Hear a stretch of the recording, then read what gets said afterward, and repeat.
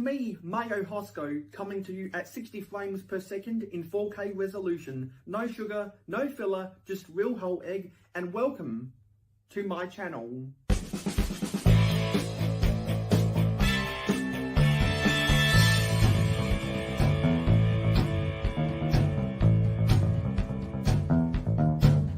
Mayohosko, it's your boy, JP.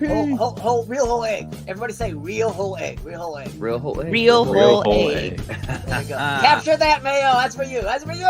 Everyone on the panel say it at the same time. Okay. Oh, okay. What are we saying again? Real whole egg. Whole egg. Okay. 1, 2, 3. Real Whole egg. Close enough.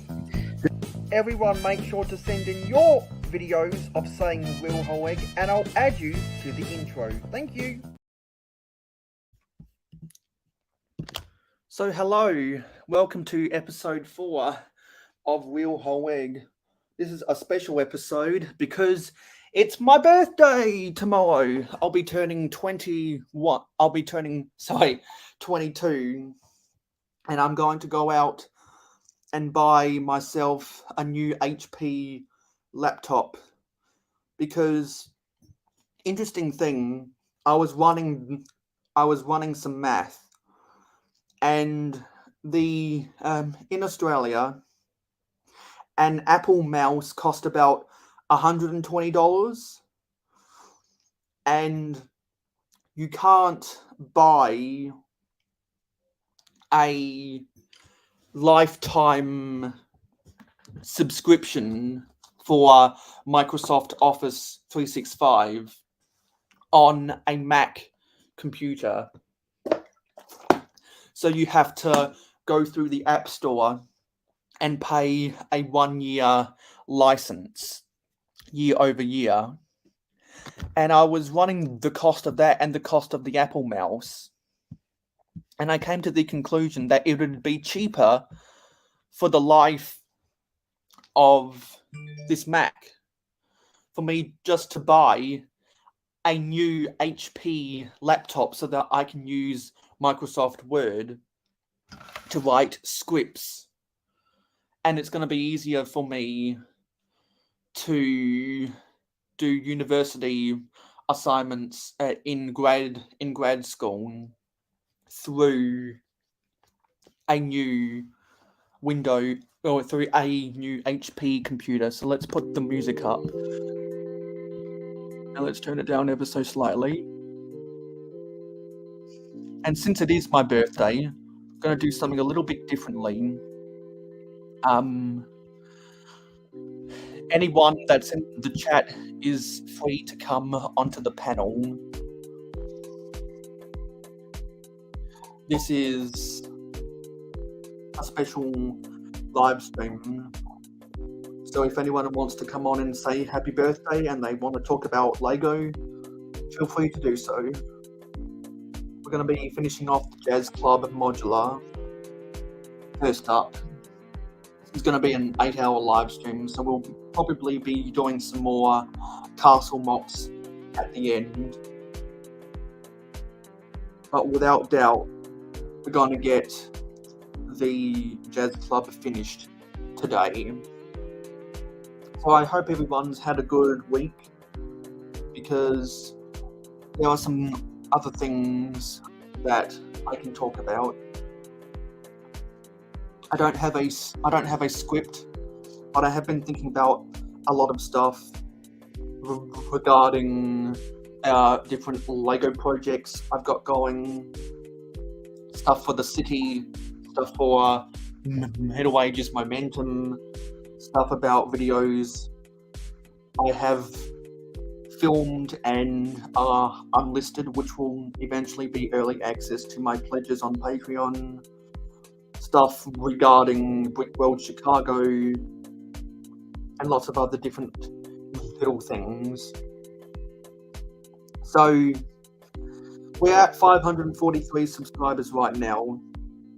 If we can get to 550, which is only 7 away, before May the 4th be with you, I will build the Sanctum Sanctorum on my live streams in the month of May. So let's see who we had in the chat. So earlier we had Quick Bunnings TV.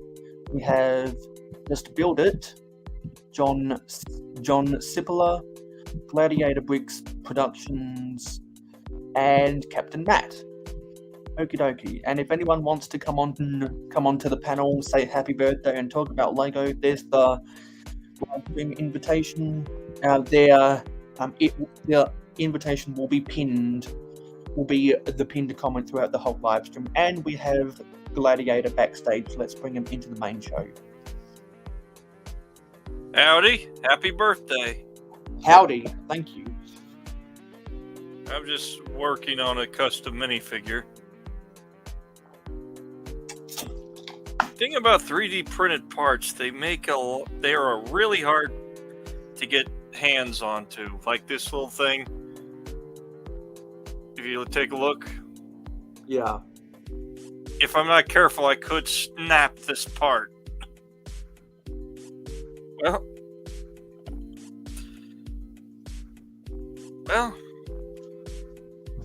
I can officially say I drew blood on this one. So, how's your week been? So far, so good. It's been a fun week. Because I saw you were doing, I guess, preparation for more stop motions. Yep. Pretty much, mostly what I've been doing is just playing around with custom minifigures. I need to stop doing that and actually start doing stuff. Banner up in the chat. Sorry, on the screen. All right. And everyone, don't forget, I have a giveaway going right now.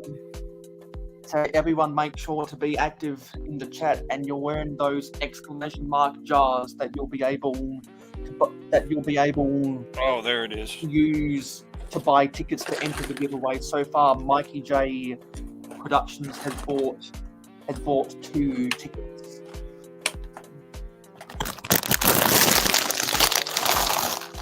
Give me a second. I gotta turn down the volume on this thing a little bit. So I'm gonna open bag 12. All right. For those of you Lego purists in the audience, I'm about to glue a hand into this thing. Because this thing literally, I think I broke it a little bit. I think I broke that a little bit. If you look at the arm.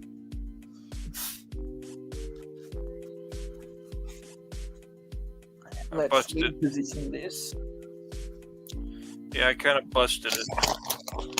So I gotta use a little bit of glue to try to get the hand in better.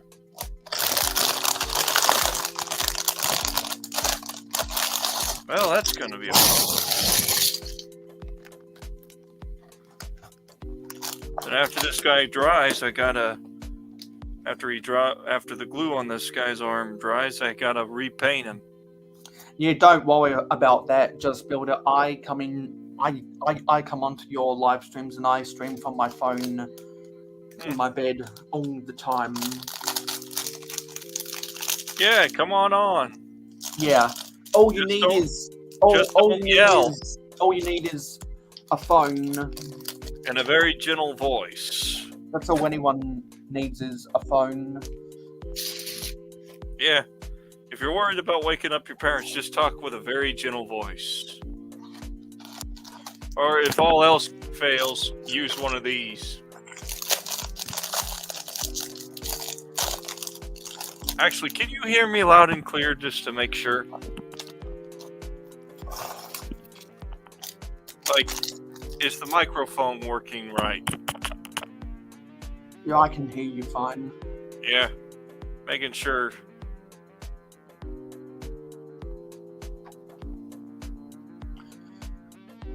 Yeah, so it is a lot of exciting stuff to come on the channel because I've because I've got my mind set on some mocks I want to build.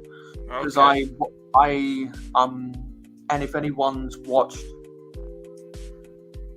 and if anyone's watched my Lego City update that came out 2 days ago, then you know those projects I want to do. Yep. I've been watching those updates. They look pretty cool. Yeah, I've been posing up some of the minifigures in the Wasteway area because I need to do more with that stuff. I got a question. What would Yeah. what kind of if you were to think of a custom minifigure you would build, what would you build? A custom minifigure. So are you talking about some kind of pop culture character? Yeah, any kind of character can be. Okay, that's a good question. I would probably see if I have the pieces to build a Sir Topham hat. I've seen other YouTubers use Lego minifigures to make Sir Topham hat figures before. I know I have a top hat from one of the Lego Adventurers minifigures. It was either it was either Lord Sam Sinister or Baron von Baron. I know And that there was a time. I have a whole bunch of black tie suits, and I certainly have a bunch of grey pants. Whenever I get around to making my Lego mock of a London Midland Scotland Railway Black 5 locomotive, I'll probably see if I can build a Sir Topham hat. And we have Makro bricks. Hey Mark, saying happy birthday, mayohosko. No sugar, no filler, just real whole egg. Absolutely. All right, real whole egg. Oh, right. And so if anyone doesn't realise the StreamYard invitation to come onto the panel, wish me a happy birthday, and let's talk about Lego is the pinned comment. I don't normally do that, but since it is my birthday, I wanted to do something a little bit out of the ordinary, and we have Stud Sidious. Happy fucking birthday! Yeah, thank you a lot.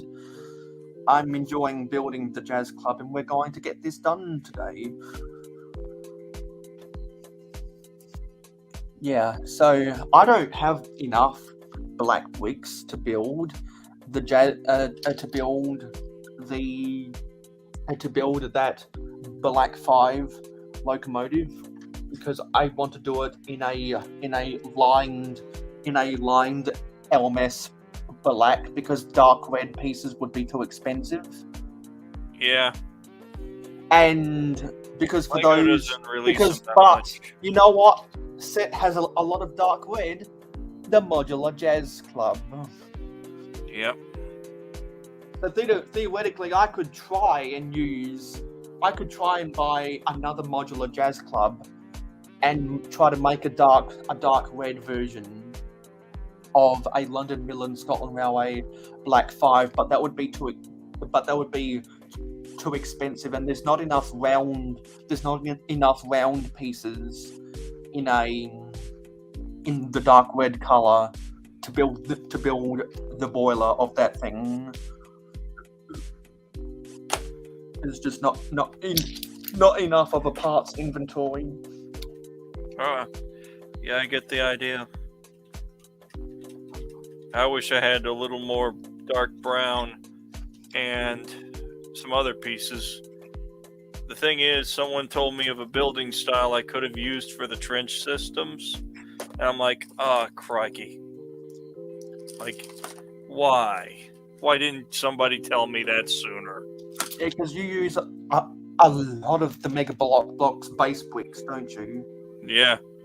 Actually, this week I got a piece that you might find interesting a long time ago, and I've been meaning to use it in stop motion soon.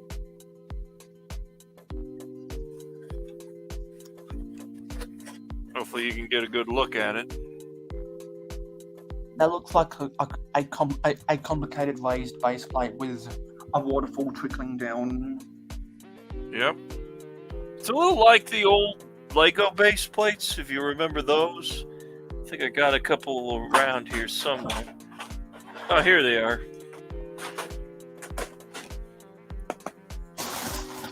I don't know where I put my sig fig, but See? Whoop. but we already have two. We already have Mikey J, who has entered the giveaway. He bought two tickets for the giveaway because I configured I configured the giveaway for my sig fig on screen Real whole Labs. egg.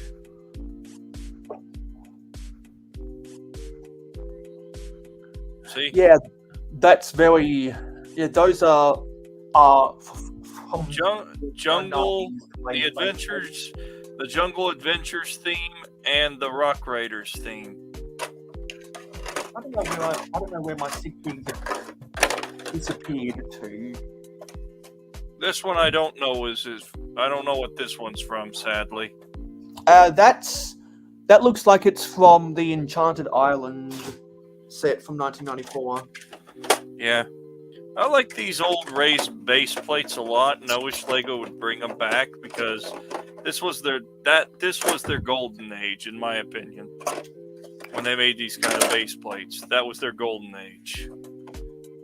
And Lego's like, "Oh, we need to find new ways to make money." I'm like, if I was there, I would be suggesting, let's bring back some base plates that we used to have, and let's see how quickly fans will eat those up. Yeah, I would really love it if Lego made those raised base plates again, but they're not going to, because No, they're not. because Lego doesn't make those raised. They didn't make those raised base plates themselves, and I don't believe they have a partnership with the company who used to make those raised base plates for them. Hey Taz. Give me a second, I'm gonna grab something out of my collection. I think I And already. I appreciate all of the happy birthday messages so far today. I got a question. Have you gotten your hands on any of the big figs from the old Adventures theme yet? No, I wish I had Tiger Roar. The Tigar? You mean the Tigara's Roar? Yeah. Well- Tiger Roar. Yeah.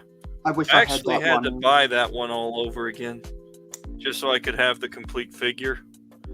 My old figure, I have the my older one. I still have the Tigara's skin. I don't have the rest of it. So I bought another one to replace the old one, and now that one piece is just going to collect dust for the next 3 years. So I'm thinking in my mind, where am I going to get replacement parts for that character? Chi Lion Dog, which I don't know whether it was a statue or a monster. Actually, I think I might have built something wrong, did I? Yeah, there's supposed to be a 1x3 here. Hey, you want to know what I'm thinking of when I look at this thing's face? What? A face only a mother would love.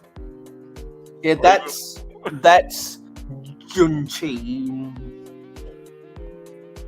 Actually, no, that's supposed to be a 1x2 brick that goes right there. This this sheet music stand wants to keep on falling over. That's not a good build. Here's That's something. not a good build. This guy looks like he's related to me in some way. And that's the Yeti. Yeah. Looks like he is somewhat related to me though. Look, same buck teeth. And hello, Titanium J. And here's the one that here's the only one that has a tail out of all of them. That's Kagura. Yeah. The one that'll rip a finger off while you ain't looking. And it's probably the most rare color you'll see in Lego nowadays. Because I haven't seen this color very often. Sad, really. This is pretty much my whole box of just monsters in general. And so do you also keep the Rock Raiders big fig and the Marvel big fig and the Power Miners big figs in there? Yeah. See? Yeah. I also have this big fig, which I don't know what it's from. I forgot. That's yeah, I can't recall where that's from either. I know he's got a loincloth on, and I don't know why. If he was green and had ears, I'd say he was Shrek. Because he's very close to being Shrek. Of course, if you look at the face, this guy's seen some things he shouldn't have. He looks like he just walked into a place he shouldn't have, and he's horrified at what he sees. Like he's probably walked in on somebody with a shotgun, and he's like, uh-oh. Like he looks shocked about something. I don't know what's wrong with him. I'm gonna rotate this build around so I Maybe can he's see been it. drinking, who knows? The question is it moonshine or whiskey? Oh, if it was Lego's decision, it would probably be ginger ale instead. And we have Stud City is backstage. Let's bring him onto the panel. All right. Hello, Stud City. What's up? Happy birthday, Bud. Mayo. Happy Yes. birthday, my man. Thank you. How old are we today? I'll be turning 22 tomorrow. Okay, so 22. here's what we have to do. These are the rules. You have to lay out 21 feet of Lego bricks and walk on them for that amount of seconds barefoot. Well, who knows? Maybe. Well, who knows? Maybe if we have anyone watching, If you're If going we to have- challenge a maybe certain- if we have anyone watching 7.5 hours later, you might see that happen. No, that would be, dude. You would not be. They do that at some of the conventions I hear, where people will walk like in socks on Lego bricks, or, like when you're walking over fire on coals. That Ow. no way, no way would I do that. It hurts to step on that many bricks. I can tell you Even that. just one goes right through you, dude. Like even just one hurts.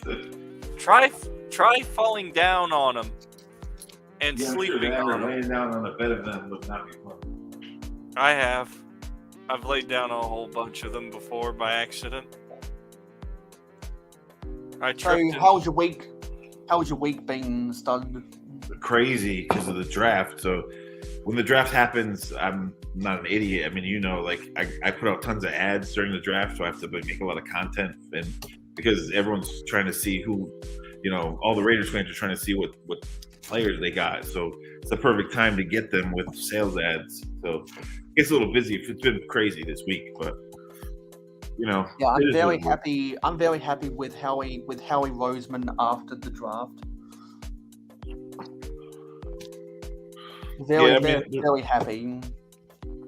I don't- Hello, I mean, hello, Cliff. Thanks for the happy birthday. If anyone else wants to come and wish me a happy birthday and come and talk about Lego, there's a StreamYard invitation pin in the pinned comment. I don't normally do that, but since it's my birthday, I wanted to do something out of the ordinary.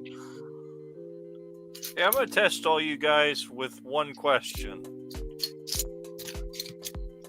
What's the worst Lego theme ever created? oh man, Well, a lot of people will say Galador. A lot of people will say Four Juniors / Jack Stone. A lot of people will say Click It. A lot of people will say Explore because that was the one where Lego was trying to be like What's a Barbie Clickets? doll, and they had those creepy babies, and they had those sets that had Oh no. that had that had the felt. I just realized something horrifying. I bought some old Lego pieces, and they had a baby in it. A little baby figure.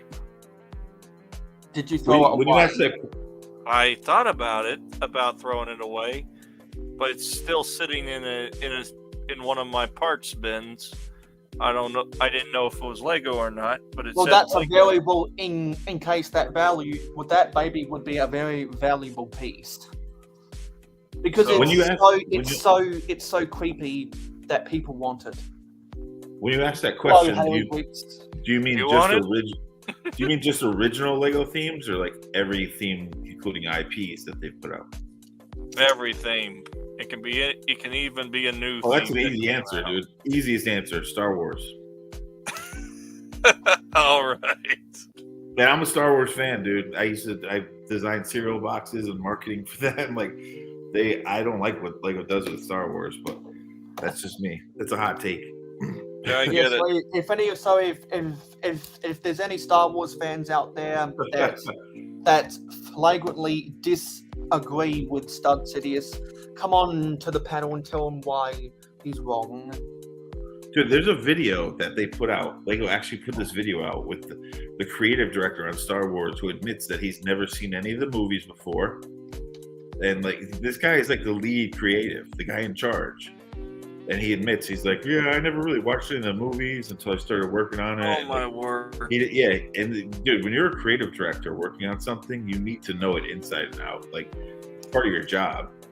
And he's still there too. But why Lego put out that video just baffles me. It's like, you're putting this out there. Anyone who's professionally worked in the industry is gonna laugh at this guy by saying that, number one. And number two, they I agree. and I get it though. Most of those sets are aimed at children, so it's not for adults and it's not for me. So I fully understand that. But Oh, personally, I just buy the parts for fun, anyways.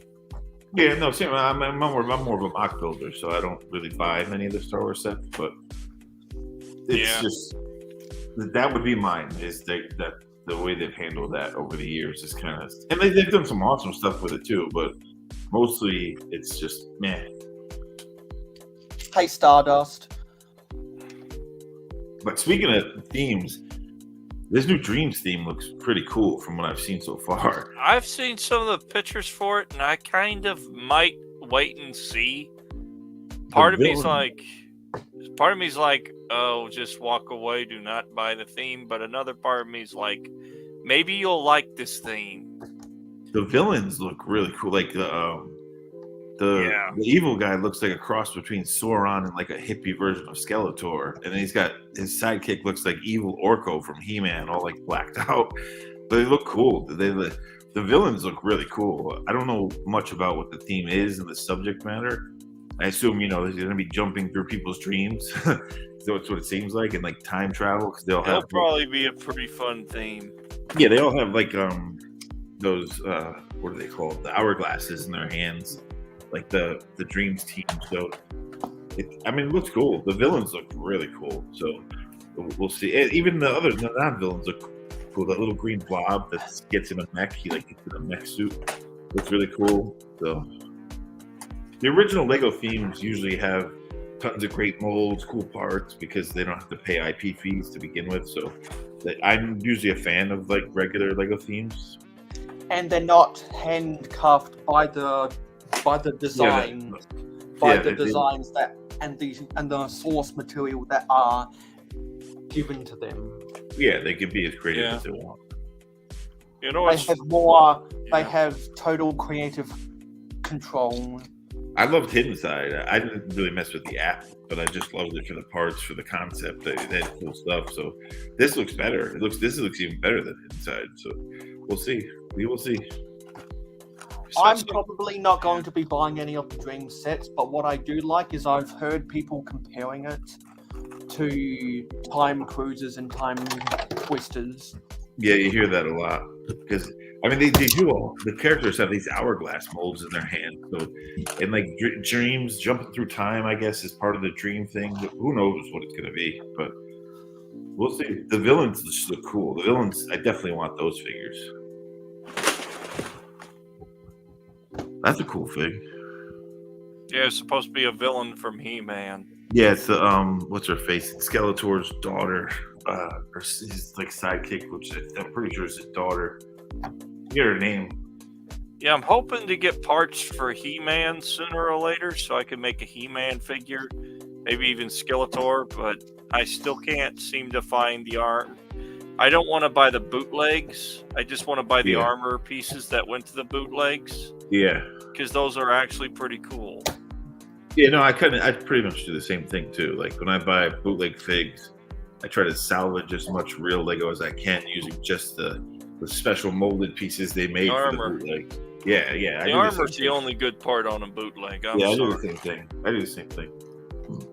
Of course, there's some parts that I pretty much love on some figures. Like there is literally a new there's actually something on the internet I've been looking into that's a community. People have been making custom Warhammer 40K figures. When Lego? Or you mean like regular Warhammer custom figs? Warhammer custom minifigures. Oh, so making Lego versions of them. Yeah. Actually, a video I sent to mayohosko has a custom Warhammer figure that I had bought a long time ago, and it's saying a real whole egg. Yeah, I was having some troubles with those videos that I had capped from people because it was greater storage amount than StreamYard will let me add, so I've got to find a way to condense the storage size of that down so that it fits onto the software. I understand. You could just do a playlist of just upload a bunch of them. I'll remove the one on my channel, and you can just upload it to your channel. I'm probably gonna upload that as a whole separate video once I get enough people sending me their videos of them saying real whole egg, and I'll eventually add that to the intro reel. And when that gets to a 5-minute intro reel, and I'll probably upload that as a separate video. I've also got to make myself a channel trailer. I saw someone upload a channel trailer recently, and I was looks like a Thundercat. I really should get around to making an actual channel trailer. But this one's real, all official Lego. The Ninjago helmet looks like the old Mumra helmet, and it's pad printed. This was the vendor isn't around anymore who made this, but this is like real. I cherish this one. I need to make a mock for him. That's cool. Yeah, but it was good parts usage with the Ninjago. Regular Brick Studios. All right. I love that Mumra fig because it's like all official Lego parts. This is actually from a customizer that I've looked into a little bit, which I have to admit I like the design where you can remove the backpack. Yeah, that's really cool. It's kept on really by a magnet. Is that a Warhammer character? Yeah, it looks like a Warhammer fig. Yes, it is. Yeah. It's a Blood Angel. One of my favorite actual Space Marine chapters. Yeah, that thing looks awesome, dude. You would have to read some of the information on Warhammer, because there's a lot of units that I like to make fun of. Well, there are some units. What? There's a ton of characters in Warhammer, like a ton. Yeah, there's some units I like to make fun of because they're basically parodies of real alive character. Like, if you've ever seen the Necrons, those are just a rip-off of the Terminator. They ripped off the Terminator. It's hilarious. Here's a Space Wolf I built. Oh, that's cool. Yeah, that's really one cool. I painted him myself. Yeah, I like the wolf on the side. The wolf. So what I'll do is I'll do where was it? I'll do this. Well, that's the thing of Warhammer is about painting figures. I mean, that's how it started, didn't it? Like painting the little die-cast models. Yeah. There is a custom Warhammer figure I'm not too proud of that I have that I painted myself. Here's the one I'm not too proud of. I hate the way it looks, and I kind of wish I had never built it. Doesn't look that bad. I mean, Hello, the light isn't Seth. glaring on it, so I Hello, can't see it. Seth Bland. I'm glad that you're here, Seth, because I've got a question to ask you. When I get my when I get my new HP laptop tomorrow, I'm gonna start writing. I'm gonna start writing a song, and I'm not sure how long it's gonna take me to write a song, but I want to write a song regardless. And eventually, I'd like to talk to you to see if we can try turn my written song, essentially writing a song for you. I would writing a song, see if you can make a video out of it somehow. We'll have to talk about that again sometime. It's just that for those who don't know, Seth Bland is probably one of the most musically talented people in the Lego community, and you should definitely go subscribe to him because he writes and performs all of his own original songs, and some people around the community actually use his music royalty free on their live streams. So definitely go subscribe to Seth Bland if you want to listen to a whole bunch of wholesome music. We'll have to talk about that again sometime. Oh, that one's cool. What character is that? Sister of Battle. Yeah, that looks really cool. Imagine a highly religious nun with a gun. Yeah, that's what it looks like. I was gonna say I like the white hair, like the stoic look. Mayo, how many laptops do you have now, bro? Didn't you? The HP lap. See, so there's some people here that weren't here at the start when I said this, but and I'll say this whenever I see enough new people rock up. I was running some calculations. I've been running a lot of calculations over the past fortnight or so, and I realized for the cost of an Apple mouse plus 12-month subscriptions to Microsoft Office 365 on a Mac computer would be more expensive for the life of my Mac than it would to buy a life of computer license for Microsoft Office 365 onto a new HP. So I ran the number cruncher. So I crunched some numbers, and it'd just be cheaper for me to buy a whole new HP laptop to replace the one I have that's 8 years old. I still remember when my parents took me to the technology store to buy that, and they said, "Okay, this is going to last you till the end of university." And you know what? In the last year of university, it really started. Well, the tires started to fall off the wheels. So I thought you had an Apple laptop as well. But that's what I've been streaming all of my live streams off of for the past five months now, because it's so much more convenient to stream off of my Mac. And then you have 2 different iPhones too, right? Yeah, one was a hand-me-down, and the other I bought because it films in 4K resolution at 60 frames per second. Yeah, no, I know that. Yeah. You know your numbers, so that's for sure, Makro. You're a number cruncher. Where do you? I like to invest in technology long term. Where do you get the armor from to make these figures?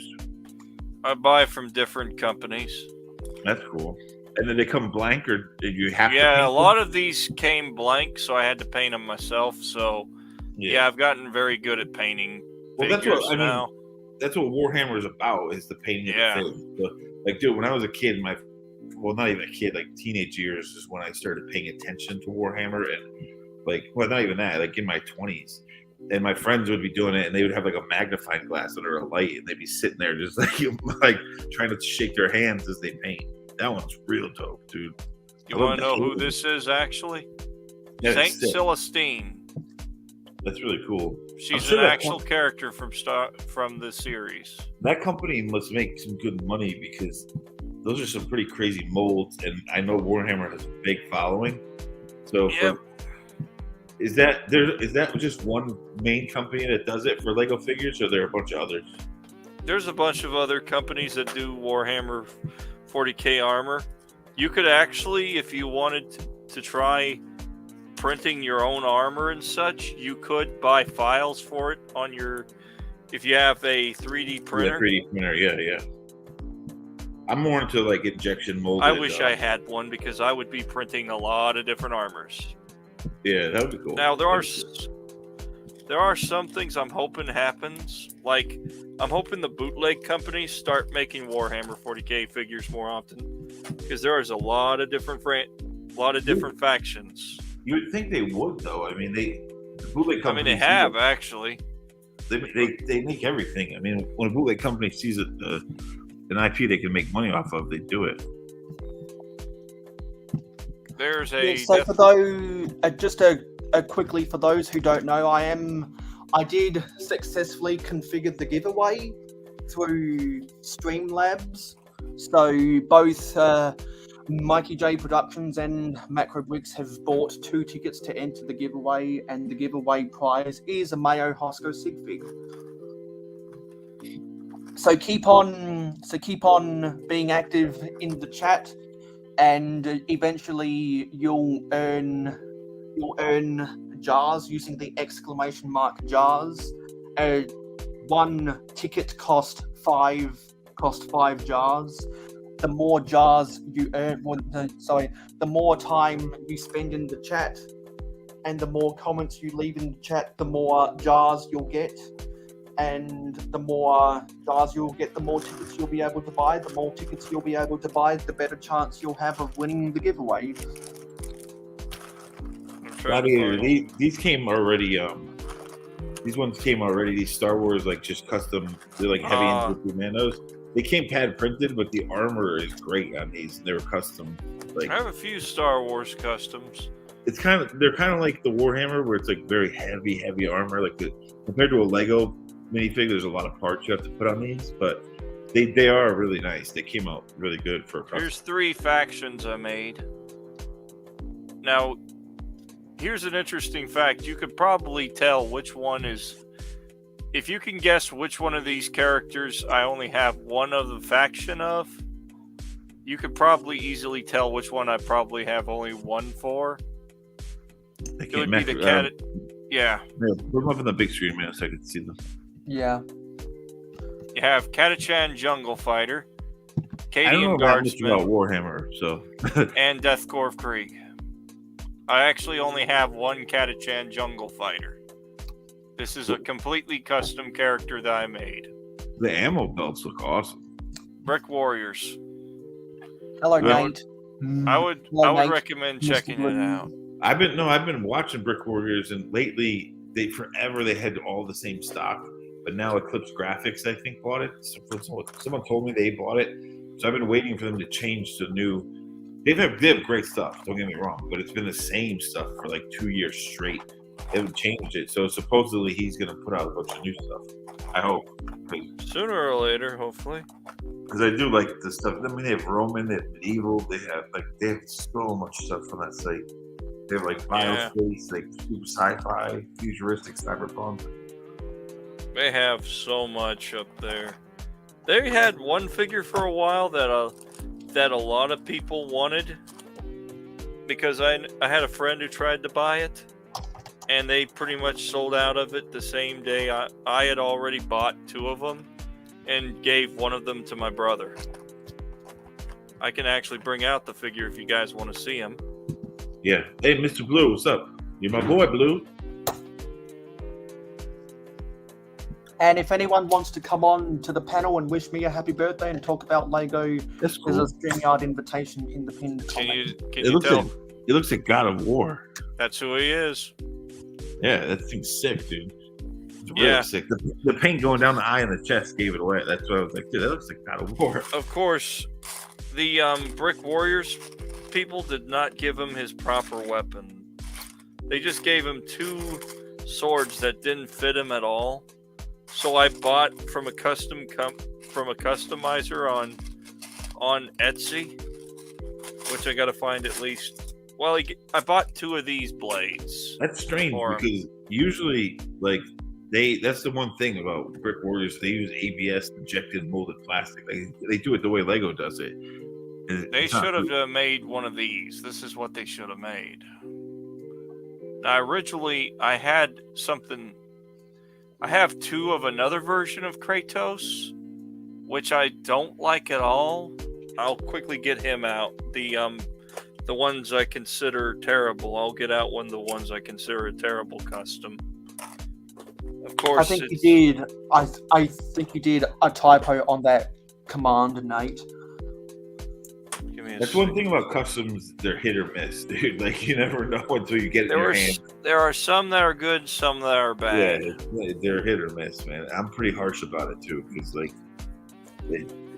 I've worked in the production industry for a while, and That's a lot of jars, Nate. You'll probably be able to buy 7 tickets to enter the giveaway.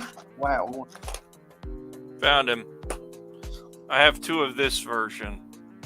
Oh, the other one looks much better, dude. The other one, even the leg printing and the torso, like the lower legs, were way better than the other one, I think.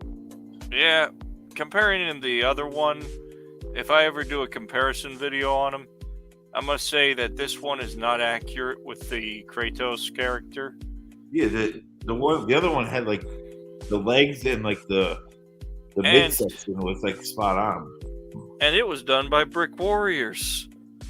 That one I showed you was done by Brick Warriors. Mayo, do you know if Eclipse Graphics? People tell me Eclipse Graphics bought Brick Warriors. I don't know for sure, but that's what people say. I don't know because I don't keep track of that stuff. Oh yeah, you're a purist. I forgot about that. Oh, I'm not a purist at all. I thought you were. Usually, no. Well, you probably just never saw any of his customs. Yeah, he doesn't flex any of them ever, so I've never seen them. And I don't have any flex tape on me either. I say you should show off some of your customs. I don't have custom minifigures yet. Because I don't need to pay that stupid amount of money. I use fake Lego in my mocks. That's what I mean by I'm not a purist. Oh, all right. That's why I haven't seen him flexing customs, because he doesn't buy them. Well, you could use custom armor pieces from bootlegs to make customs.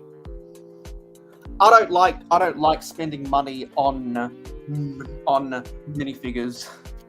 Well, I like Citizen Bricks because they're probably printed on Lego. But you know, this sticker I've showed you, like when he sent me this, I was like, what the? He sent me a penis around the minifig head.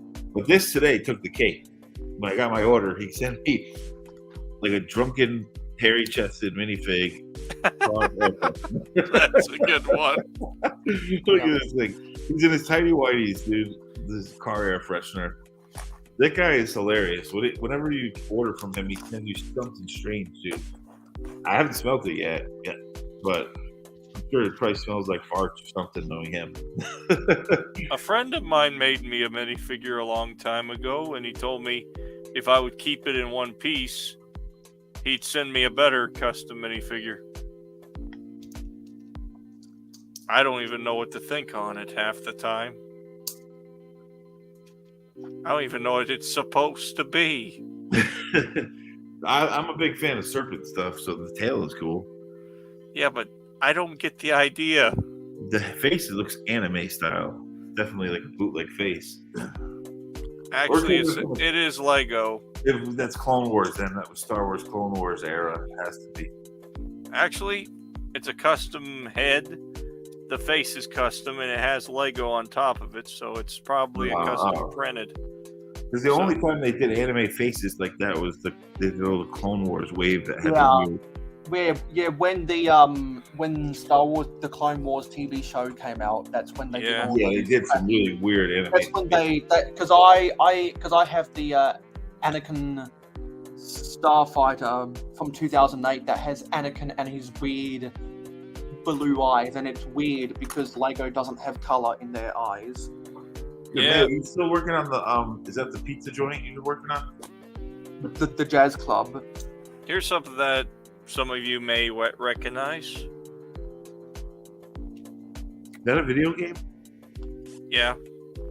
I'm the worst with I know it's a video game, but I'm bad with that stuff. So It's one I always play on a regular basis. Fallout 4. That's dude, Fallout. I was gonna say, didn't that win Game of the Year right before like Zelda Breath of the Wild or right after it? Yeah. It was like up there. That's why I knew I could recognize it, but I'm the worst with video game names because I don't play many video games anymore. But Fallout, I heard, was like an amazing that game. Yeah, and Zelda won it. Breath of the Wild won it. Like and now, what's the one? Elden Ring is up there too. Hey YOLO. And then there was that desert, the Western one, Red Death. Or what was it called? That one was one Game of the Year. I pay attention to what wins Game of the Year, but I never know the name. I call him Smithy. His face looks crazy. Yeah, he's been wounded. Oh yeah, his guts all messed up too. Yeah, the idea is he's showed up in quite a few of my stop motions as a wounded soldier on a medic's cot. In fact, there's one video where a medic was working on him. I thought about doing a parody where the medic keeps putting in all sorts of stuff inside the guy, and it just looks like he's adding new stuff to him to try to keep him alive. And he puts a chainsaw inside of him as a joke. But I chose against doing that because I don't want to make fun of military medics. It ain't worth it. Plus, I respect medics too much to do that. But here's some more custom painted figures.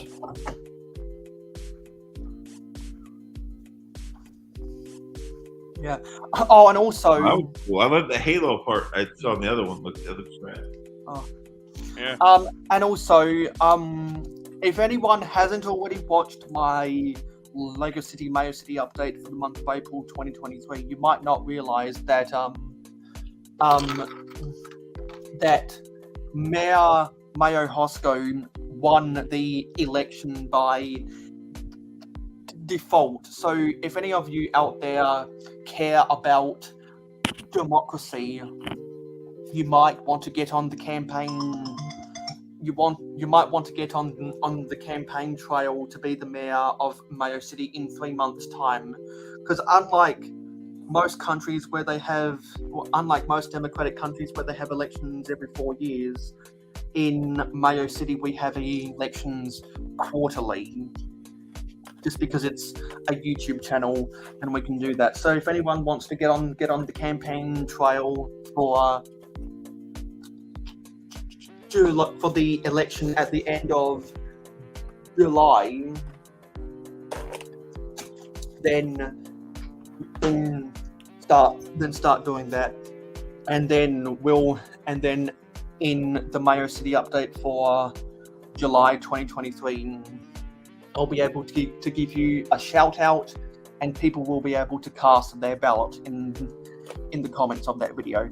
Hey, Redcoat Kyle. I actually came close to doing a giveaway a long time ago. I'm giving away a mayohosko sig fig right Nice. now, and people can earn exclamation mark jars to buy exclamation mark tickets for the exclamation mark giveaway by being active in the chat and keep on commenting. Yeah. Hey Kyle, what's up, Kyle? Here's the figure that almost wound up in a giveaway. Custom painted with a lot of parts on him, but there would be one little rule: you couldn't play with him like an actual Lego minifigure. You'd have to keep him on display somewhere. And the reason why I decided to give away a sig fig is because I ordered 100 of them from Bricklink, and I'll be trading sig figs at Brickworld Chicago. Nice.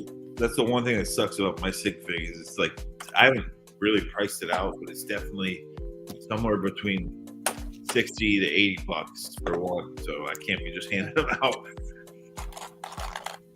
So The if part- anyone's coming to Brickworld Chicago, make sure to bring your sig fig with you so that we can trade.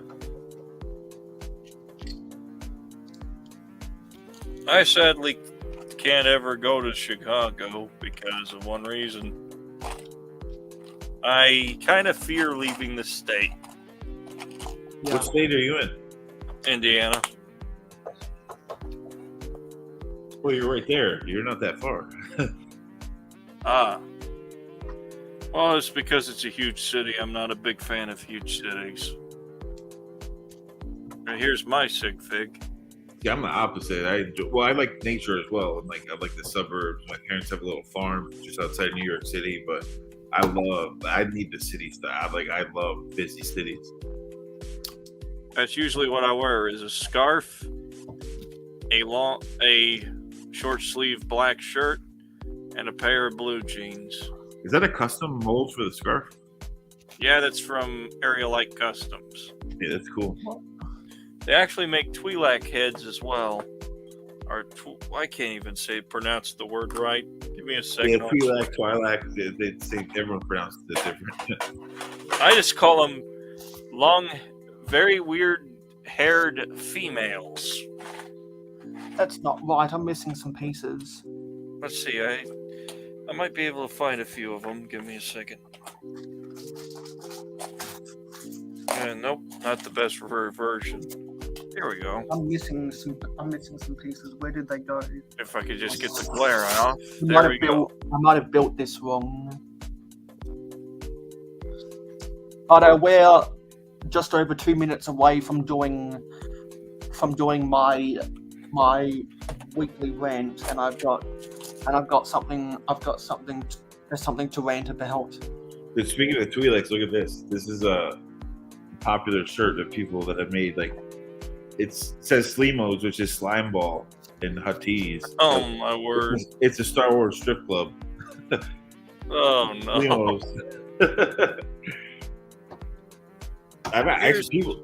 People request that one. I took it down. And people loved it. They're like, "Nope, I want that shirt." Finger Bricks just bought it. Yep. I knew it would be controversial making that shirt, but most people like it. I heard you guys kept talking about Link, and I was looking all over for it. I just found him. My little custom Link figure.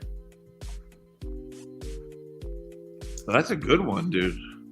Where'd you get that one from?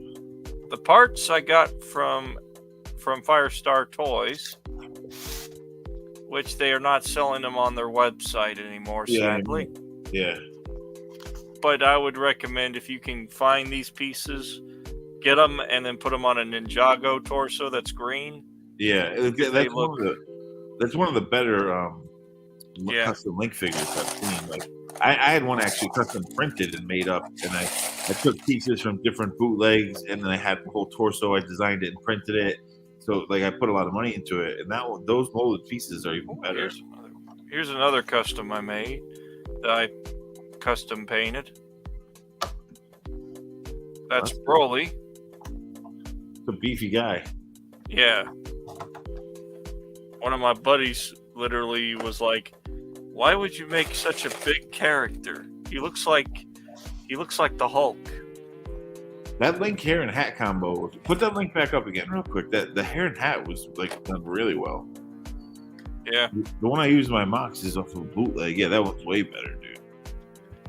To be honest, from what I saw, that Lego was leaking too, as Lego leaked that's whether they're really coming out or not. The Zelda set that looks even better than what they were doing, from the hair and hat combo. Oh, even better fact: the sword actually comes out of the sheath on his back. Yeah, that's cool. Okay, So, I don't know where those pieces When have did that gone, come? but I'm going to. But it's a time. It's time for the weekly rant. Let me go get the intro. I hope I ain't the one in trouble. This one is running! It's rant time.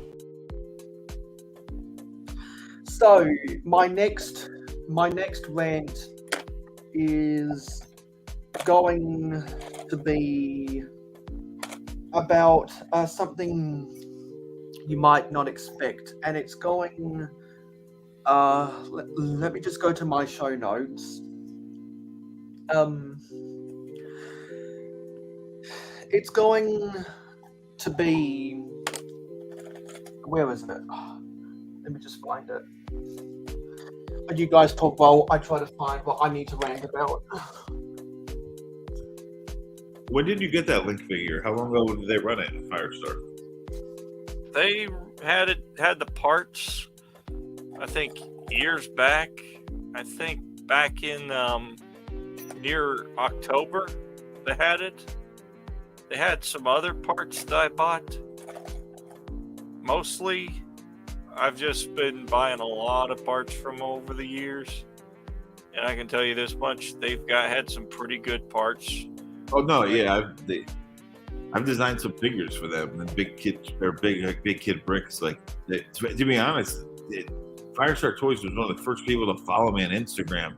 I don't know how they knew that I was a graphic designer that used to work on like toy stuff, and they hit me up. They're like, "Hey, you want a job? A freelance job?" But I was already busy with like I had my own thing going on, so I didn't do it.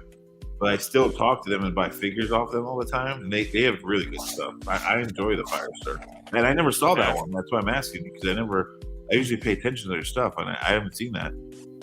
Okay. Yeah, I found what I want to rant about. Let's do this again. This one is running! It's rant time. Okay, so when I've been doing some cleaning over the past week, I've started to film some footage for for 2 videos I have about Ninjago, and I'm going to make a why Ninjago is bad video and why Ninjago is good video. And one of the things I'm going to be talking about is the stability of different Lego, because most people know that not every play feature is going to be a slam dunk. The physics of Lego does not always match correctly, and as I've been playing Minecraft on Twitch, of which there's a link for you to go follow me on Twitch to watch me play Minecraft every Saturday morning at 8 a.m. Eastern in North America, you'll hear me talking about how Lego takes a lot of creative liberties when they're designing their sets, and particularly when it's based upon when it's a licensed product, the physics of the play features don't always work out. And if you guys have been watching my city updates ever since Ninjago month, you'll realize that this dragon was on my beach.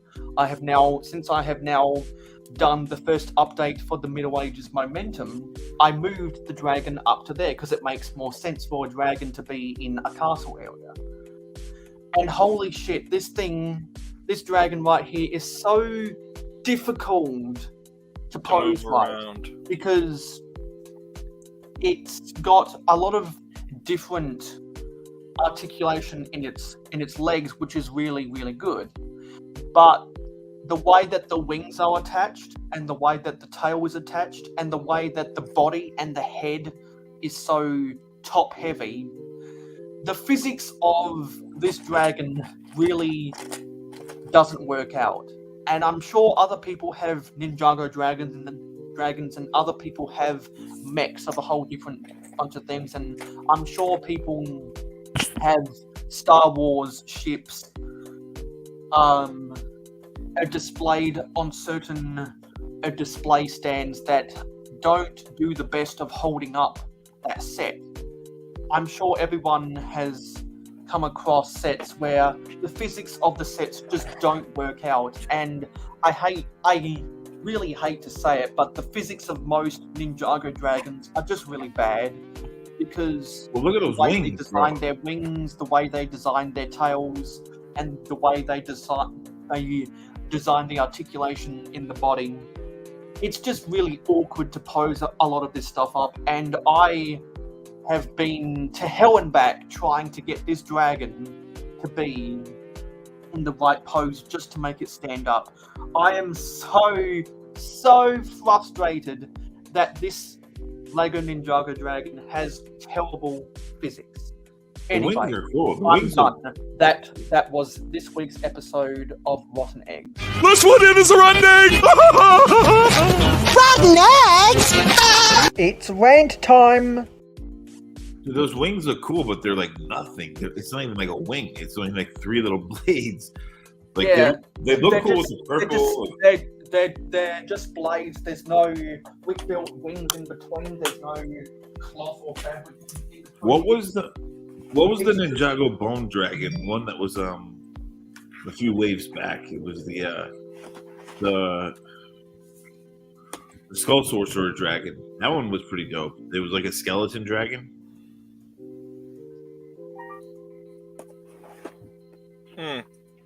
I actually don't know where that one was in, what set that was in. It was like I don't know, maybe 3 years ago.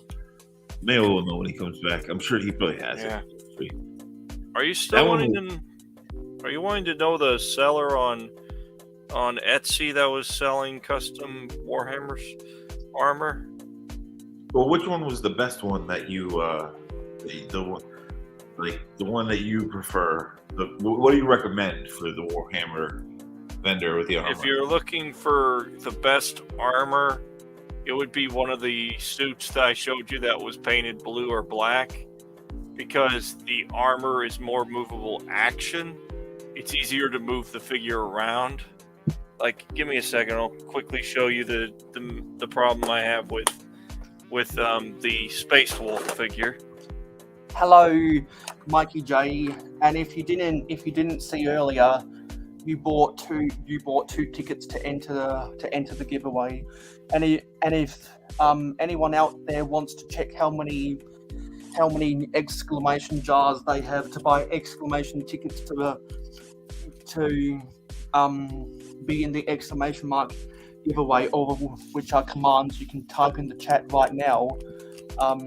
This is. Sorry, let me refresh this and let me share Mikey, this. I got the hat. I got the hat on, Mikey. This is the leaderboard, or this is how many people Nice. have entered the giveaway. Also, I should let everyone know that the only way you can enter the giveaway is if you log in through Streamlabs. I should have said that earlier. You have to log in to Streamlabs to enter the giveaway. I need to get a Streamlabs account. I always just go through the guest thing. I've never signed up. Yeah, so that's probably why you're not seeing the automated responses when you try to buy tickets, because you're not logged into Streamlabs when you go to buy the tickets. And since this is my birthday live stream, anyone watching that wants to come on and wish me a happy birthday and talk about Lego together, there's a StreamYard invitation in the pinned comment. Mayo, what was the dragon called? Do you have the dragon from the Skull Sorcerer and Ninjago? It was like a bone. It was like a skeleton dragon. I don't own any other dragon because I don't need to. You know what I'm talking about, though? That was like a skeleton. Yeah, I know what you're talking about. That one seemed. I don't have it either.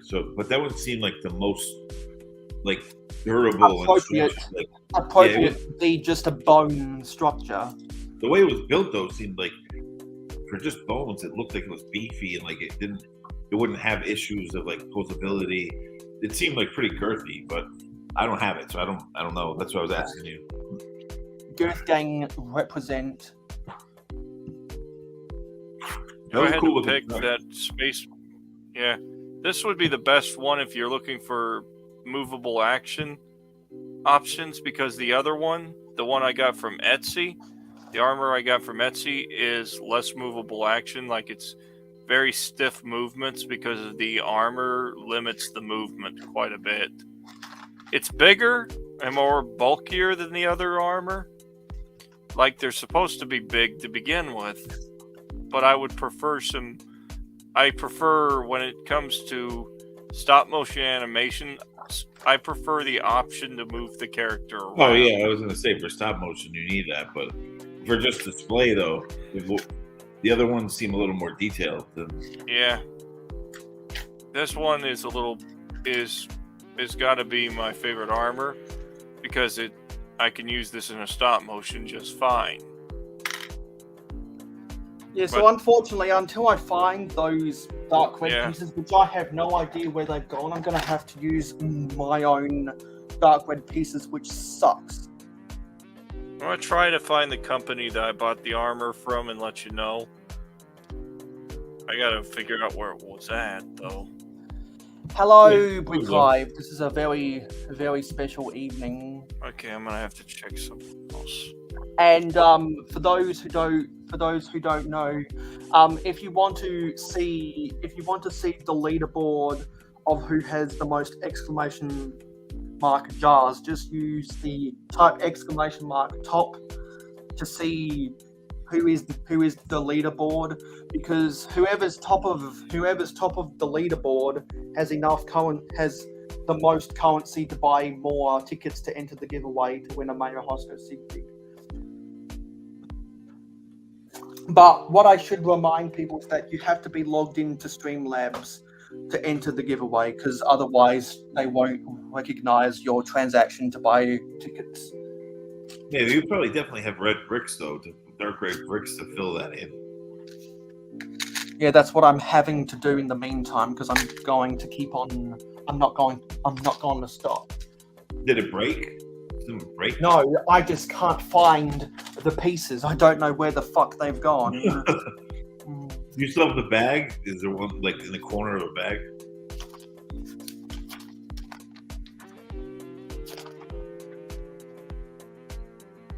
Check the Pringles cans, bro. Check the Pringles cans. The good old Pringles cans, buddy. Yeah, so and it seems like there's a whole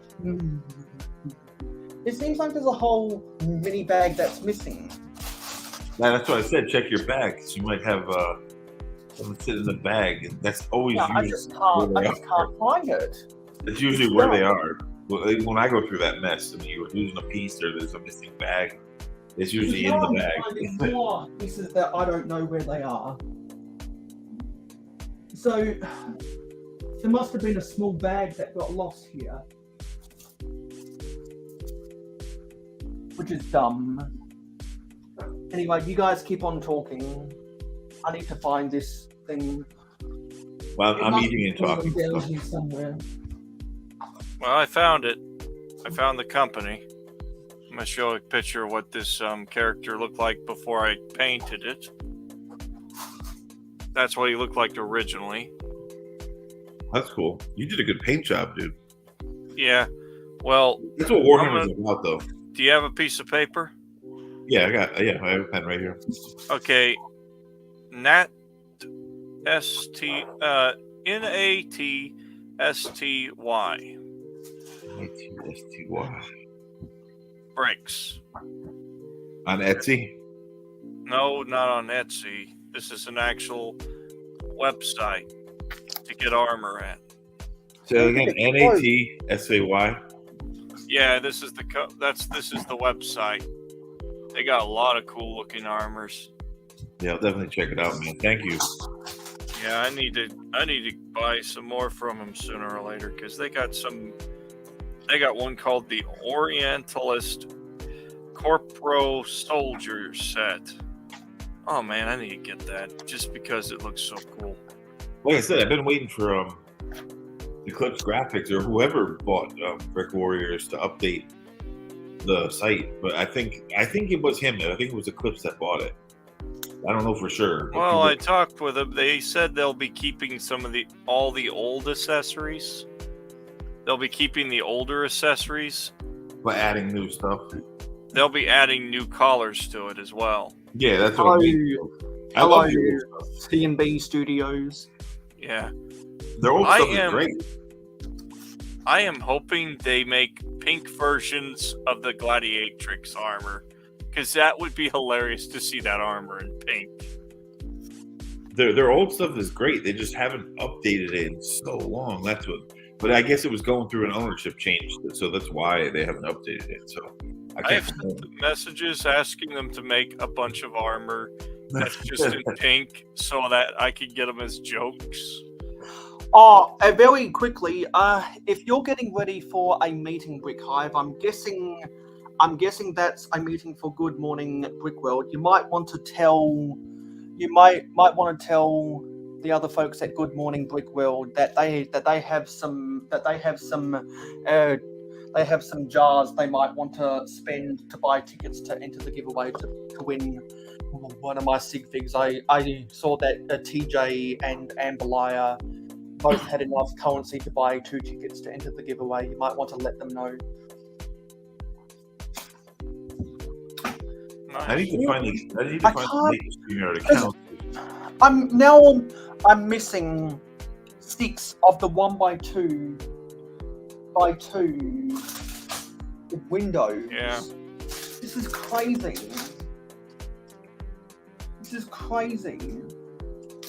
Unless I missed a page, yeah, absolutely high. Thanks for saying happy birthday, because no one wants to for miss that. out on I must have. It must be. This is. I'm so frustrated. Why isn't this here? Good man, it's time I hope I'm not missing a whole small bag. It's time for your birthday spanks, Mayo. In America, They're just we not get birthday here. spanks. They're just not here.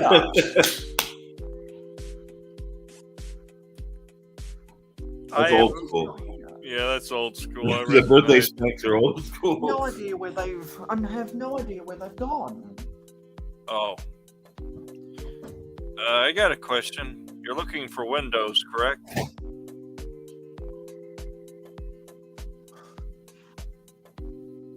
This is really frustrating because No, I think he's looking for just like random small dark red bricks. For crying out loud, that is the worst part to lose. Okay, do you want to know the name of the Etsy shop I got the Sister of Battle and Space Marine armor from as well? Those I actually looked up already on Etsy when we were talking. And like when you put in Warhammer, they pop up even though they're not called officially Warhammer. So I did find that. Ah, good. Never But mind. Thank you. Well, it's called Limitless Nerd, at least. Yeah. No, I've gotten some stuff actually from there before. Ah, so you know what I'm getting tired of seeing, though? I pretty much feel disgusted every time I see it. There's these custom minifigures that people are putting that are just inappropriate. And I'm not going to say it because I don't want to get this. I don't want anybody looking these up. Well, I showed you. I love Citizen Brick, and I showed you the sticker with the penis going around the minifig head. Like, Well, he's been a little penis crazy. Well, this would be a lot worse than that thing. Oh, all right, yeah, then don't go there. This is going to be a lot worse. Because the penis stuff is a joke. I get it. Like, it's funny, but it's like some people get snowflakey about it. But Yeah. it's if it's worse than that, then don't go there. Well, it's something to do with a female character. Dude, Mayo, so you had a whole bag that you didn't open, bro? Oh my lord. That's not a little bag, bro. That's like a giant bag with bags inside. Of course you're missing a part. Oh my word. No, this is bag 13. Oh, all right. I was like, Well, I just found the world's worst shop on Etsy. Just because they sell those horrible looking minifigures. And why I'm saying horrible is because they're inappropriate in every way. Yeah, you don't have to go there. Then don't. I'm not gonna give you full details. You don't need to get rotten egg on the. We already had the rotten No, egg. you don't want to. If I had to do a rant, I would do it on that Etsy shop. Why would you put this in the Lego community? My word, people. We got some weird fans in the Lego community who are Well, like I making told you, when I showed you customs that that are Flemos- inappropriate. When I showed you that Flemos shirt, like a lot of people loved it, and there's a few that are just like, "How dare you make that?" Like, well, sorry. Like, Oh, it's all for fun. well, that was obviously a joke, and if you don't even know what SEMO means, you don't really understand it. You know, the people that understood it knew what SEMO meant, so they were like, "Oh, that's funny," but Yeah, it is what it is. I wouldn't do anything to go rated X like that. yeah, I get what you mean. Have you seen the custom Deathcore of Krieg armor that's on bootleg figures? Or the Guardsman armor? No, I think I showed you the armor on my minifigures when I was well, yeah, I don't know the character names of Warhammer that well. Cadian, Guardsman, and Deathcore of Krieg. The green guy is the Cadian Guardsman. The Deathcore Krieg is the guy with the gas mask. All right. Yeah, I don't know their names. I know Warhammer. I just don't. I'm bad with their character names, man. That's why I wanted to get those sites and look at it. I wanted to see what they had. Yeah, I do think it's cool though, and usually I'm against people painting Lego minifigures themselves. But the armor for Warhammer is a whole different thing because it's bigger, it's bulkier, and Warhammer is meant to be painted. Like I used it's a. designed to be painted.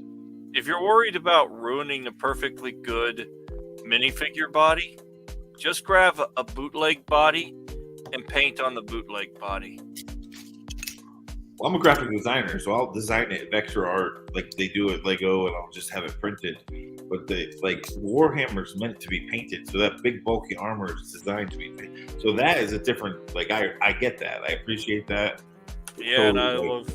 when people try to paint though, like the tiny torso of a Lego figure, it's never going to come out that good. Like you can't replicate with a human hand what could be done with like pad printing. Oh, crud. It's impossible. If they have fun doing it, go ahead, do it. Who am I to say don't do it? You know, but to me, it's just not a good thing. I haven't gotten any Lego sets recently, but I've got 100 sig figs coming in the mail. You And wanna know and my birthday isn't today; it's tomorrow. I'm just doing all of my internet celebrations today. Speaking of that, dude, you noticed Lego minifig decals has kind of died down, dude. It's not as popular as it used to be. That whole trend is like dying off. Yeah, it's a good Speed Champions to the Bond car. Because I think all those people got actual graphic design jobs at other companies. That's my theory. You want to know what? I'm a graphic designer, and I'm Yeah. against the whole decal thing. Like, just actually make the art and print it, you know. But that's just what I like. That's the style that I like. So decals are always a pain in the butt. Do you guys know what my thoughts on the James Bond car is? I love it. Yeah, it's a cool car. Yeah, The figure was cool too, even though it was just like a tuxedo. It was done well. It was, you know, it's fun. it's accurate with the character. Yeah, That's it's what's fun. surprising. Now, I don't know much about the Fast and the Furious franchise, and a lot of people were like, you need to check that franchise out. How dare you only like James Bond and not watch the Fast and the Furious? And I'm like, I'm not a big fan of racing movies. It's like this. I just don't have it's not a big draw for me to watch racing videos. Well, James Yeah, I'm Bond- not that big of a fan of the Fast and the Furious franchise. I'm but not I either. do like some of the cars in the franchise. Yeah, but think you can't compare Fast and Furious to James Bond. These people must have been born in like the 2000s. You can't And compare. you can't compare it because he had a car that shot machine guns out of it. I'm sorry, but I don't see anything in the Fast and the Furious that has machine guns built into the vehicle. James Bond is just such a classic, iconic property long before, like decades before Fast and Furious. No, the Fast and the Furious, but you can't compare that to James Bond. Like, come on now, they're two different. It's apples to oranges. Agreed. Yeah. It's really dumb. It's really dumb when people try to compare the pair. And then they make fun of you for liking the old stuff. Like, come on, dude. Like, there would be no Fast and Furious without those James Bond cars with the machine guns and all the weird stuff, dude. Like, I mean, whatever. It is what it is. People look at me and think I'm dumb for watching the Beverly Hillbillies. Dude, that's old school too. I grew up on that stuff, man. I That's whatever grew you up wanna on a watch. lot of shows. A lot Who of cares old what people shows. think? Oh, the thing is, they act as though I should care what they think, but I don't. I just ignore them. And can here's see the that. thing. I think Hollywood itself has gotten too obsessed with making money than to making good entertainment. Oh, I don't think they've gotten too obsessed with making money. I think they've got too obsessed with being as left-wing as possible. Well, they're not making money anymore, I know that much. Because Hollywood used to be hardcore right-wing capitalism, but ever since post 9/11, it's gotten lefter and lefter and lefter. Sorry for this starting the politics talk there. Sorry about the politics there. That's not politics. That's just reality. Yeah, I haven't watched any new movies in a while, except for the Mario movie. That movie was fun. I can't wait for Guardians of the Galaxy 3. Is anyone else going to go see that? I'll go Go see it for old Chris Pratt. I'll see it for Chris Pratt only because Chris Pratt is my favorite character in Guardians of the Galaxy next to Groot. Guardians of the Galaxy is my favorite Marvel movie, and I'm not a Marvel fanboy, so you know that must be a good movie for me to go watch a Marvel movie. Dude, Mayo, the craziest thing about that is when I was a kid, the comics were kind of popular to somewhat, but they were still never like Spider-Man, or like they weren't like the A grade. Those Galaxy comics were always like, you know, the C level, but a lot of people read them still. But then, like when the movies came out, they took it to a next level. Like so many kids grew up on that now, thinking that was like a very popular comic back in the day, and it wasn't. But it was good. But it's like, because you have a whole generation of Marvel fans that have never read a comic book. That's why. yeah, no, exactly. But they're good. I love those movies, dude. I love them. Back in the day, they weren't even like popular at all. Like you wouldn't see cereal boxes or toy packaging for them. Like you wouldn't see any of that stuff. But now, You remember back in the 90s when Major League Baseball players used to have deals, or they used to be on the Wheaties box and other breakfast cereals. yeah, Mr. T was on there. Like there was a lot back when baseball was better on steroids. yeah, it was flooded with steroids back then, dude. Actually, one more into my 20s is really well. That's when I got exposed. Like Jose Canseco started a whole big thing. Well, Jose Canseco blew the whistle and batted everyone out in his 2008 book, or whenever it came out. Dude, he came after that happened. He tried to still play baseball, so he played for the Bridgeport Bluefish. Like the stadium is like I could throw a rock at it right now. It's like 2 blocks away from me. Now it's a music arena, dude. And when he came out, the stadium was packed, and all these Yankee fans came to see him play, and everyone booed him, dude. Everyone booed him, and the Bridgeport Bluefish Stadium is tiny. Like it's not super small, but compared to like a Yankee Stadium, it's like a quarter of the size. And dude, the whole place just went nuts on this guy. but they were all his fans from when he played in the Yankees, dude. It was hilarious. Yeah, but didn't he start his career with the Oakland Athletics? Yeah, he played there. I think he played for the Dodgers too, and then he was in the Yankees. And like when he was in kind of his prime, he was in the Yankees. So was he part of the greatest baseball dynasty ever? He did win a World Series with them, yeah. But it just the people like that guy, and like so when they saw him come here to play minor league baseball, they were like, "What the hell? He's gonna play for the Bridgeport Bluefish?" Well, everyone booed him, dude. It was crazy. It's the whole he put. But was that before or after he ratted everyone out for using? It was like right during the whole time it was happening. He became like. Which is just a stupid move on his part. He should have. If you're putting out that book, don't plan on playing baseball ever again. And he tried to play like minor league, thinking that no one would notice. And it's like, was that right after Sammy Sosa and Mark McGuire testified on? That was all like around the same time, from what I remember. Like either or they did it right after or before. It was all around the same time period. I don't know for sure, but it was all like in the same. Yeah. Hello, El Cobra Commander. For those who don't know, we have a giveaway going right now to win a mayohosko Civic. All you have to do is comment in the chat and keep on watching. Eventually, you'll earn enough loyalty currency, which is !jars, and you'll be able to use !jars to buy ! tickets to enter the ! giveaway. You have to be logged into Streamlabs to enter the giveaway. Did any of you ever see the original Incredible Hulk cartoon shows? Was that Hulk A. Lee in 2003? There are several different. Is that what you're talking about? Hulk A. Lee from 2003? I'm talking about the originals that came out before Disney even had their hands on it. Well, I remember the live action TV show, the Hulk TV show with Lou Ferrigno. Yes, the Hulk. Was that with Bruce Banner? Yeah. He played Lou Ferrigno was like the famous bodybuilder who played him.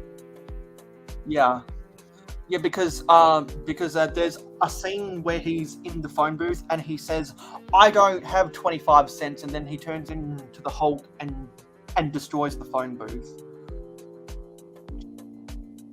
That's what I remember from the Hulk classic TV series. I liked it when he got angry because it just meant, oh, right, the good stuff is about to happen.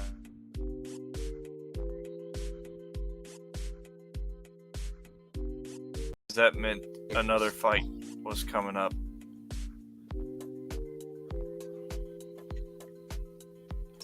I would literally be counting the time I had to wait to see the Hulk. Every episode. I was like, man, he controlled his anger for longer in this episode.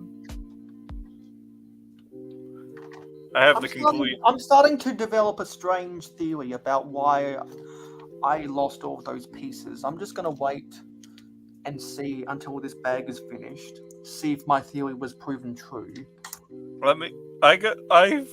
You know what would be funny is if your future self came forward with your bag of parts and said, hey, I found the bag of parts finally. Yeah. Wouldn't that be funny? Just another mayohosko from the future just appeared out of nowhere. I found the parts. Well, if time travel exists, I command the time travel enthusiast. Oopsie, Stud City's dropped out. Let's bring him back. So what was that? Was that me or you guys? Yeah, that was you. I command the time travel enthusiasts to send me my future self to tell me what I did wrong. And if God exists, strike me down dead in the next 5 seconds. 1, 2, 3, 4, 5. Yeah, dude, I still gotta give you your birthday spanking. That was 80s style. You get birthday spanking. I question. What if he had actually done it?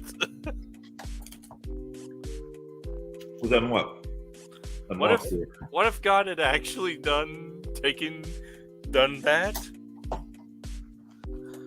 Well, there's either one of there are two possible answers.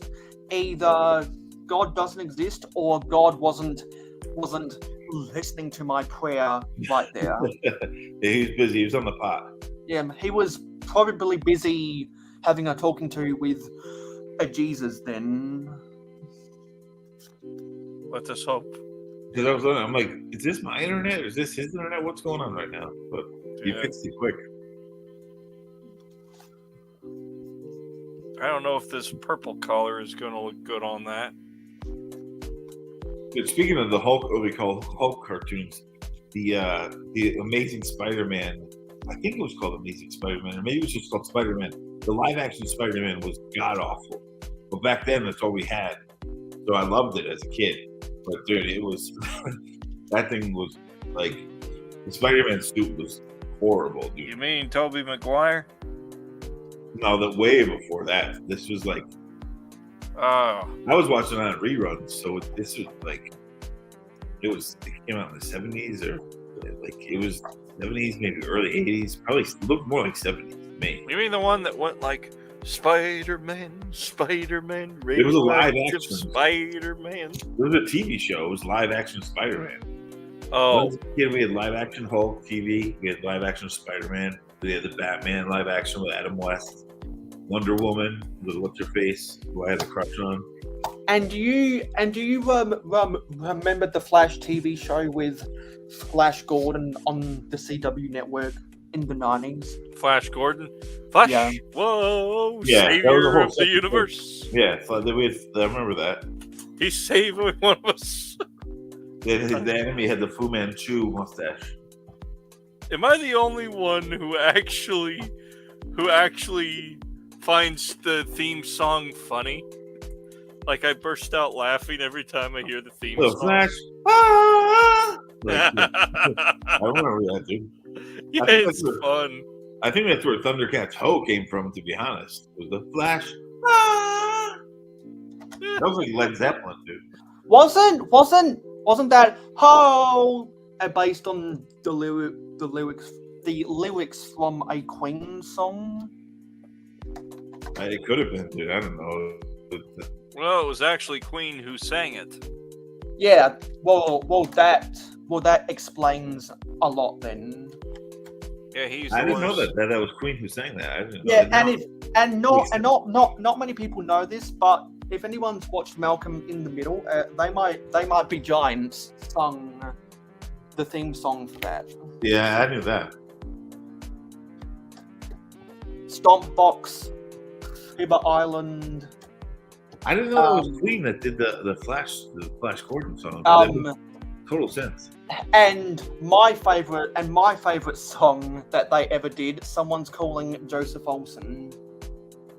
You ever listen to any of the Ray Stevens ones? For what? Flash Gordon? No, Ray Stevens did some funny songs. Like, there's a singer named Ray Stevens who did a bunch of comedy songs. Oh, no, I've never heard that. He did some pretty funny songs. Because if anyone remembers, since Briggsar is a member of the They Might Be Giants fan club, they've actually written songs for him. Didn't he quit? Didn't he just quit Lego not too far back? No, that's wrong. Then somebody started up a rumor. People start rumors all the time, and those people honestly just need to shut the fuck up. I heard he got run over by a tipper truck, dude. I heard a tipper truck ran him over and he's done. A timber truck run him over? I'm just kidding. His name is probably like fucking out right now. I know It'd be funny if exactly he what came you're- to the stream right now and I said, know exactly what you're referencing. Brickstar. I thought you said Brickstar. Yeah, I know exactly what you're referencing. Oh, yeah. He loves tipper trucks. So I was Yeah, the hashtag Tipper Truck Army, and I've got. has a he posted Tipper any Truck new Army. videos? And I've got a Tipper Truck Army T-shirt. He's a nice guy, dude. He's a really Yeah. good People can go back and watch some of my old videos, and you'll see that I'm wearing that Tipper Truck Army T-shirt. Dude, I actually made him. I never sent it to him. I sent him a bunch of other logos, like mashups I made for him. But I made one that was a tipper truck army, like the TV show MASH. You know the TV show MASH? Oh About yeah, the MASH. Korean War. It was like the MASH TV logo done with tipper truck I've army. been meaning to buy the complete series of MASH. I haven't gotten around to finding the complete series because my Walmart keeps being sold out on DVDs lately. And I think it's because of one reason. There was a rumor going around and that Hollywood's trying to ban old TV shows. Well, MASH had that. What Hollywood is doing is they're holding the non-woke standards of today's society to yesterday's TV shows. That's why they rewrote all those Dr. Seuss books to make them more woke. $3 says no one's gonna read them. Well, MASH had Corporal Klinger, he used to dress transgender on purpose to try to get out of the army, and it was like a big joke on the show. Which today people would bug out of. If they put that show out today, people would freak out. Like, that's why Amazon. Well, that's why Prime Video, Netflix, Paramount Plus, Disney Plus, and all those other streaming networks, they deliberately don't show episodes of old TV shows that cross the line. Yeah, snowflakes would melt with Klinger, and he was a funny character. He was hilarious, but he would always try to dress in drag and pretend he was a woman to try to get out of the army. Like, it was a funny. Back then, it was funny, and now today, people just take it way too seriously. Like, yeah, I get it. You can't make things like that today.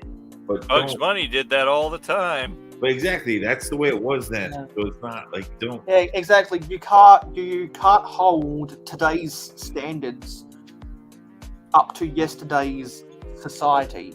Like, dude, Archie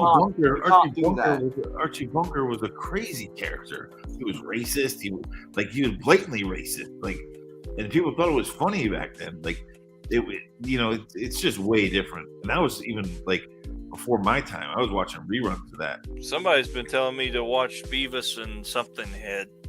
Beavis and Butthead. I've never even checked it out. Yeah. Beavis and Butthead. Are they even worth giving any time to watch? That's the question. They're funny. I mean, I grew up with enough people watched that show. Dude, even Ren and Stimpy on Nickelodeon was like out there, dude. It was like SpongeBob rated X, but it was like subliminally the jokes were kids didn't understand the jokes, but adults did. It was like done like that, and it was very groundbreaking. There actually wouldn't be any SpongeBob without Ren and Stimpy. Yeah. Yeah, so my theory was proven correct. I just encountered the weirdest circumstance ever. So Lego must have distributed their pieces incorrectly in the different bags, because those parts I thought was missing out of bag 12 were accidentally put into bag 13 instead. I've had that happen too. So if anyone else besides Gladiator Bricks Productions and myself has had that situation happen to them, I've had it happen to me. Let me know. They do it intentionally. It happened with me while I was building that one. You remember that set that I built a long time ago? The ship or whatever it's called. I forget what it's called. It's from the Monkey Kids theme. Actually, have they made any the Monkey Kid HQ? Yeah. Have they made any more sets for that theme? Or is that theme gone? They made a set. Well, they made a wave in January. Yeah, it's still going on in Asia, but like it's gonna die down slowly here. Like Dreams is gonna because that theme is coming up on 3 years, and normally themes like that only last for 3 years. Well, that one though, they specifically designed for the Asian market, so we're lucky that we even got some Monkey Kid, which I loved Monkey Kid, but it's going to continue on there. But here, the shelf space for that will be taken over by Dreams, which I'm really excited about. I want to see what Dreams has to offer. It looks pretty cool. So I'm gonna try pose up this minifigure to Yeah. hold something. You know what Because my this thought is on the magician. This is the magician, and I just got it to hold both the rabbit and the top hat with the flowers, because there's an extra one of those modified 1x1 round bricks with the open that's spike cute. that That's adorable. that holds the angled too long bar extension coming out of the anti-stud. Hey, Mikey G Productions set. I don't know what Dreams is either, Mikey J. I just know that people have compared it to time cruisers and time twisters. I'm not going to be buying any of the sets, at least unless one of them has really good pieces for building mocks. But I do like the idea. If people are comparing them to those vintage themes, I like the sound of it. Hello, Kundra. He says, "Happy big birthday to you. Have a great one for your." I guess this is a love stream, not a live stream. Now let's all kiss each other. And so, anyone that wants to enter the giveaway, you just got to be active in the chat. Be active in the chat, then you'll accumulate exclamation mark jars, so you can buy exclamation mark tickets to enter the exclamation mark giveaway. And you have to be logged into Streamlabs to be able to buy tickets. But there's the magician, and I like it quite a lot. And that bunny is very, very cute.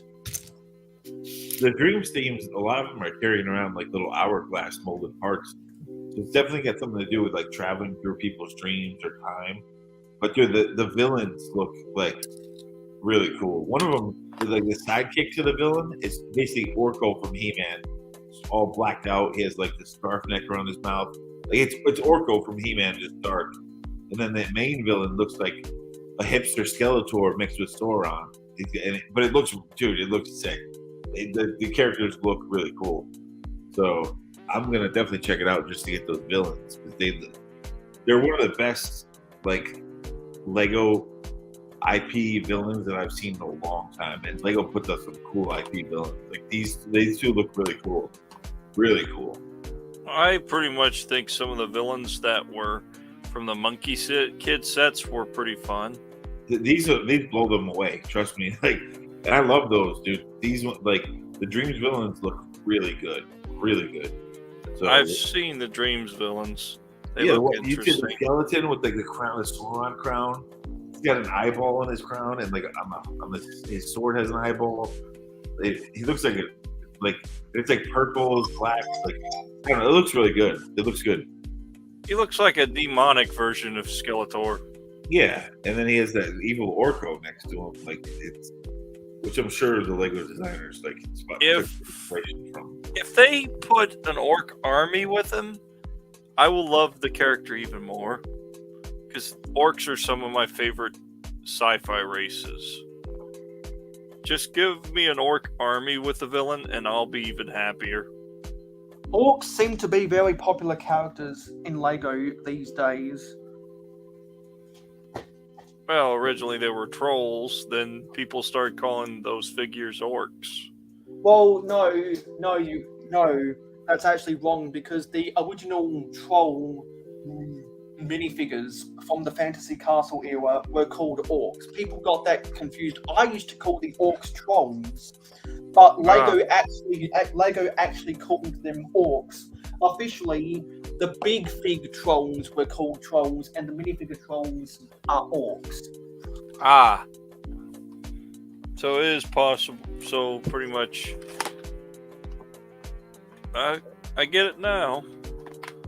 You want to know what in my opinion, is the most expensive Clone Wars figure to get? Shakti. The red character. I forget her. I have that figure. I just don't know where I put her. Are you on a computer right now, Gladiator? Yeah, I'm on a computer. Why? What you should do is you should go and see how much that thing is selling for on Wicklink. I think she's selling for about $50. That's how Hey, I swear I've seen other clones selling for much higher than that. Yeah. I think Cody sells for quite a bit. Mike, Yeah, yeah, everyone and their uncle wants a Commander Cody. I want a Commander Rex, but I'm not going to go out of my way to actively search for a Commander Rex. And so not Commander Captain Rex, because eventually I'm going to buy the Captain Rex helmet before it retires and goes on sale. Question: Would you buy a custom version? No, hell no. Okay. Because that'd be too expensive. Here's the version I got. I mean. I'm gonna go and refill my bottle now. Mine's the clone. I'll be back in 2 minutes. Okay. Yeah, I bought the Clone Army Customs version. I've noticed that lately there's been a lot of custom minifigure parts that are. We have to count down 2 minutes. If he's late for 2 minutes, he gets the birthday spanks. Yes. I'm just kidding. Let's prepare. Oh, you want to see the worst minifigure a buddy of mine just handed me? That was a Star Wars character.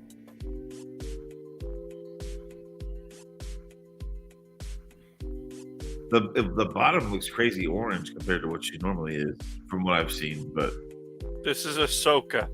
Yeah, no, I know it's Ahsoka, but why is the bottom so orange? The idea is she's in the same outfit. Have you ever seen the Star Killer video game? Yeah. In the Star Killer video game, Eleva Secura was dressed like this. This is a version I actually bought. Yeah, no, I know that character. Yeah. Well, this is Ahsoka in the same outfit. Yeah, I got you. Just with her head. I was gonna say she's normally not that reddish orange on the bottom, but she's not really. The thing about her is, though, her character, except for in the original Clone Wars, she became a lot more entertaining after the final seasons. When she grew up, when she was a kid, she was annoying as hell to me. As an original trilogy fan, I thought she was annoying as hell until she grew up. But that was just me. I know a bunch of guys who are big fans of the Clone Wars sets, but they had almost every set, but the only character they didn't have was Ahsoka because they didn't want the figure. They didn't want Ahsoka at all. I've never. Well, not that I hate her. I've just never. But I'm not a big clone dude. I don't buy much clone stuff at all. Like I told you earlier, dude, my least favorite theme is Star Wars. Yeah. I mostly love putting together custom minifigures. So I got a lot of Star Wars customs. But I'm not planning on ever making any more Star Wars customs. I've already swore them off for a bit because they're a nuisance. Like I didn't even pay attention to this set until recently when I saw it for $30 to get like Captain Dundana and Princess Leia in a skirt. I haven't seen her in a skirt in a minifig in a long time. Like I don't even care about the ship. I'm gonna part it out.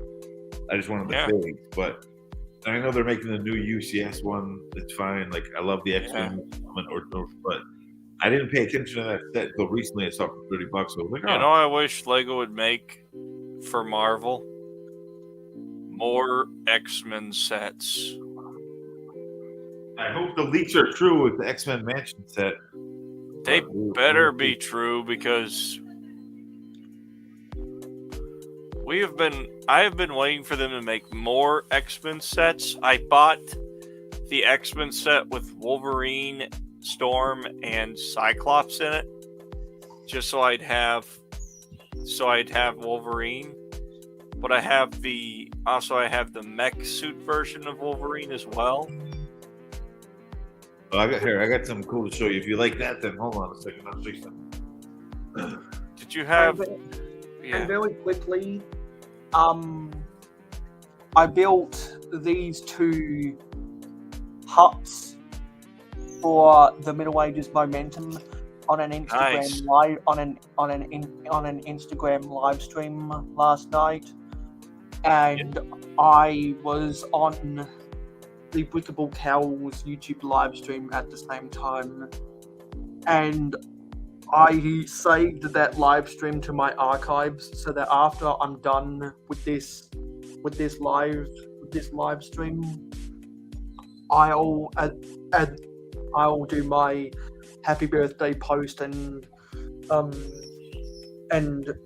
letting people know what the plans are for my birthday in terms of my activity on the internet, because I'm not going to be doing a lot, because I'm going to be enjoying myself, spending time with my friends. Okay. So yeah, stay tuned for that Instagram a little bit later. And speaking of Instagram, there's the timed comment for you to go and follow me on Instagram if you haven't done so already. So I built an X-Force that took that little crappy mech and made a little crappy other mech of X-Force Wolverine. Nice. Yeah, I always like the X-Force colors of Wolverine better. So Yeah. I mean, it's a bit. I changed it a little bit here and there. I like the color of. I like the idea of gunmetal gray for Wolverine because it's better looking. I mean, I do like his classic yellow and brown, and then the real classic. I blue do and like yellow. the classic version, but I like the version of him with blue and the. yellow. I like his stealth suit better because it's better looking, and it would make more sense because Wolverine is basically. People keep saying, "Oh, he was actually a samurai," and I'm like, "No, he was actually trained to be kind of like a ninja."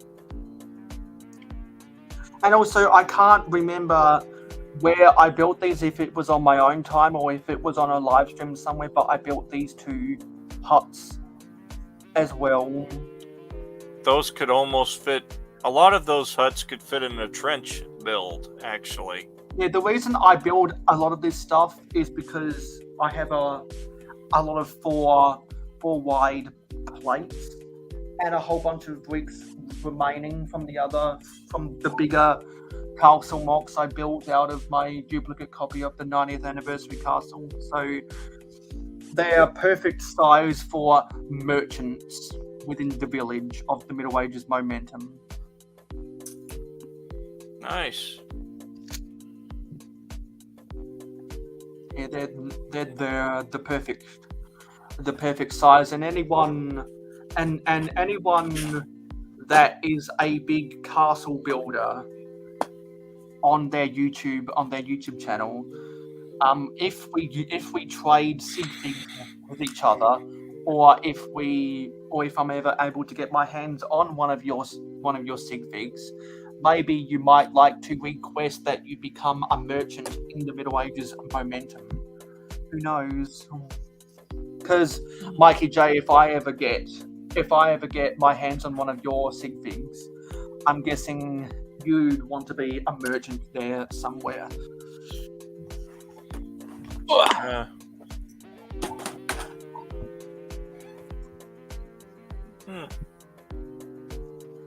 Anyway, time for bag 14. You want to know what minifigure from Marvel I hate more than anything, but I wound up with about 100, close to 100 of the same figure of it? The Outriders. Everyone has way too many of those, just like how everyone has way too many of the AIM shield of the AIM agents or whatever they are. Mayo, if I can't give you birthday spanks, then I have to salute you with a shot. I'm gonna take a shot out of my Boba prototype cup. A little Boba. I'm a big Nice. Boba up there. little shot of vodka for you for your birthday. There you go. I don't drink alcohol. Well, I do, and it's a birthday tradition, so enjoy. Better than the birthday spanks.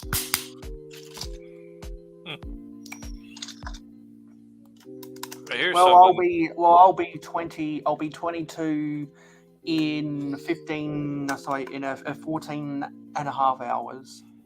That's what I mean, dude. You're 22. That's why I took a shot for you, bro. I'm not In 22 America, yet. when you turn 21, 22, you go wild. That's what we do. I'm not 22 yet. Well, that's what we do. So that's why I took a shot for you, buddy. Here's what I would look like in the Halo universe. That's pretty cool. You want to know why I say this would be what I'd look like? I would be dead. The first few hours, I actually believe I would be shot down.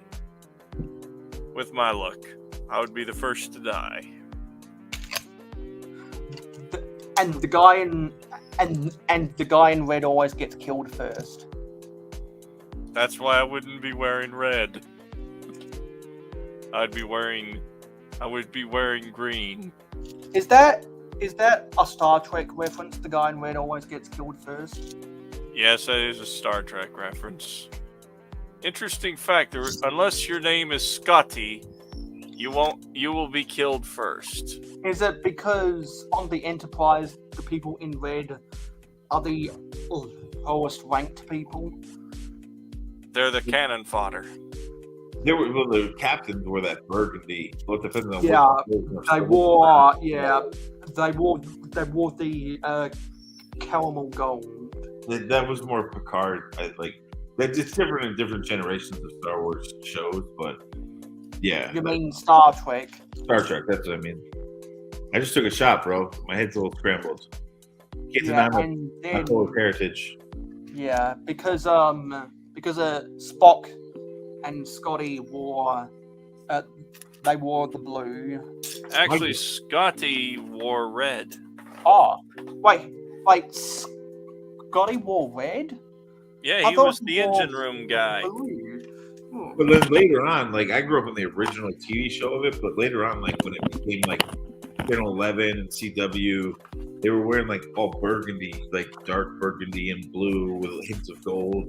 And that's when they lost me. I stopped watching after that. Yeah, because that was with Star Trek: The New Next Generation. Next Generation, yeah. We had the dude from the Reading Rainbow, Lamar Burton was on there. and Will Wheaton and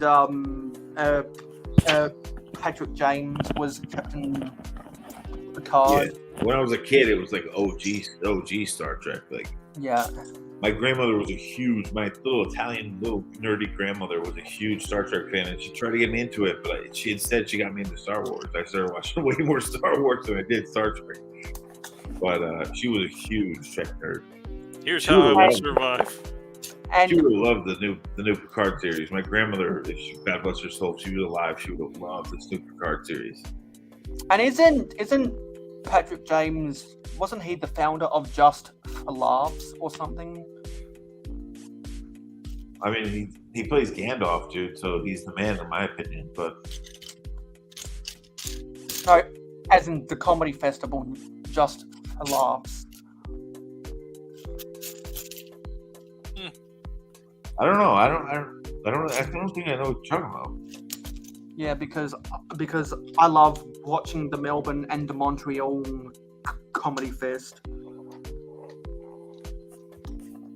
Just for Laughs. That sounds familiar, but I don't think it's a comedy franchise. I know it sounds familiar, but it sounds like a Nickelodeon show to me. To be honest, like a comedy skit Nickelodeon show. But I know it's probably not. But that's what it's reminding me of. I'm kind of confused with another. And I believe they're headquartered in Canada because the taxes are cheaper. Well, they had The Boys in the Hall in Canada, which was their version of Saturday Night Live, which was really good. And a lot of stars came out of that series. But It sounds familiar, dude. Just for Laughs, is what you're saying? For Laughs? Yeah. It sounds so familiar, dude. Go to Comedy Central. And then there was In Living Color, which was the Wayans brothers. That was and Jim Carrey, like that was iconic too back in the day. That was like their version of Living Color, which was I think it was Saturday nights or Sunday nights. We tuned in for that. That was another one. And Living Color was another one of those skit TV shows. I'm pretty sure it was created to rival HBO comedy special. Oh, stand up. It was stand up. Huh. I've heard of it, man. It sounds familiar, but I can't remember. I can't seem to place it. It's on Comedy Central. Maybe that's why I know it. I haven't watched Comedy Central on TV in a long time, so that name sounds familiar to me.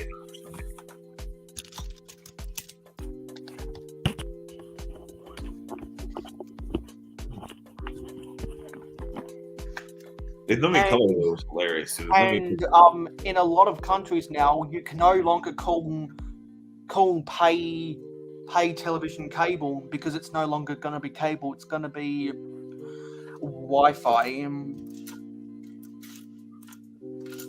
Yeah, I dropped cable a long time ago, dude. I only do the streaming stuff now. That's good. This has got to be my favorite suit of armor. Yeah, that's cool. What is that? Is that Halo? No, it's Cadian Shock Trooper armor. I mean, not Oh, Shock I see the emblem now. Cadian armor. Yeah, I see it now. The gold emblem. Is that from Katie Nemoidia or whatever it's called? Warhammer. It's from the Warhammer franchise. Oh, because Katie Nemoidia is a Star Wars planet. Okay, never mind then. Interesting fact, there's a saying amongst the Warhammer universe that is used for Cadia. Cadia stands. Yeah. I don't know what a stan is, but I know that stands can be really annoying. Yeah. Gladiator, do you like the Dune series at all, or the Dune, like anything about Dune? I have not watched it. When Doom music kicks in. Oh, Doomslayer, you mean? No, Dune, like Dune. Like George Lucas was inspired by it to make Star Wars. I have never seen Dune. Oh, you should check out the new remake of the movie. It's really good. The second one comes out in the fall, and they're making a TV show on HBO about it. Some of my favorite YouTube videos are when people played the theme song. Played the theme song for Doom, and they titled the video "blah blah blah" scene from blah blah blah TV show when Doom music kicks in. This is Dune, like Dune. That's where, like in Star Wars, the term spice comes from. There, like there's a lot of references in Star Wars that George Lucas used from the Dune movies, and they made a lot of, not bad, but they made Sci-Fi Network TV shows of it. Wasn't that good? The original movie was good for what it was. The CGI sucks, but it was made a long time ago. CGI often sucks. I hate CGI. Well, I hate all film and television that is just CGI. It's so cheap. But the Dune series on the planet of Arrakis, like they're in the desert, like it's cool. They just came out with, like, it was like 2 years ago during COVID. They came out with a remake of the original movie, and the second one comes out this fall, and backed up by another HBO series. So I think you would like it. I definitely think you would like it. If you like Star Trek and Warhammer and all that stuff, I think Gladiator, you would check out the Dune movie. I think you'll really like it. I'll check it out. You know what a buddy of mine pretty much challenged me to do? Watch one episode of Galador, and I did, and I felt annoyed. I've always stick needles in my eyes. I've got a funny story about Galador. I think there was 14 episodes of that made. It was cancelled after the first season, and all of the actors on Galador never appeared in any filmography ever again. You can go and look at the Wikipedia article for that. I think they were too embarrassed to come out in public and ever again after that. I believe there was one actress that appeared in something else, but she wanted to be uncredited in the credits of that filmography because she didn't want people to remember, hey, she was on Galador. Dude, I don't know. That was bad. Like bad. I look back and But the funniest thing about Galador is when one of Jane Grix's patron pledges requested him to buy a Galador set, and he made the funniest review I've ever seen. If somebody handed me a, I've got to find that. I wonder how bad it is. How bad one of those sets are, really. Like, if you were to buy one set and review it, I wonder how bad it really is. Because I've never actually seen one up close. If anyone has any Galador sets in their collection, take a photo forward on Instagram, and in that post, use the hashtag #RealHoeg, and I'll feature it on the next episode. I would also like to just see pictures of what these things look like up close. Personally, I'd like to hold one in the palm of my hand, look at it for a bit, and then put it in a flamethrower. Set that sucker on fire. So, in other words, I wouldn't really want to keep it. Or I'd just donate it. See who would actually want the blasted thing. I mean, how many people would really want those things to be? I mean, they were horrifying.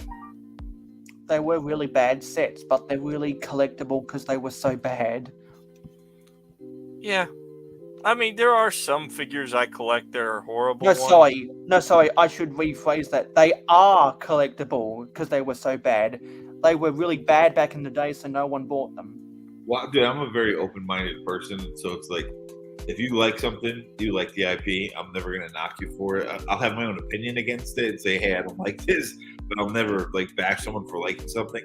But dude, the production value on that show, the Galador show, was just god awful TV, horrible. Like it was bad, like bad.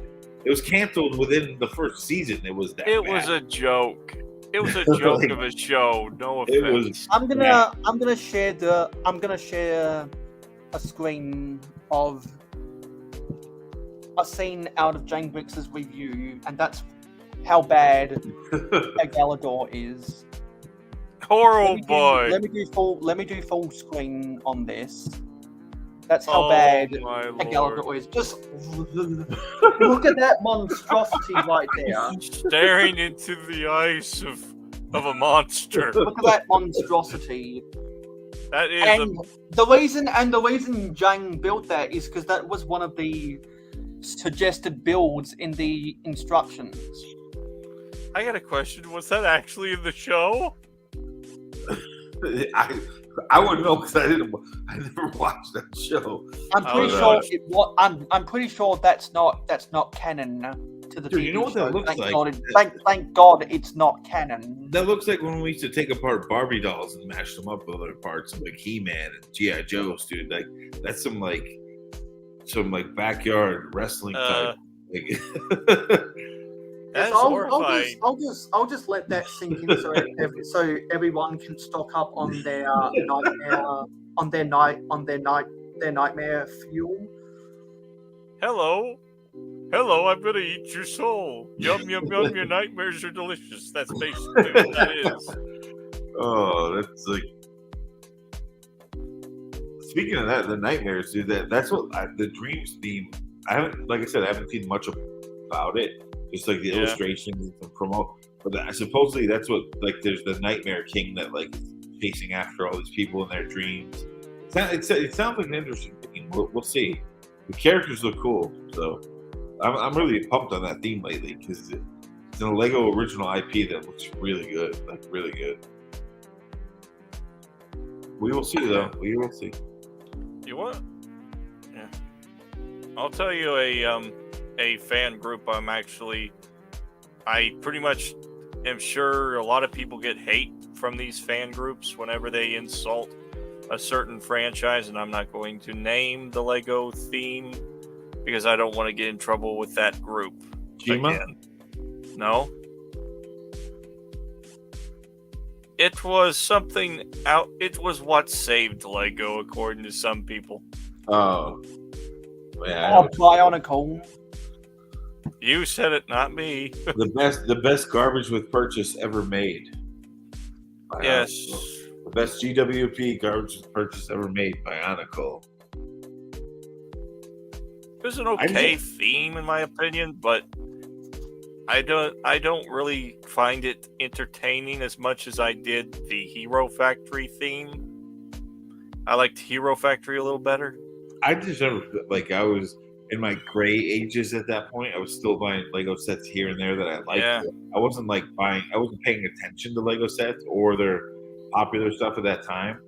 So if I saw something in the store that I liked, I would buy it. But I wouldn't like. I didn't like really go dive in. And that theme, like, if I was a Bionicle fan and the theme is all about the mask, and I got that GWP, I would be angry because they put a face print on a tile. Oh man! Like at least make the mask. Like give them the mask. Like make a specific mold for the mask for these fans. Like that grew up on that because that's what it was all about. But that was the worst garbage with purchase I've ever seen in my life. Hey Mayo, Yeah. would you like to? Would you like to go look up another video, just for funny reference, because to remove the scarring of the Galador set? Oh, that's going to be remaining until it gets to 12:50 p.m. here, and it's 12:48. Uh-oh. So that's going to stay on there until then? For another 1 minute. Oh, crud. Well, nightmare fuel, everyone. Because we want to maximize the amount of amount of nightmare fuel we'll be giving people. I'm sorry, people, but I don't know what to think on that figure. Dude, those look like Wampa legs, like from Star Wars, from like the Wampa cave, dude.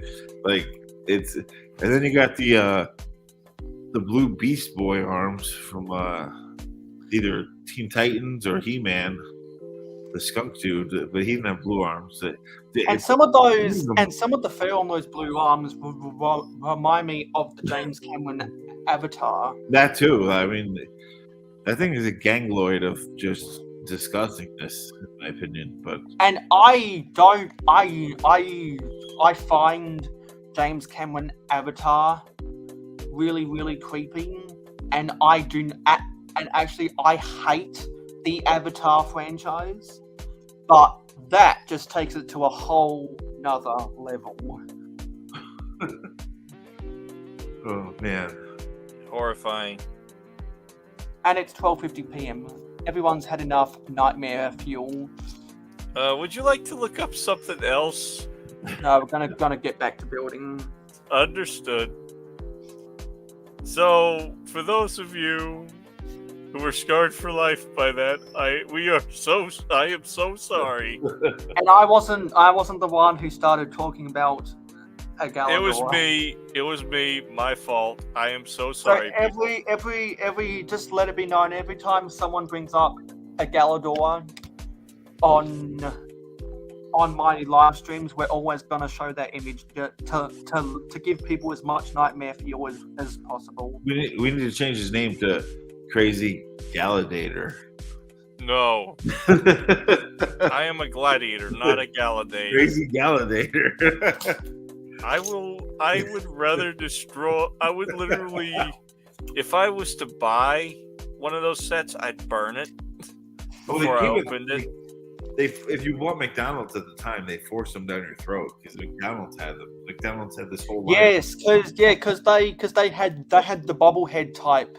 Well, they would. Yeah, you a couldn't Galador escape set. it. You couldn't escape it. Even when I was older and thought that theme was crappy, like I knew when I went to McDonald's that I was going to get a crappy toy, like shoved in my face on the billboard when you went to the drive-through window. Because they never did it in Australia, but remember when they had McDonald's polybags. Oh no. Yeah, that was a long time ago, though. Real long time ago. The first McDonald's toys I remember was the Tony Hawk Boom Boom Hug Jam. Those playsets were awesome. You want to know what I remember when I was a kid? That was a fond memory for me from McDonald's. Back when the Diabetes. have you ever seen the old Jungle Book toys that they came out with? The ones with the buildable buildings and such. Hey Mayo, do you have a way to show a picture of that or? Yeah, just go find a picture Okay, and do the share screen from you can do the share screen from your end, and then I can add that share screen. So I'd have to look it up on here. Yeah, Oh, okay. because you know exactly where to go. My favorite McDonald's toy that they ever gave you with anything is diabetes. They give you diabetes toys for free, and you can just play with diabetes. Wouldn't it be funny if they gave you if the Heart Foundation made toys for Happy Meals? I wish there's an option for. I don't know how to share on this, but I found them. What you do is at the bottom of the screen you go present. I can give $19 for the Mowgli set. Oh my word! I need to sell it. I still have So that. what you do is at the bottom of your screen on the computer you click on present, and then there's an up, and then there's an up box with the option to do share screen. Prevent. So basically, there's like a thing at the very side of my computer. Yeah, so click on present. I gotta find present. And then click on share screen. Desktop. Might be easier just to show you what I'm looking at right. Just to tell you what it originally was. Back when I was a kid, there was a bunch of little. When Jungle Book 2 came out, they had a bunch of little toys I remember as a kid, and I had almost all of them. I think I still have all of them to this day. I don't know. I always used to see the Jungle Book advertised on old Disney DVDs, and I was like, this looks so fucking boring. Jungle Book 2? Well, Jungle Book 2 was okay.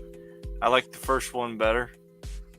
But I grew up with Disney DVDs before before their current before their current intro that had so the intro I grew up with was when they actually remembered to put the Pixar Luxor before the blue background behind the white silhouette of the Disney castle. Now they have the train going over the bridge and the river coming out of the Disney castle. Okay. I grew up on the blue background era of the Disney intros. Well, basically, and I always remember seeing ads for the other movies, and that was when they had Tinkerbell flying across a black screen with 3 words. I forget what those 3 words are. Anyone that's a super Disney nerd can tell me all about it in the comments. Because I am not a Disney fan at all. I like Pixar. Yeah. I do not like Disney.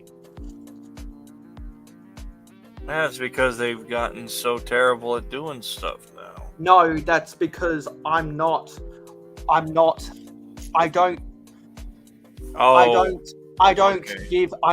give a fuck about the magic of Disney. I care about every other property that they own. I like Pixar. I like ESPN. I like NBA on ABC. I like some of the TV shows that Touchstone Television have made. I am not going to go back and watch Fantasia or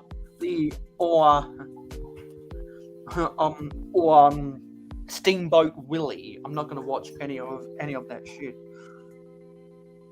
Yeah, I get what you mean by that. because it's boring, and only a Disney nerds watch that shit. The only thing I ever enjoy watching is in West. Only if I have the time to watch it. So I'm putting together. Looks like the bases of some windows right now. Have you ever watched any of John Wayne movies? No, I don't watch a lot of movies. I'm not a movie person. Okay. I'm I a got a YouTube. I'm a YouTube person. So if you want to see me building the Sanctum Sanctorum on YouTube, you've got to help me get to 550 subscribers. Hey, can I give you a challenge to make a figure really quick? Which is only 7 away. You can challenge me to build something after I've completed this. Okay. But tell me right now so I can start thinking about what pieces I can use. Ned Kelly. Yeah, I know I can make a Ned Kelly figure really easily because some of the castle helmets I think some of the knights helmets would look really well for his helmet, and then I have a whole bunch of castle villages that would be a good torso, and I've got plenty of horses. I think you probably already know who Ned Kelly is too. Every Australian knows who Ned Kelly is. Yeah, it's like if every it's like with every person who lived down in Kentucky or Tennessee knows who Daniel Boone was, and everyone or Jesse and everyone, James. yeah, and everyone near any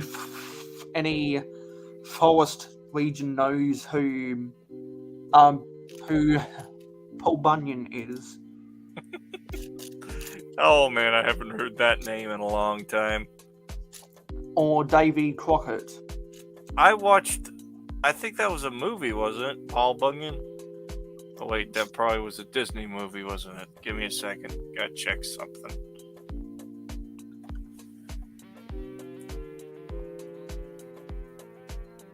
I Because think if it- Stud City's on a way to do something.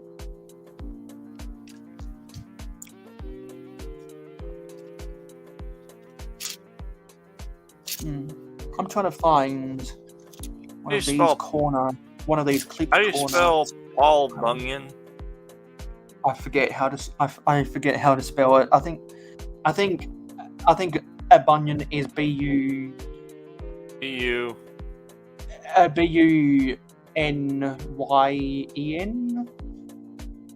There we are. I'm gonna see if that... Paul Bunyan. Let's see, was it? Yeah, it was a Walt Disney cartoon. Never mind. Where is this piece? I hope it's not still in the bag. It's not there. Is it under the instructions? No. It must be camouflaged. Where is that slippery son of a bitch? Yep. Where is it?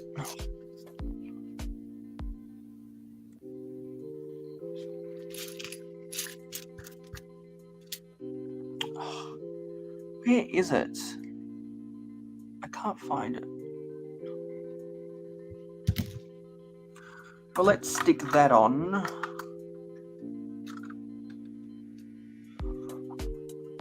Sorry, my dog decided to puke all over my sneakers.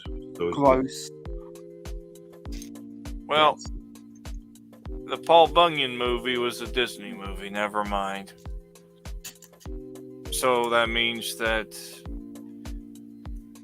would be a movie that I I watched that when I was a little kid, so I have fond memories of that one. That was back when Disney actually cared what they showed your kids. Where is this? I can't find it. I wish somebody else would make a Paul Bunyan movie. Be a fun movie to make. I should try to make one. They have them. They're called the Brawny TV commercials for the Brawny towels. That big Paul Bunyan dude in the flannel. I should make a minifigure of just Paul Bunyan and just have like this big giant dude just going around cutting down trees. He had a big blue eye. Oh, Babe, the big blue ox was his little mascot. I'm gonna have to build that too. The giant blue ox. Yeah, just have a I'll giant. worry about that later. I need to do So that. let me go forward with the instructions. Whatever happened to the Disney that was Puff the Magic Dragon, dude? I remember that when I was I don't a kid. think that was a Disney movie. Or Peter and the Dragon. That was the one. Yeah. It was one with the dragon. I think it was Peter and the Dragon. It was Disney. There was a little redheaded kid who finds a cartoon dragon. So. Yeah, that's Peter and the Dragon. Hello, our toy world. Well, I got some good news for the Puff the Magic Dragon movie. It was not a Disney film. Praise the Lord on that one. Like Google Peter and the Dragon. I'm pretty sure that's what it was. Or Peter's Dragon. And for anyone watching that wants to come on to the panel, say happy birthday and talk about Lego, there should be a StreamYard invitation in the pinned comments. I don't normally do that, but it's my birthday, so I wanted to do something out of the ordinary.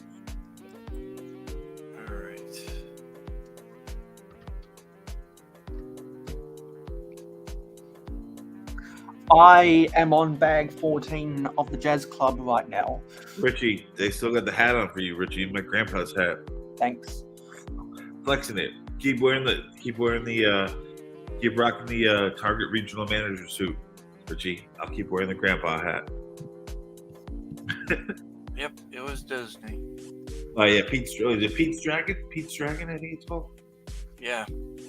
Yeah, because it was like live action with a cartoon dragon like drawn into the show. So it was like, at first it was a little weird, but back in the day it was like popular.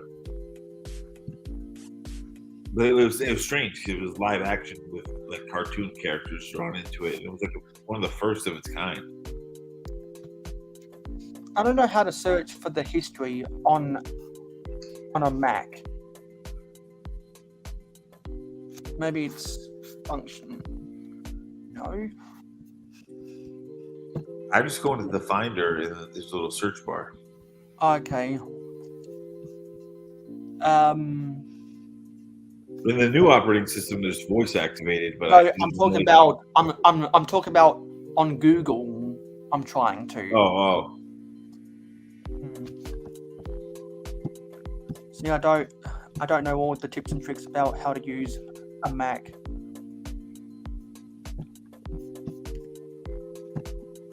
Yeah, Pete's Dragon on Disney was like totally at the time. It was I just have to manually search for it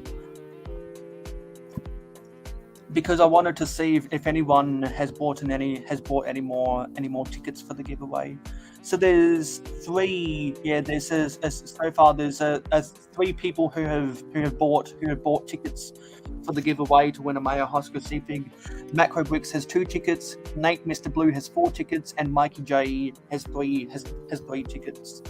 So if you also want to be in the chance to win a mayohosko Seafig, be active in the chat, and eventually you'll earn ! jars to buy ! tickets to enter the ! giveaway. And to buy tickets, you have to be logged in to Streamlabs. And the reason I decided to give away a sig fig is because I've got 100 of them coming in the mail that I'm going to be trading at Brick World Chicago. So if you're also coming to Brick World Chicago, bring your sig figs so that you can trade with me.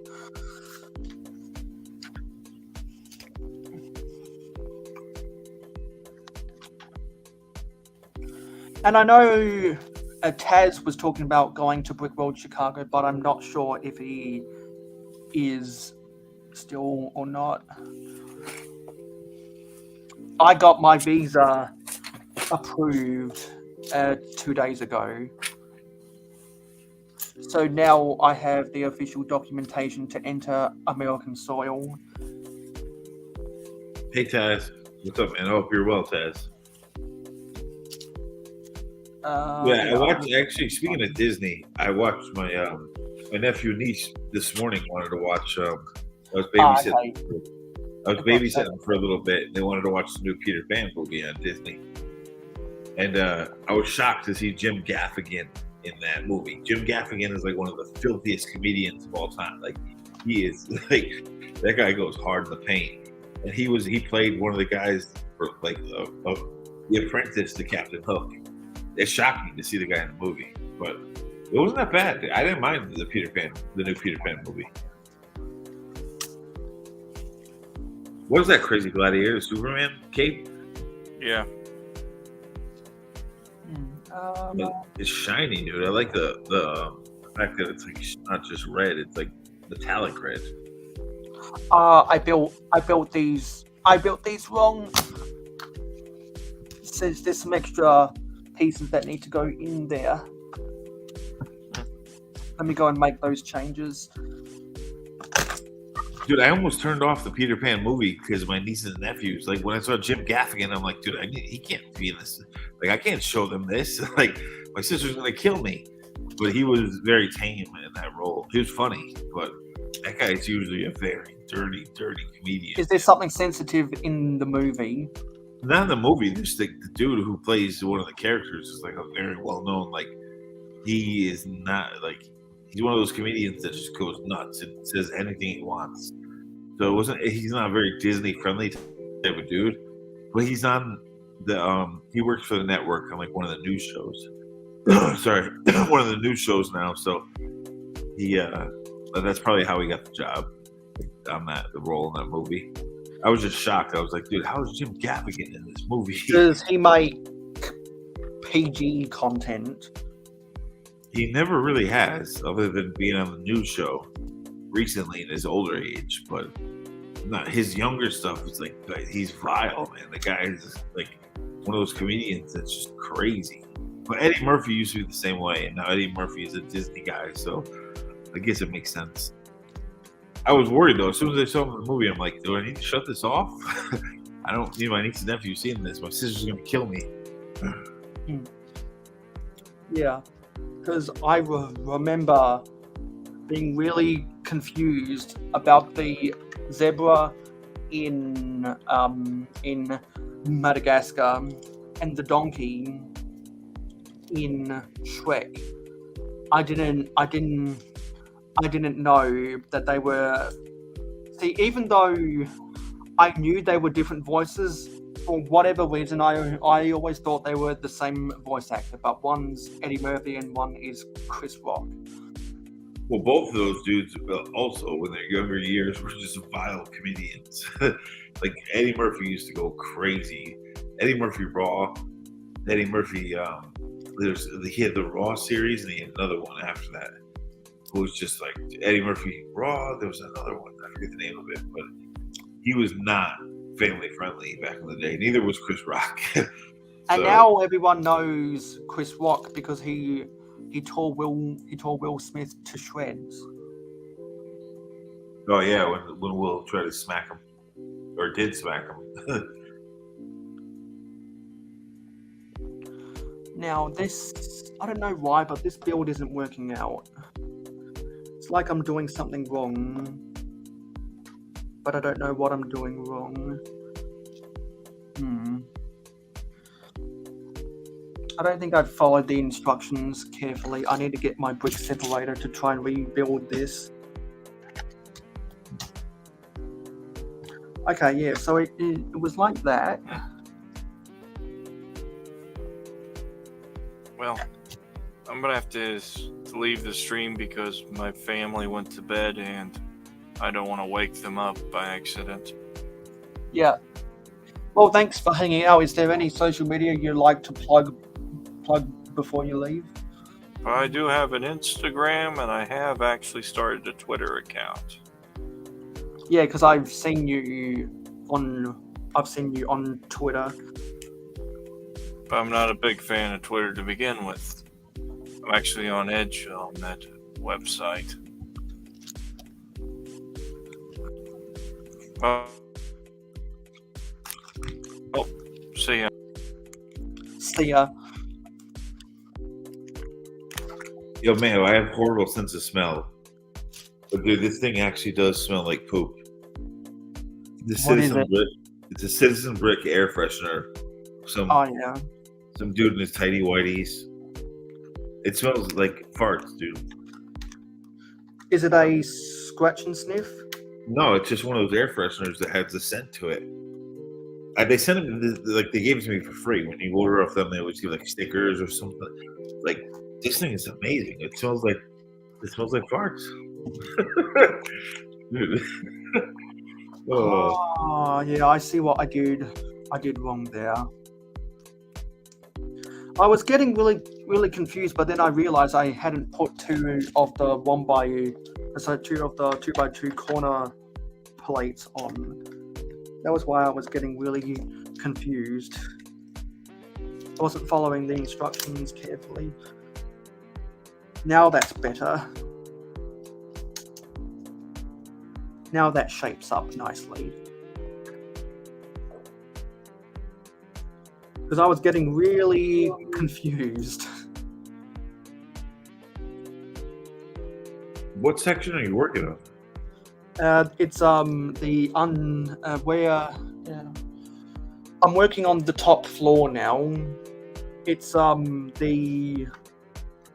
guessing it's the underside of some it's the underside of some windows, I'm guessing. So you haven't built a little green room yet, like the little the garden on the roof?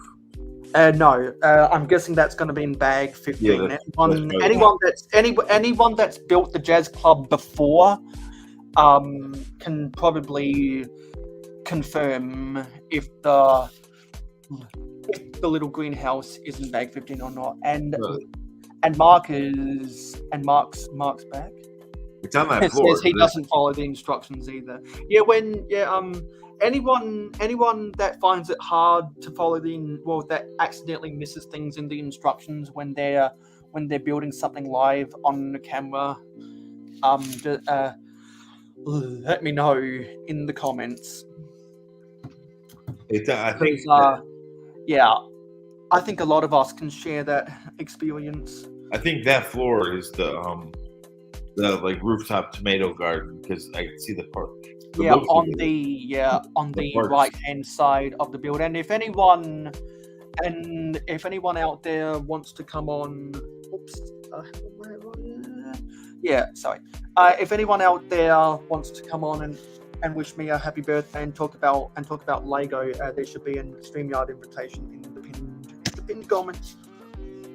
Okay. So where do we? Yo, Makro, I think I've gotten that stuff. Oh, and we have Lego Head Productions AZ. Hello.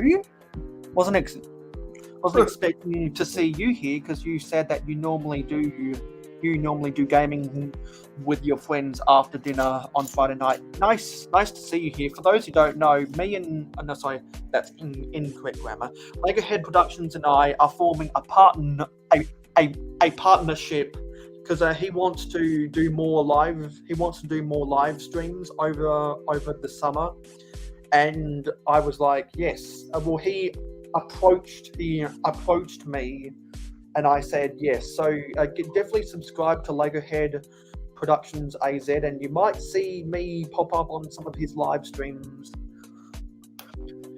in the near future. And Mark says, I want to come on and wish you a happy birthday and talk about Lego. Absolutely. There's an invite in the pinned. Well, then put down the Milwaukee's best and come on, man. Yes, Milwaukee's best. I'm here. What? Eventually, when I get around to building the building the Mountain Dew a bottling plant, as inspired by the SP a bottling plant that a brick sloth made. I'm going to try make whenever I do get around to making a brewery in Mayo City, it'll probably be the size of one of those craft beer distilleries. I'll be sure to find a logo of Milwaukee's Best as a reference for Mark. And That also, amazes me. and also I wait. No, Yeah. it's an American company, It's in so like it's in the pinned comment in the chat, Mark. If you want to come on. it just amazes me because that's like an American company, and it's not even. It's like one of our like we call them Schwilly beers, like the dirty water beers, like Bush, Milwaukee's Best, like Natural Light. Those are like the Schwilly beers, and Makro loves it, and I respect that. He loves the taste of it. But I'm surprised that they have it in Canada like that, because here it's one of the Schwilly beers. Like I said, it's like a. Is it still? Yeah, it's still pinned. Okay, cool. Yeah, thanks for the happy birthday by either way. Yeah, 22 definitely is not as special as 21, but I'm going to have a good birthday regardless, because I'm going to spend time with my friends the whole day, and I'm going to get myself a new laptop, which is going to be fun, so that I'll be able to do a better stuff, and it'll be faster to log in. Hey, Mark. Oh, also. There you go. The Schwilly chug. Yeah, I Cheers. can't remember if I said this on Yeah, a couple heard their shit. in the chat of a couple of brickheads, or if it was someone else. But I did not hit her. I did not. Oh, hi, Mark. 2008. Yeah, I did not hit her either. You know. Yeah. 2000 and Hopefully, your 2008. brother agrees. Yeah. 2008 called it wants its meme back. Hey, cheers to that. Happy birthday, Mayo. Thank you. I was confused. There's so much going on this last little bit. I don't know if it was your birthday this week, last June, if it was like the YouTube anniversary in June, or this week. You know, I was just all twisted up. So my bad. Yeah, so I have a couple different anniversaries. So my birthday is the 30th of April. Anniversary. My channel birthday is the 7th of January, and I returned to YouTube on the 30th of August 2020. Damn, that's a whole lot going on up over there. So I do have a couple different celebrations. But anyway, how's your week gone? Have you gotten all of your taxes paid? Yeah, all my taxes paid. Yeah, they are. We're getting close, you know. Honestly, once all my taxes are paid, that's the kicker of life. Once your taxes are paid, your house is paid for, you're laughing. Yeah, because I know that I'm guessing This is an uphill battle. Yeah. I'm guessing April has been a slow month for a lot of people on YouTube because they've been doing their taxes.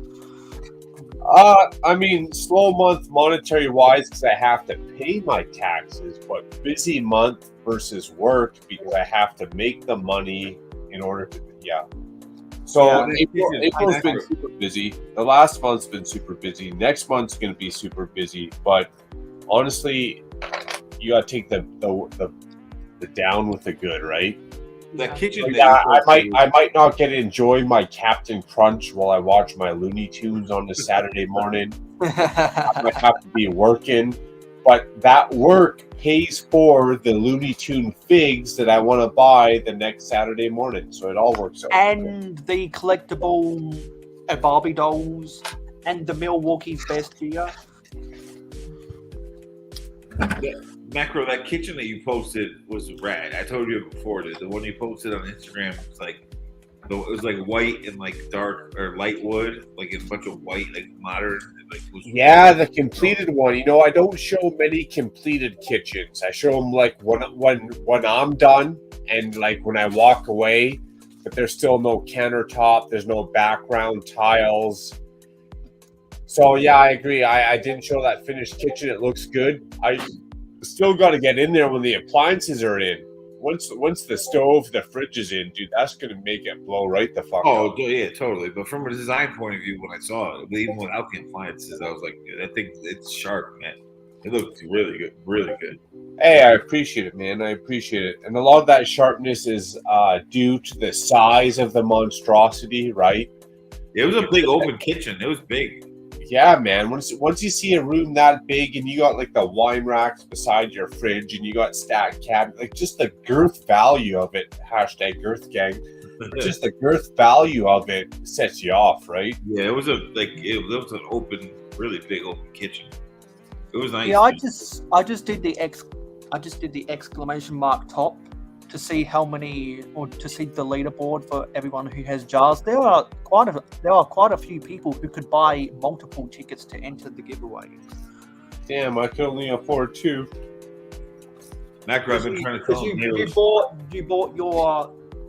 bought your two tickets. Someone else, I think Nate, Mr. Blue bought 4, and Mikey's got 3.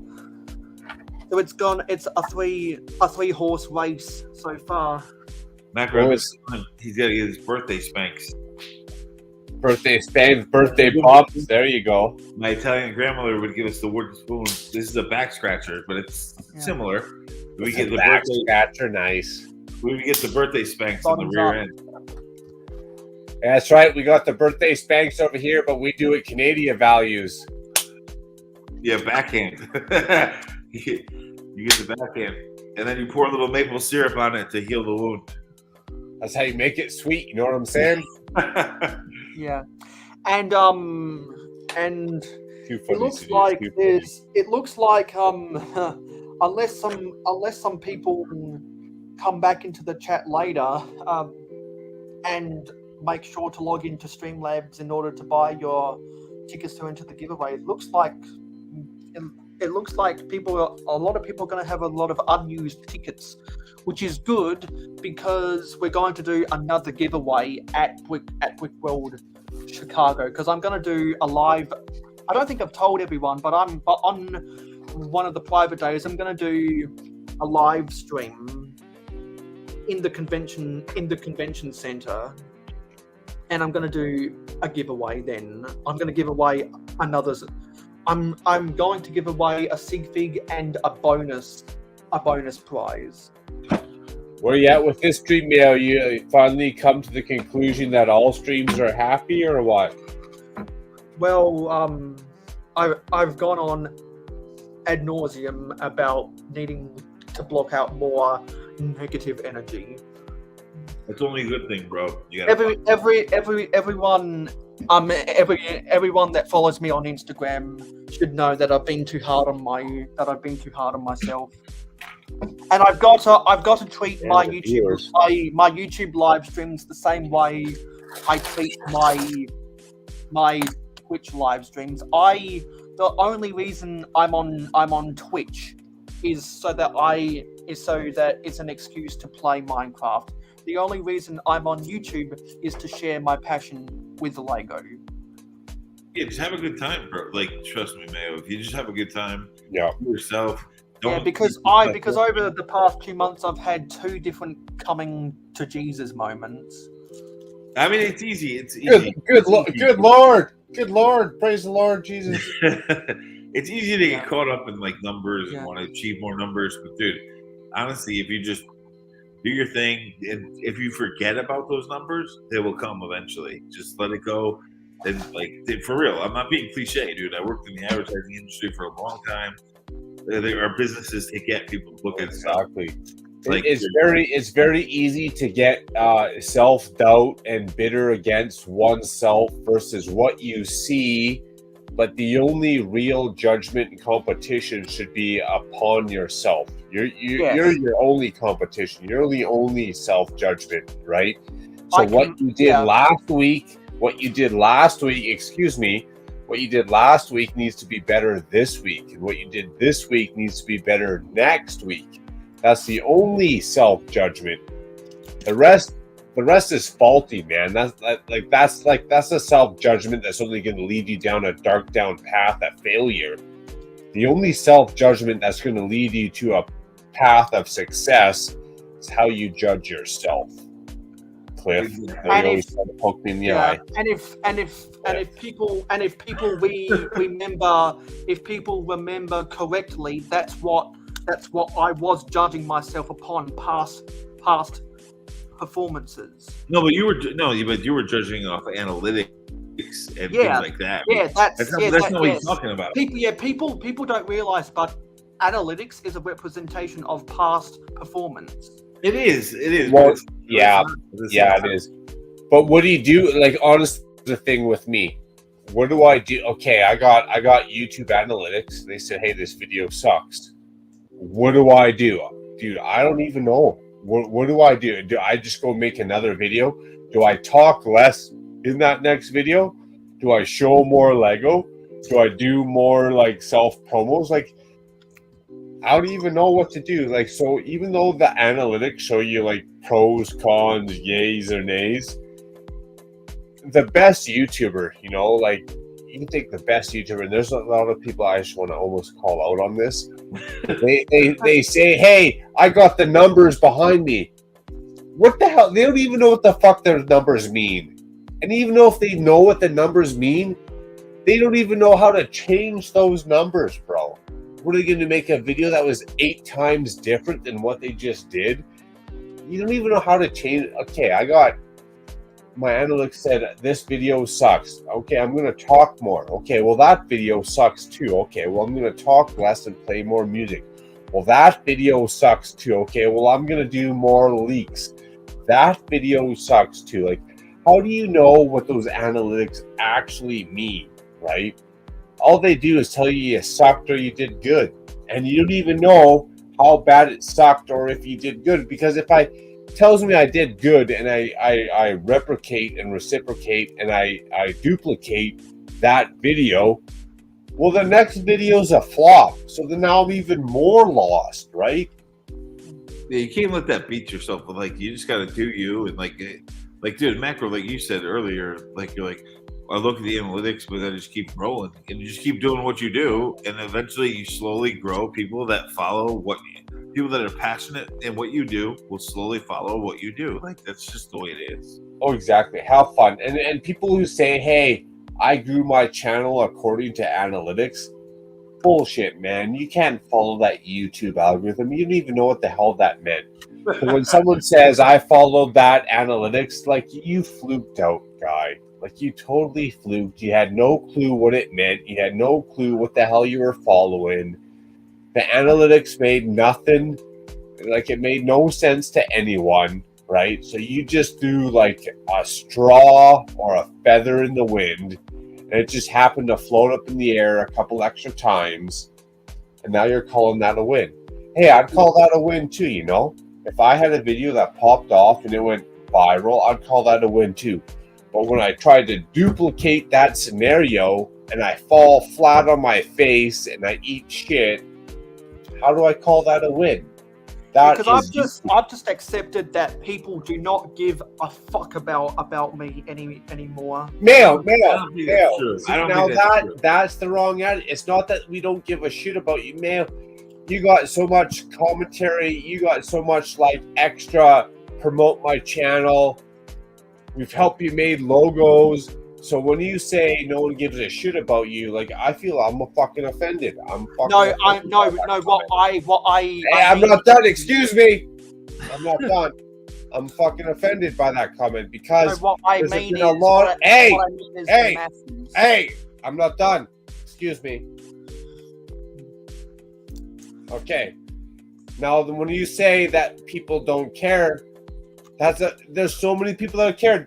Ninja with the bricks, all the real Hoag commercials, all the Exactly real whole egg those. videos. Exactly those people. That's right. People Those care people about you. So when you say no one cares about me, that is actually I didn't an see, offensive see, comment. I didn't say no one. I said some. That too, though, it's not about people caring about you. You know what? Guess what? The whole world don't care about Makro. I can die tomorrow. I can Exactly. die tomorrow. You think anyone's gonna blink a fucking eye? No, they're not. They might shed a tear. No one's gonna blink an eye. Nobody fucking cares, to be honest. So we've gotten so much help, so much leeway.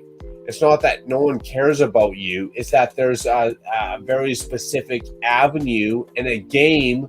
That's what YouTube is, a game that you have to play. That's all it is now. Exactly, which is why I've changed my way of thinking, because I've heard so many people saying that they don't care if the masses watch them. They just care if there's a small little group of people, and I've adopted that same mindset. Well, because that will grow. That will grow. That little community will grow. Yeah, Exactly. and depends what you're after. Depends what you're after. But you know your subliminal messages, Mayo. Here, let me hit the nail on the head. Your subliminal messages, they go further than what you think they go. So you might think you're not making such a comment, but when you make a comment, that comment goes exponential further than what you thought it would, right? So if I say, hey,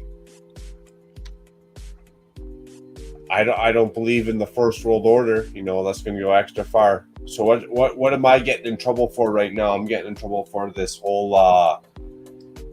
like I can't impersonate an Indian. Hey, but I can dress up as a female, impersonate a woman, no problem. You know what? Both are wrong. Now that's a whole another conversation. But that's what I'm saying. Like, you can always self-judge. You can always self-explanate yourself. You can always look at yourself in one limelight of the life, right? And the world's going to look at you as a different. So even though I make a harmless comment, or what I perceive to thought would be a harmless and uplifting comment, people take it this way, that way, and the other way, and all of a sudden it's an offensive comment, right? I just don't, Mayo. I don't want you to beat yourself up over if you. Exactly. Which is why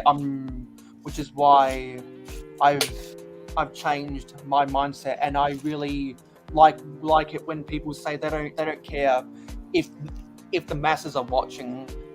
It's nice to have a tight-knit community, and I have a tight-knit community. But it will grow. And those are the people that are worth caring about. Exactly that. But that will grow, Mayo, if you don't because as soon as you stop caring, worrying, not even caring, you have to care about your analytics. I get that. To a good degree, you have to. But when you don't worry about them and you just do what you're going to do, it's going to be more fun for you. It's going to show in your, as you as a person, it will show. And more people will enjoy the positivity from that. Exactly, because the reason I've been, the reason I changed my mindset is because I compared how I operate on Twitch to how I operate on YouTube, and I realized if I operate on YouTube the way I operate on Twitch, I'm going to enjoy myself more. I just don't even worry how you operate. Just build Lego. Just build your mocks, Mail. Build your mocks to fill your city. Come up with creativity, and be you, Mail. I've told you this story and you've denied it. I've already said, man, tell your background story. You're from age 3, man. From age 3 to where you're at, and you're like, people don't care about my story. Well, they do. That's a lot of people don't. Yeah, a lot of people don't. There's a lot of. I'm interested. I'm interested in the whole freaking story here. And I've done enough community posts to gauge that interest, and people want to see my story, which is why I've been writing scripts for the past 2 months. because But I I want to because know how your because channel the got a way male because the name. way I'm going to enjoy myself is by being myself. That's the best way to do it, Yeah, bro. exactly. Just build, man. Just Yeah. build. Stop worrying about what's going on. Here's the thing, Mail. If I thought I was a hockey player, dude, I think I'm a good hockey player, and I'm gonna pit myself against some of the. I'm gonna drown myself out. I'm gonna be so stressed out because I gotta compete with like all the Wayne Gretzky's, the Jeremy Roenick's, you know, like all the greats that were there. So if I think I'm a hockey player and I'm gonna pit myself against all this, but if I just do my own thing and I just practice, well, maybe one day I'll beat the Jeremy Roenick's. Maybe one day I'll hit that hook shot into the corner, and people are like, oh my goodness, wow. Just be you. If you're just your character, that's what drove me to you, man. I'm Yeah, gonna be because honest. That's what drove me to you. Yeah, The and also first sentence out last. reflected upon Excuse and me. I reflected Excuse upon me. how I grew on Good in thing the I was done first talking. place. Was I And done I talking? Was I done grew talking? I I don't think I was done grew talking yet. yeah, and I grew myself because I was being myself. That's how I got to where I am. So if I keep on being Apparently, I was done talking. myself, that's how I'm going to come through. Yeah, exactly. Well, stop worrying about all this other side crap, though. Yeah. So here's the Exactly. thing. So when I was on you with last weekend, Mail, and you're worried about that side crap, I started worried about that side Yeah, crap. because I'm not worried You're about stressed that out, anymore. and then I'm stressed out. You're Yeah. not having fun, and then I'm not having fun. And if Exactly. you're not having fun, I'm not having fuck that. I'm going somewhere else. So if Yeah, you're not because having when fun, that and I'm not happens- having fun, fuck that. I'm leaving. I'm gonna go somewhere I'm having fun. So as long as you're having fun, your viewers are having fun. And even if you're not having fun, just don't bitch about it. Just don't bitch about it. Push through it. Which is why I don't need to worry about that stuff anymore. Thank goodness. That rooftop's looking great. I like that. Happily, I think- like the way that they use the sideways technique to get this roller shutter door in. I don't know what time it is yet in Australia, but happy fucking birthday to my man Mayo. Yeah, exactly. Well, I'll be So it's 1:38 p.m. So it's now less than 24 hours until I was born, and I'm Dusty! I just turned into the chat here. I just tapped hey the Dusty. comment here. And you know what? This part of this third floor for some reason has been more enjoyable than the second floor. I think it's because there's slightly more complicated builds for the windows and the way I don't know. There was just something more satisfying about to build the third floor than to build the second floor. I can't put my finger on it, but You're right, Mayo. That one's not the garden floor. My bad. You're on the main roof with like the main jazz. Yeah, because this is the roof. Yeah, that's Because the main roof. This is the roof, and I think, That's the best part, dude. With all the little stonework. This is the roof section. Yeah, it's the main roof. No, it's the main roof. The little. Yeah, and then bag 15 would be where the greenhouse. where the Yeah. greenhouse is. Yeah. But that one, Mayo, that's why you like it so much. The stonework, dude. That's the best part of that set. That top floor with all the gray stonework, like a little. It's almost like a gargoyle in the middle there. And like also, if I raise this up, I think the reason why I enjoyed the third floor better than the second floor is because of the way they made this central window with this weird large-scale fender up here. Well, they put the little Juliet balcony on there too. You see that little Juliet, like the little like what you see in you see in that building from Romeo and Juliet. Yeah, that's what they call those, like shot here. They call them Juliet. Yeah, and actually, some people haven't seen this in a complete state yet, so I'll do a little bit of a 360. Oh, 3D. Nice. Yeah. So yeah, I don't know why. I just enjoyed the third floor a lot better than the second floor. I love those roof details you're building right now. The stonework on the top. Yeah, these That's are the some cool- really. that- Yeah, that's the these what I are love. probably the best. Let me get this in front. This Yeah, that's is, the best part of the set, dude. In my yeah, opinion. this is easily the best part of the set because this is the where they use the most creativity. Yeah, with the build. definitely, dude. Because what they do is they've got the squared off car. They've got the squared off car fenders, Yeah, and then they've got the the 1x1 square tiles in a diamond pattern. all of it. The little statue like in the middle is even creative. Like the whole thing, that part of the building is the best in my opinion. Yeah, and also the way that they use the 1x2 bricks with the slot in the middle. Yeah, some That texture. they're using a lot of the garage doors. Yep. This section of the build is probably the most skillful to put together. I should Something say. at the most And detailed. also because these 2x4 tiles are on hinges, and to get those hinges. And those hinges are hidden away by some grey slopes in here. I just really like that detail. It gives me Ghostbuster headquarter vibes, but just times 10. Yeah, because the exterior reminds me a lot of the fire brigade. There's so much going on fucking lofts over here. Yeah, it reminds me a lot about the fire brigade, and what I like about this better than the fire brigade is where they have the 1x1 headlight bricks to put the 1x1 square tiles in. Instead of using a grey for stone, they use a brown instead. Good lord, that's a lot of money. Dude, Makro, you got a tight shave, man. You shaved up. You cleanse yourself. It's shadow now. You got like 8 o'clock shadow. Can I bug you for a quick full screen there, Mayo? Yeah, sure. Do you have a set to show off? No, I sure do. He shaved his beard. I did. I shaved.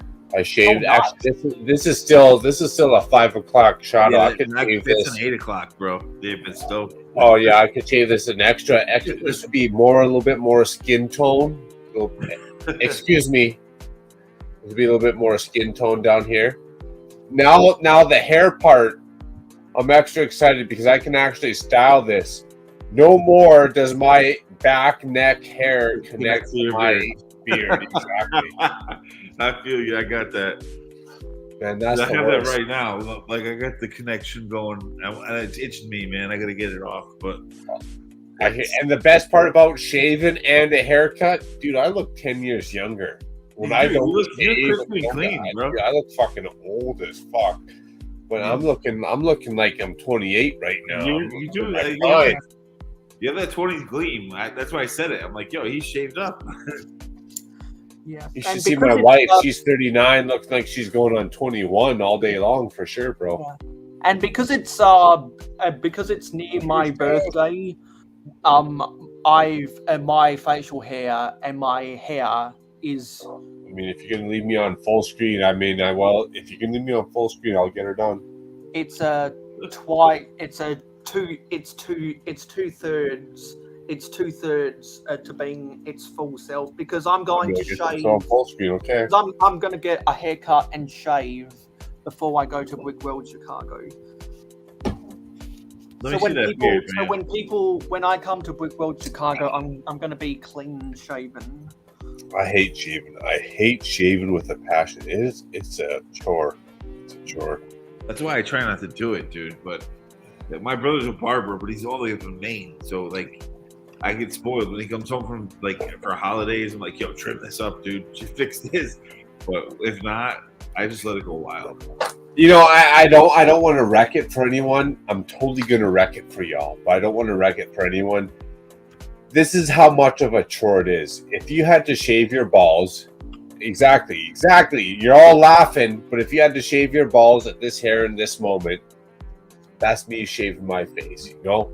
As much as I know you're all laughing, ha ha ha, laughing up, he said shave your balls. That is as much effort exactly that I gotta put into shaving my face. Too much. Yeah, That's a why lot. sometimes I just let it grow out. I know you're laughing. I know you Dude, guys I'll are. admit it. You're talking about laughing. I grow a beard in my asshole, bro. I gotta shave that shit. Ditto. You know what? Before I go to Rub and Tug Alley, that's the first thing you gotta clean up. Dude, the beard from my asshole goes into the nut area, so it's like, it's got to be. It's like a full goatee from like the asshole cornhole up, right? It's got to be. The jungle has to be trimmed every once in a while.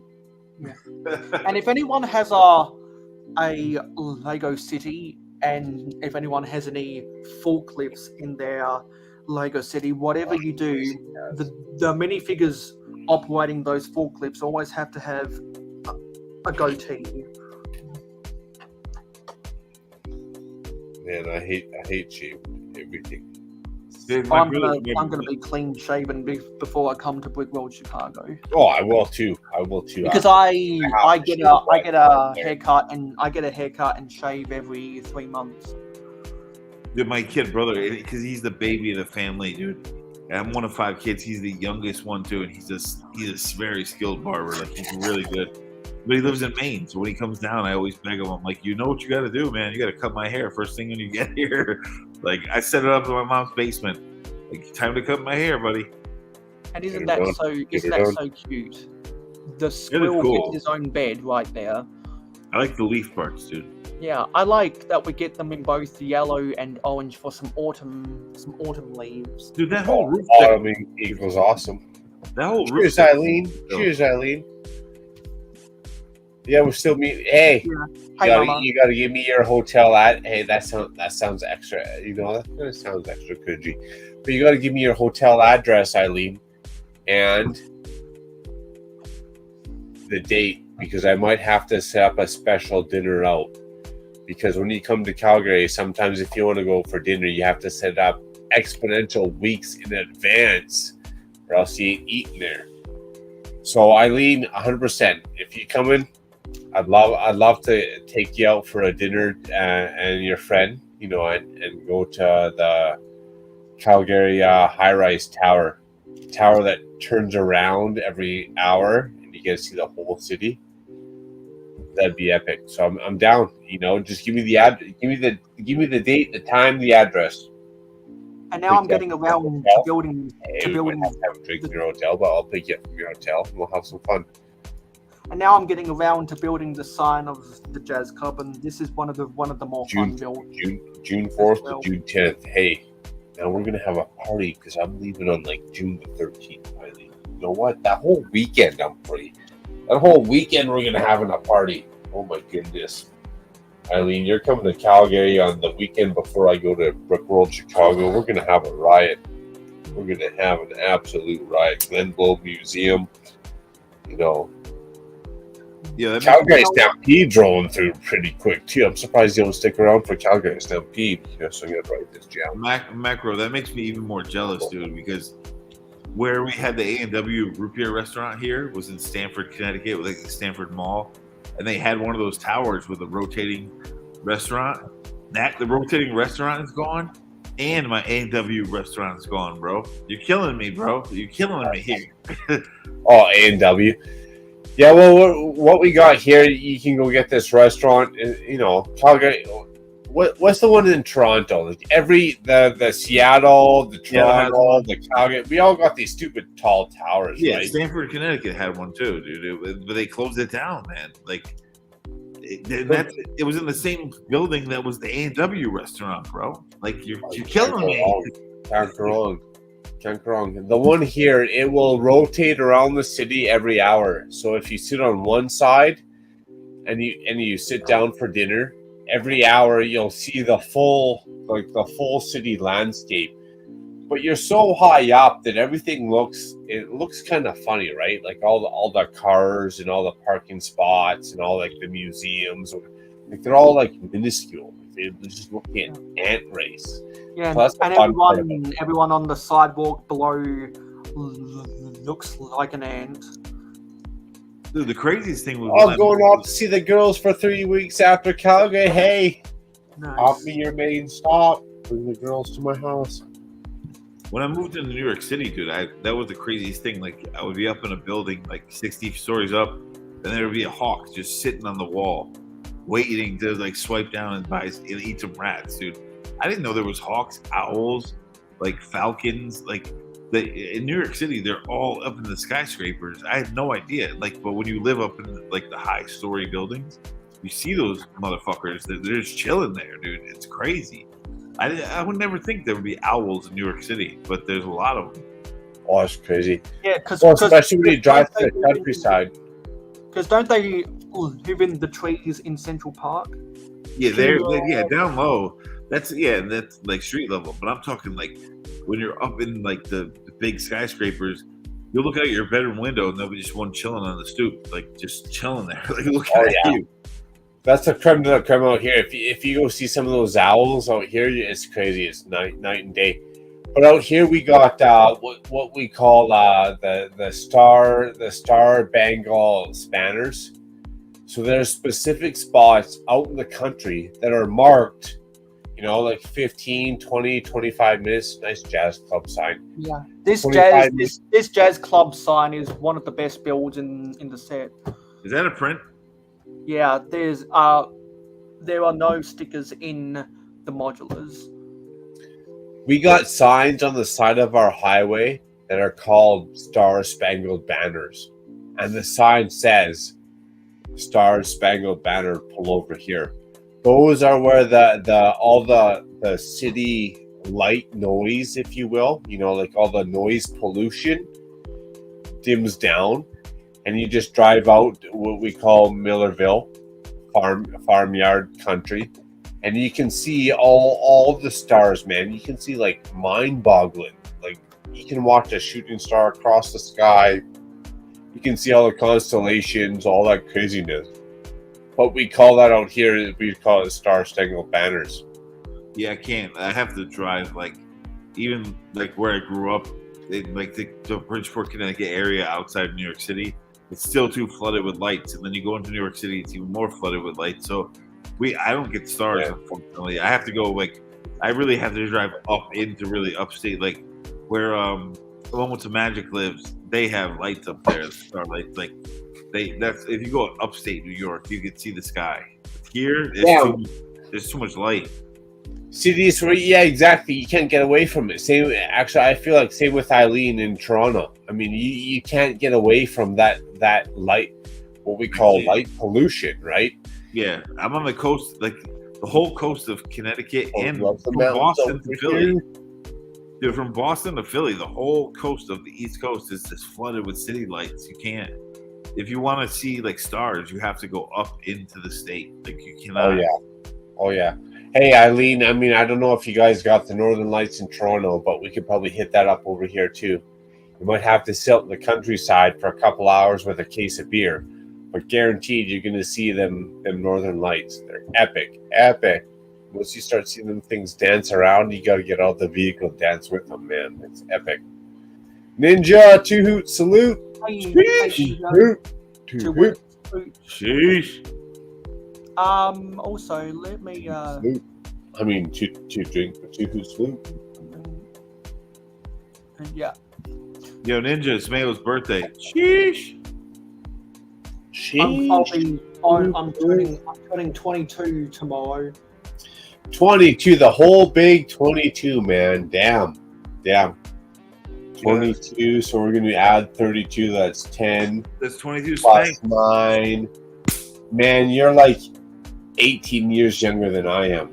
Good Lord. Good Lord, man. Because I was born in 2001 and you were born in 1983. And the reason why you have so much nostalgia for the Explorians space theme is because you were just becoming a teenager at that time. Also because that's the childhood Lego that my mom gave away. Never even asked me about. She just gave it away. That's right. If you ever wanted to be the more pissed off in your life than you ever could be, just imagine Not only your ex-wife selling your vehicle on you. I'm sure that'd be a pissed off moment. Your ex-wife sold your vehicle on you, but when your mom sold all your childhood Lego, she didn't even sell it. She didn't even sell. That's the most pissed off moment that I can be at.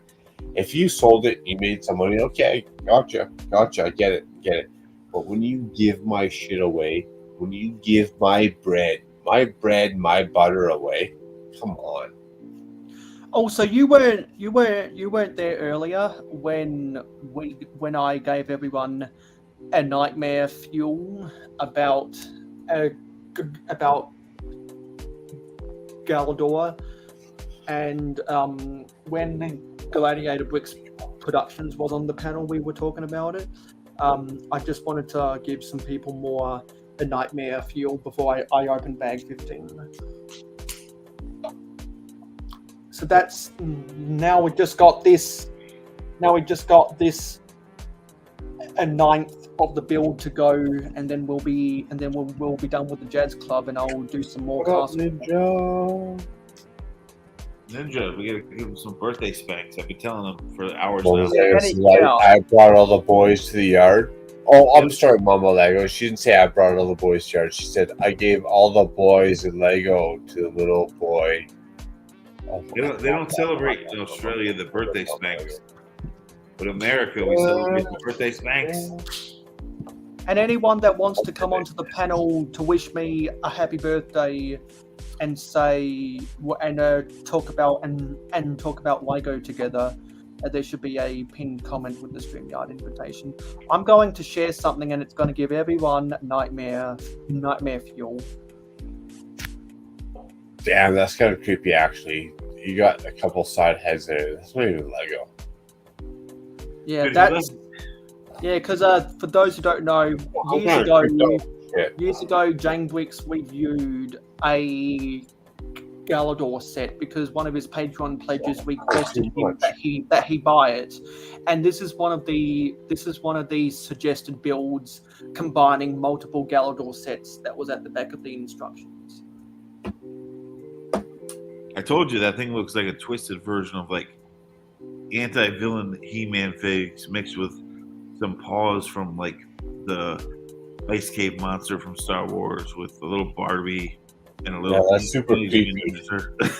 It's like Teenage Mutant Ninja Turtles and Toy Story missing one headpiece with the head on the bottom. Yeah, like that alien head on the bottom there is extra creepy. Like that alien head market square. Fuck, that was extra creepy. And didn't they Toy Story 2 or 2 or 3? One of them they did that whole mashup of the Barbie figure, He-Man figure thing. Yeah, That's it what was it looks in, like. it was in Toy Story 1 when they were trying to they were trying to scare Sid. Oh yeah, you're right. I love you guys more than a 2-hoot salute, but I'm extra out of corporate activities. You're right, Mayo. It was the first one when they did the mashup. That's what it looks like to me, dude. Yeah, because Sid always did surgery on his toys, and so they wanted to do surgery themselves to scare him, and then that was the scene. That was the scene when Sid realized that the toys could talk. Dude, like look at the chest, the chest in the top with the arm coming out of it, like out of the neck position, dude. It's just hilarious. I can't believe, dude. Did Jang make that up, or is that like a real Galador thing? Yeah, he followed the instructions for a suggested build in one of the Galador sets. So that was really in the show? Do you know? Like I don't know. I'm pretty sure it's not. It's not a joke. It's got to be a joke, dude. I'm pretty sure it's not canon. Yeah. Well, I feel embarrassed even saying the word canon and Galador at the same time, but yeah, I know what you're saying. Galador, dude, I remember Galador is just shitty McDonald's toys. Was tomorrow Friday for me? Anyway, I've given enough people the nightmare fuel now.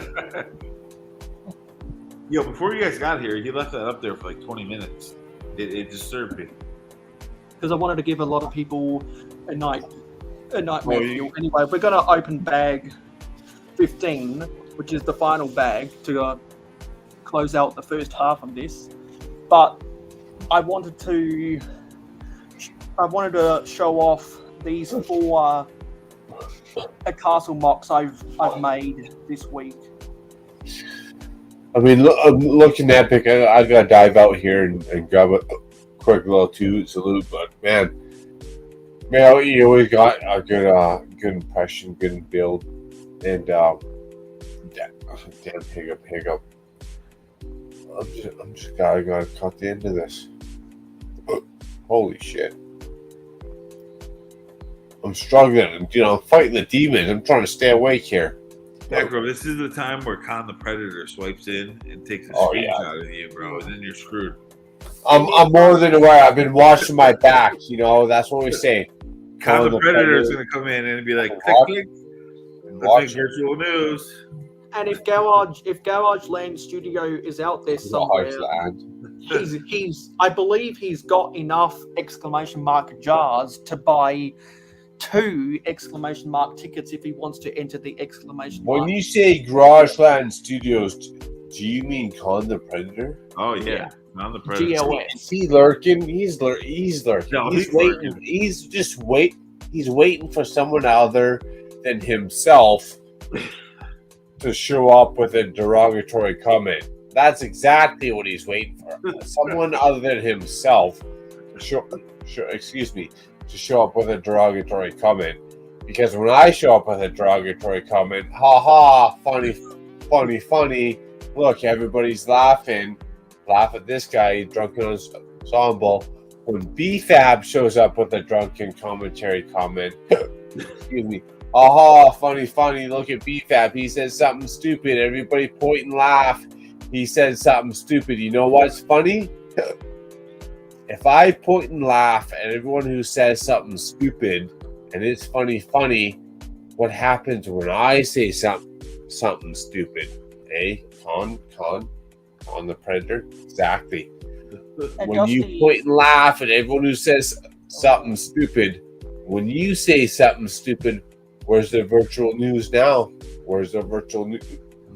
Exactly. Sign me up. Well, we got the virtual news when someone accidentally left the program recording. We did, Mail, but do you remember the virtual news where we both went backstream and got bags of popcorn versus Tron and SRTV? Yes, I remember that distinctly. Well, that's old school. I've heard about this legendary. Exactly. We could get so much popcorn. We had to eat so much popcorn. Our eyes were bulging out of our face. That was such a good time for good old. I've heard about this mythical stream, but I've never. It's not mythical. It's not mythical. I know. I'm not saying it's it mythical. It was so great that even Mayo and I were like, "Hey." Actually, I can't remember if I finished up on my live stream or a Mayo live stream. I think it was on yours. We tuned in. We finished up on someone's live stream, and then we tuned into this other live stream. We're like, damn, did you get your popcorn? Did you get your hot dogs cooked up in time?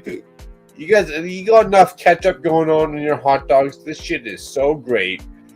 Sit back. Mayo and I sat back. We were like, you got your popcorn? Yeah, I got my popcorn. You got your popcorn? We were laughing so hard at this stream. It was absolutely epic. I just, for one, I won't put ketchup on a hot dog.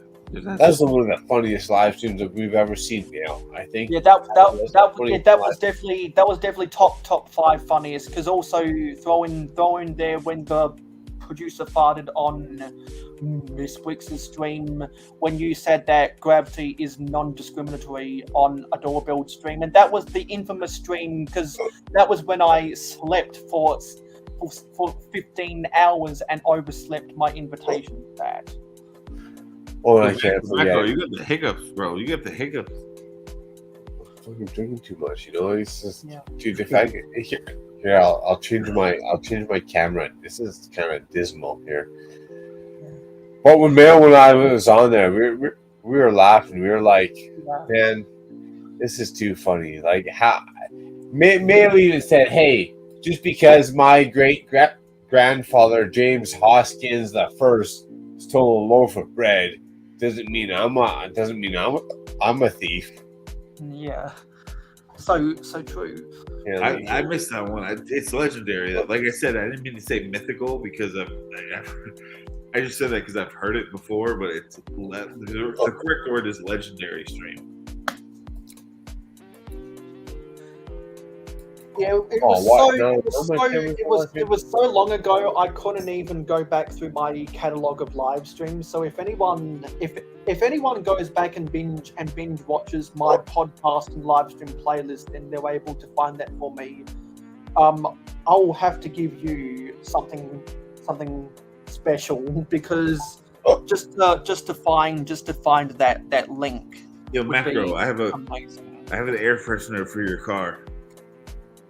It smells like farts too. No, it needs to smell like pina colada. No, this one smells like farts actually, or skunk, which smells like farts. But Citizen Brick, just the man in tidy whiteies for your car, air freshener. Tidy whiteies. Look at dude, he's got tidy whiteies and some chest hair, bro. Once again, Citizen Brick strikes again with a random free gift in the set. Hey, you order something from Citizen Brick, you get something outlandish. There you go. Damn, there we go. Okay. So does this picture show it? Also, Dusty, I'm guessing you're not logged into Streamlabs because you haven't bought any. Well, you're saying I gave all the boys to the yard my milkshake. What? You should because I know that Dusty has enough jars to buy multiple tickets. Just got to log in. Just got to log into Streamlabs. Just got to log into Streamlabs so that you can actually buy so you can actually buy the tickets. Yeah, so let's open bag 15, and it looks like the first part of bag 15 is a Vespa, which is going to be fun to build. Hell yeah, no. Shane, cheers, Colorado. You tuned in just in time to see my mad hiccups, apparently. Well, I'm actually gonna have pizza for dinner tomorrow, and I came to the conclusion that I don't like a birthday cake. What I do now is every birthday I get a pizza and I put candles on that pizza. Yeah, Dusty, long time no see. Hey, I'm gonna check the Instagram here tonight. Hang out backstage, Dusty. You know what? I still got a fifth of rum I haven't even touched. Dusty. You know what? You guys thought you were in for a real treat tonight. I still got a fifth of rum I haven't even touched. There should be a way for me to share the link.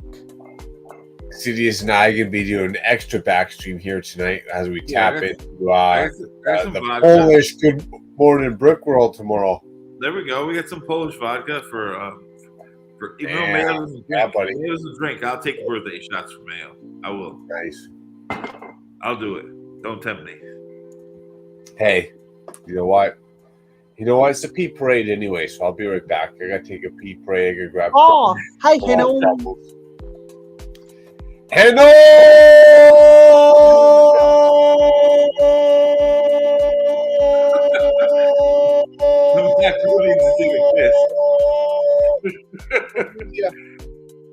Macro, take your piss, bro. Enjoy. Drain it, bro. Take the break, bro. You need to. Drain that lizard. Good sir, Hennel. Yes. Good sir, Hennel. Thanks for showing up. I don't know what happened on Instagram. I can't see ya. You can't see me. I can see ya. I'm gonna mute myself while I open these bags. Oh, so I have to do the Lego Crazy Arms impression again? Lego Crazy Arms for everybody. for some reason on I forget whose stream it was. People didn't know what crazy arms are. Crazy arms are like little attachments you put in your Lego figures that allow their arms to just go nuts and do like different positions. So for mock builders out there, if you want your figures to make like cool poses and hold their weapons and their guns, according to Lego, because they don't take guns in Lego, those are what you want. You want some crazy arms. So the first step is to build a Vespa, and I was watching a review of someone doing a Lego set that came with a motorbike or a bicycle, and it was a really good technique for putting a messenger bag on both sides. I can't remember who it was, but I'm gonna have to steal their idea so that I can put a messenger bags onto this Vespa. Yeah, that'd be dope, but there's only like 4 connections. Let me see that again. I'll assemble the backside. Vespa. I see what you're saying, dude. You're gonna drop it on the backside. I'll assemble the Vespa and then I'll show it off on camera with the minifigure riding on it. There's only like 4 studs in the back seat. Actually, there's only 2. So you gotta do some stud. Whatever. Yeah, because there's a trick. There's a trick you can do with using some studs not on top plates and some ingot pieces to make it look like a messenger bags. And I can't remember who it was, but I watched their YouTube video within the last 2 days, and my jaw almost dropped because it was such a simple technique that I don't know why I haven't done that. That'll be fun to see, because I've got a couple of police motorcycles and I've got a bunch of bicycle riders that I need to put into my city that I'll use that technique with, so that their pedal power can be more useful than just to transport themselves. Do it. Because I've always found it weird how there are Lego City Fire motorcycles and there are Lego City emergency response motorcycles. There's not much you can carry on that, and they've never attempted to put proper looking messenger bags onto their motorbikes and bicycles before. So when I saw that, I was like, yes, I've got to use that for every single motorbike and bicycle in Mayo City. That sounds good. Like every moped needs a messenger bag. That's what we call them here. The Vespas, they're mopeds. But so let me assemble the minifigure, and then we can show it off. Or scooters, mopeds, same old thing. It's a Vespa. Yeah. Well, the only reason I'm calling it a Vespa is because it belongs to a pizzeria. If it was a different type of restaurant, I'd call it a motor scooter. Dude, trust me, I'm half Italian. My grandmother would yell at me. It's a Vespa. Trust me, it's a Vespa. Like if I said moped or scooter, she would smack me. Yeah. But my grandmother wasn't born here. She was born in Italy, so I was an American. Yeah. I grew up having her yell at me in another language. Yeah, because Vespas are an Italian company, therefore therefore Vespa, the brand, is the most popular motor scooter in It's Italy. very popular there. I'll tell you that. When I went there to visit Tuscany, dude, everyone had those things. And Tuscany was like farmland. It was out in the country. It reminded me of Vespa is the most popular motor scooter in the European Union because it's made in a European country. However, other parts of the world have different manufacturers. When I went to Rome, Since this belongs to a pizzeria, it's obviously trying to be a Vespa. When I went to Rome, I went to visit Tuscany, like relatives, and then we went down to Rome. They had scooters everywhere. I call them scooters, but they were most likely Vespas, all of them. Like you said, Yeah. they probably were. Well, if it was in, well, really, when you're a motor scooter rider in Italy, you're riding a Vespa or you've made a bad choice. But even up in like Tuscany, Italy, they had, which was like very remote. Like where I was staying was like out in the woods, like not the woods, but farmland. It was like out in the countryside, and they still had Vespas or scooters, mopeds, whatever. There we go. And it's a bright green. It's different from the red one that came in the Parisian restaurant. So this is now I believe it's the second modular to include a motor scooter. I found it. So I really They're in denial. I like that it's not. Golden Idol. I like that it's not. I like that it's. I believe it's a new color, the bright green. Well, it's still pizza colors. So look at it, bro. Yeah. It's got Italian colors written all over it. It's red and green. He's transporting a pizza box. Yeah, that's like. Look at the colors, dude. It's red, green, and white. Yeah. It's pizza. And he's got a red helmet, red pants, and a green torso. Live Nights Undercutters. Hello! Cheers, Hello. You know, I don't know what's going on with Instagram, Hello, but I can't. And I'll pull these instructions up because now we're building what starts the greenhouse. I've been waiting for. That's my favorite part, bro. That's my favorite part. Of the whole thing. You gotta grow those tomatoes somewhere, bro. Either in New Jersey or in the greenhouse.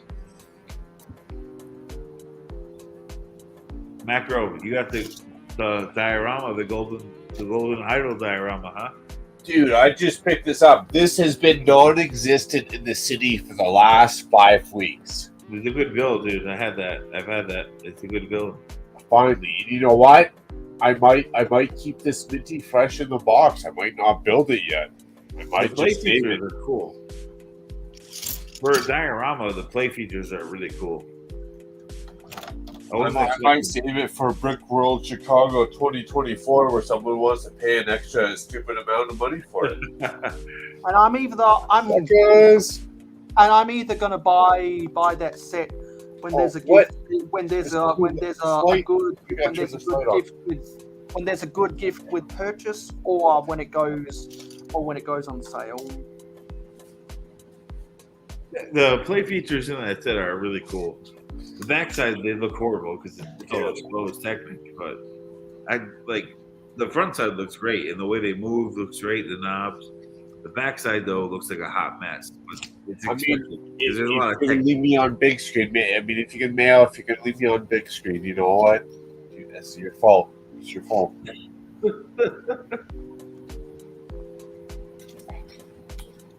Oh, that was a strong one there. Good Lord. So, finally, after a month's worth of building, we're on the final bag of the set. The greenhouse, like that, the greenhouse part and the part where the last roof you just built, the main roof. Those are very detailed. I like those. The rooftops. You know what, Streamlabs? Kiss my ass. What are you talking about, Streamlabs? I don't know. Streamlabs was speaking off a little bit about like subscribing or whatever. I was just thinking, hello, Contra. Cheers.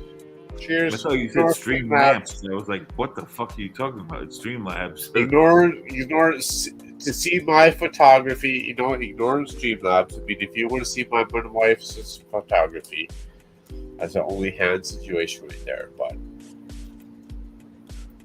Dude, Dr. Predator is gonna be all over you, Macro. He's gonna come. He's gonna hunt you down. I've been waiting. You know, this is what this is all about. I built this up. I built this up for Dr. Predator. I built this up for Con. I've been waiting. Come on, I've been waiting. You on your best day, me on my worst day. I still got better content than you. Come on. That poor motherfucker. Oh, Wick Hive was in the chat earlier, and he said that they're doing a meeting for Good Morning Brick World. Yeah, Doc's probably getting fired. Doc's getting fired. He didn't even offer anything to the table, dude. Macro Bricks, drunk and hungover on a Sunday, could have offered up more content than Doc did. Come on. Are you working tomorrow, or do you have the day off? Fuck no, I'm not working. Man, if I was working tomorrow, would I be in this state of mind right here, right now? Probably not. Hell no, I'm not working tomorrow. We're hanging out and having fun. That's what we're Exactly, doing. because Hanging out everyone and having fun. should let loose and enjoy their Friday night. It's a birthday Exactly. party, dude. It's a birthday party. It is a Saturday birthday night, party. You know what you do on a birthday party? I fucking just lost it. You know what you do on a birthday party? That's what you do. Oh, okay. I see. I built birthday this party. one. I got to move this over by one stud. Here, Ooh. here's Tomato's birthday. That's a strong rumski there, right there. Mm. You got to hit a strong rumski on a birthday party. Ooh. Here we go. That's Tomato's birthday. Yeah, we're gonna have a lot of fun No at docs involved. medieval. We're gonna have a lot of fun at medieval all. times in Chicago, aren't we? No, don't say sorry, buddy. You haven't done anything bad. Exactly. That's why I say, Hannah, you haven't done nothing wrong, man. You know, we just misinterpreted each other's timelines. Exactly, Hannah. We just misinterpreted each other's timelines. Hannah, not only did we misinterpret each other's timelines, no longer can I find you on Instagram, man. We were hanging out months ago. I can't even find you no more. I don't know what the fuck's going on. I can't even find you. I feel like I'm slurring my speech Donald Trump style spot. Whatever. Good day, Contra. Cheers, Taz. Taz, I got some pictures coming out for you, man. That's why I say I take that bike. You know, now. Well, don't be driving the bike right days now. ago. Don't be riding the bike right now, Macro. You're a little too inebriated for the bicycle. No, I don't know, but that's the thing. We got the extra gravel going out right now. Like, the roads aren't clean, so all the gravel's on the side of the roads. But I can take the bike out tomorrow, and I can literally ride 1 hour and do the epic mountain view. That's the picture. That's the contrast with the joke and I between Taz and I. I'll send him other pictures of this bar pub value, dude. I'm having a beer while I'm sitting at the foot of the mountains riding my bike, dude. It's the most epic, crazy. I'll send that to you real quick, Dad. That's the one spot of Canada that I've never seen is the west coast of Canada, and it's like some of the most like mountainous nature parts of Canada. I want to definitely hit it. I've never been to the west side of Canada. Oh, West Side Canada is where it's at, man. Like BC. I went to Literally BC. BC, Saskatchewan, Manitoba. That's where it's at. I went to Yeah, well, BC the once. west- in my opinion, the west side of Canada is better than the west side of Canada is better than the east side of Canada because that's where the Canadian Canadian Rockies and the American Rockies come together. Yeah, I've been to BC once. I went to BC, but they dropped like you paid to have a helicopter drop you off to snowboard. Like it was this mountain. They were like, if we drop you off on this mountain, you could ride the mountain for 3 hours straight down the mountain. So I did it. I wasn't even that good of a snowboarder, but I did it, and it was the scariest thing of my life. But I didn't. So I've been to BC, but I only been to BC on one specific mountain. I've never seen like the culture of it. Never been outside of it. Like I dropped off by a helicopter and I rode a mountain for 3 hours. So I've never like seen the real west end of Canada.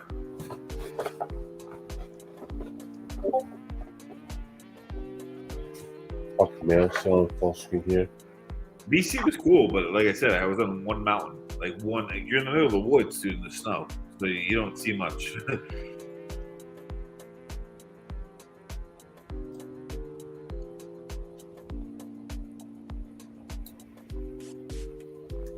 Damn, good lord, that's a lot of money. Okay, I'm just making sure I don't build this wrong. Yeah, Yeah, there we go. Now I can put in these really cool half arch pieces. They're half a stud length corner arches. There's actually a lot of these in light bluish grey in the 90th anniversary castle that I used a bunch in my castle mocks. And if anyone doesn't know or doesn't remember all the castle mocks I've put together, I did the first update for the Middle Ages Momentum the week before. Yeah. I uploaded my city update. So I think what I'm going to do is, since I enjoy building both castle and city, is the last Thursday of every month will be the city update, and the second to last month, the Monday of the third week of every month will be when I upload my Middle Ages Momentum updates. That'll be fun, because I've already built more stuff since I filmed that video for the first update of the Middle Ages Momentum, that I'll be able to film a second update in May that'll already have a lot more stuff in it. And if anyone has seen my city update I uploaded 2 days ago, I did some posing up with the minifigures, and when I was doing some cleaning up in my city, I realized I needed to remove some of the tiles on the left side of the Daily Bugle, so that I would have enough space to put in a modified version of the Sanctum Sanctorum, and we're only 7 subscribers away from building the Sanctum Sanctorum. I didn't see the city update, but I saw the one you did on your castle update, and it looks good, dude. The castle looks good. Yeah, and I made sure to remember you letting me know about the Tudor architecture. Oh yeah, the Tudor houses. Yeah. Those are they still make them here, like crazy, dude. Like in my neighborhoods, we see Tudor houses all the time. And they call those like revival Tudor houses, but yeah, they do. It's like an iconic style that was those medieval. Like half the medieval Lego sets have those Tudor houses. Yeah. It's my birthday tomorrow, Skywind, but I'm celebrating it on the internet today because I'm going to be offline tomorrow because I'll be enjoying my birthday, and I'm gonna have lots of fun on my birthday. And then if anyone messages me on my birthday, I'll reply back to everyone doing a good morning, Brick World. I love the roof tiles that they did on in the Lion Castle. The roof tiles they did in the Tudor houses were really cool. Those, because they used those really interesting specialized pieces that to make the roof look look textured. like hay. Yeah, I don't know I forget what those are called. Like I always call them like claw pieces. They're not claws, obviously, Yeah. but they look like, you know what I'm talking about, like the molded three, like it's like three Yeah. fingers. Oh, Mark dropped out. Not sure what happened. Yeah, something probably happened. But you know what I'm talking about. Those, I don't know what they're called. It kills me what they're called. Here, I'll show you. They have them right here in the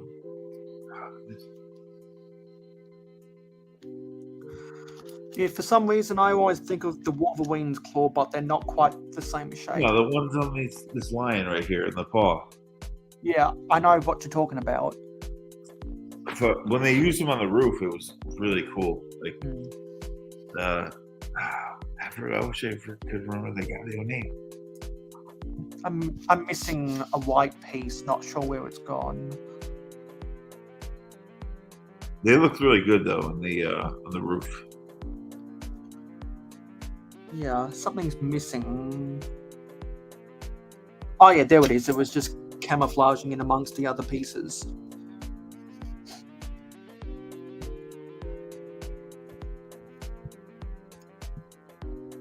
Okay, yeah. So that's that. Now we're building the chimney section, and there's more masonry bricks that comes along with that chimney. And my family's coming home, so they're gonna make noise. Excuse them in the background. Don't know where they went, but I'm glad they weren't noisy. Oh yeah, so they're back. This build goes on first. Then we need more masonry bricks. It's killing me now. Man, usually you know what these parts are called, dude. What are those little figure called? Those little parts. What the hell? I don't know because I've never searched for them on Bricklink. You know what I'm talking about though, because they're all Yeah, over the roof. I know what you're talking about. I just don't know the name of the piece because I've never searched for it on Bricklink. It's gonna drive me insane. But alright, I'll find it. It's gonna drive me nuts, dude. Because that's one of my favorite parts. Actually, I love that part. Oh, nice. They used some of the Fez pieces in flat silver on top of this chimney.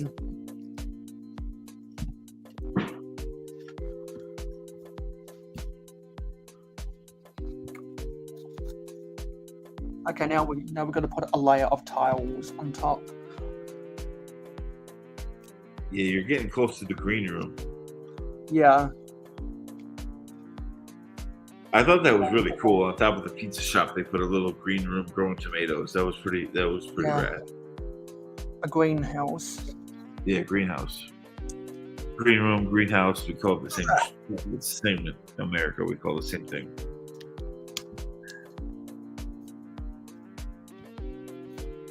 Okay, yeah.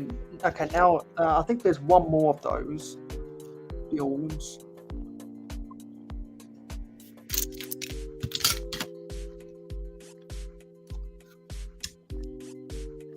Actually, there's one more. Goes right here.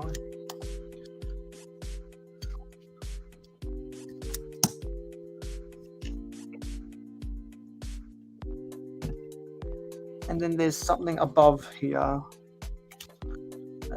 Yeah, that involves these clip pieces.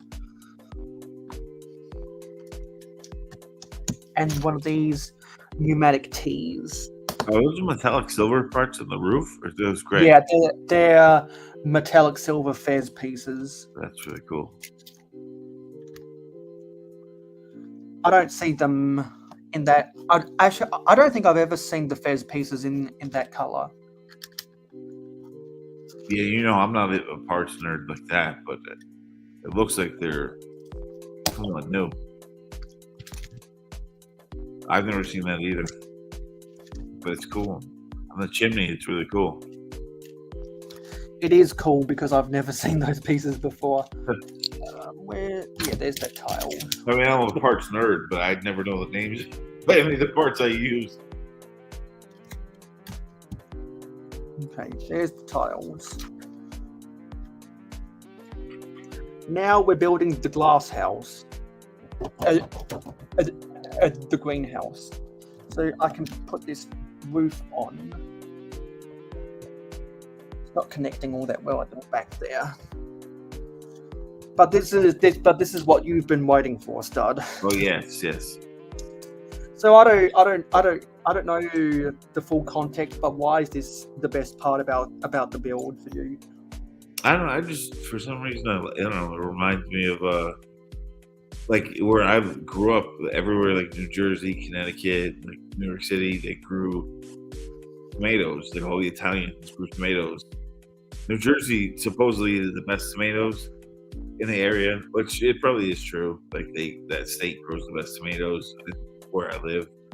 But all the Italians here always had greenhouses. They call them greenhouses, or they always had them in the backyard, and they had grapes, they had tomatoes. They would build these like wooden structures. Most Italians would build something like that. So it's just nostalgic to me. What's this in the middle? Oh no, that's separated by a 1x4, not a 1x2. When they grew grapes, they would just leave it open, and if they grew tomatoes, they would glass it in. So, I don't know. It's just something that I grew up around. So yeah, to me, it's nostalgic. Yeah, because when I think of that stuff, I definitely think of that area. Because after World War II, that was the main port of entry to make a better life and what That's the funny thing is American dream.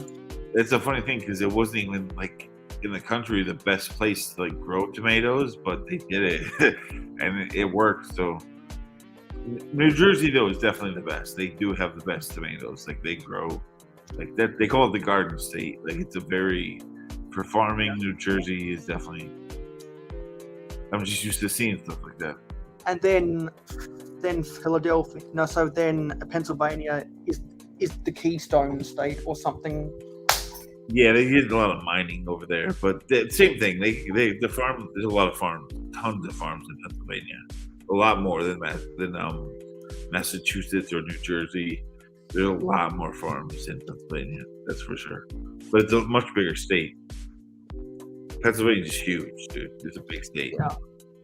And it's New York is a big state too, but yeah, and it's a square. yeah, but it's big, man. It's big. But there's a lot of Amish corn farms, like Yeah. it's just a little different. And the reason why Pennsylvania is so populated is because Pittsburgh and Philadelphia are opposite sides of the state. Oh yeah, dude. To be honest, like Philadelphia is more accessible to people in New York and New Jersey than it is to people in Pennsylvania. We can get there in like I don't know. I can get to Pennsylvania from Connecticut or to Philly, Pennsylvania, Connecticut, like an hour. Because 2 hours. I-95 is the best interstate in the US. To get to Pittsburgh, though, I got to drive all the way across Pennsylvania.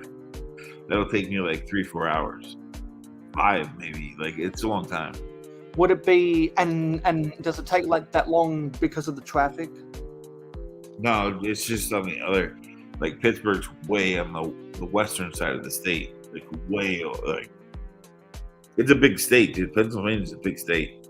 New York is a big state too. But I'm just in the tri-state area, so to me, New York is like New York City, like down the bottom. It's this tiny little section.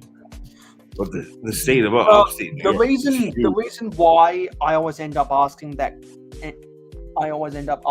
question to people in the US who talk about travel times, I always say is it because of traffic? Because American states are so much smaller than Australian states,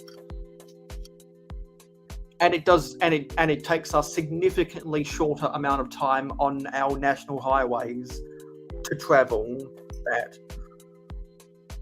Oh, yeah, definitely. Where I live. So either a lot of American states have really bad roads with low speeds, or there's just too much traffic. It's usually it's just where I'm from. It's heavily populated. There's too much traffic.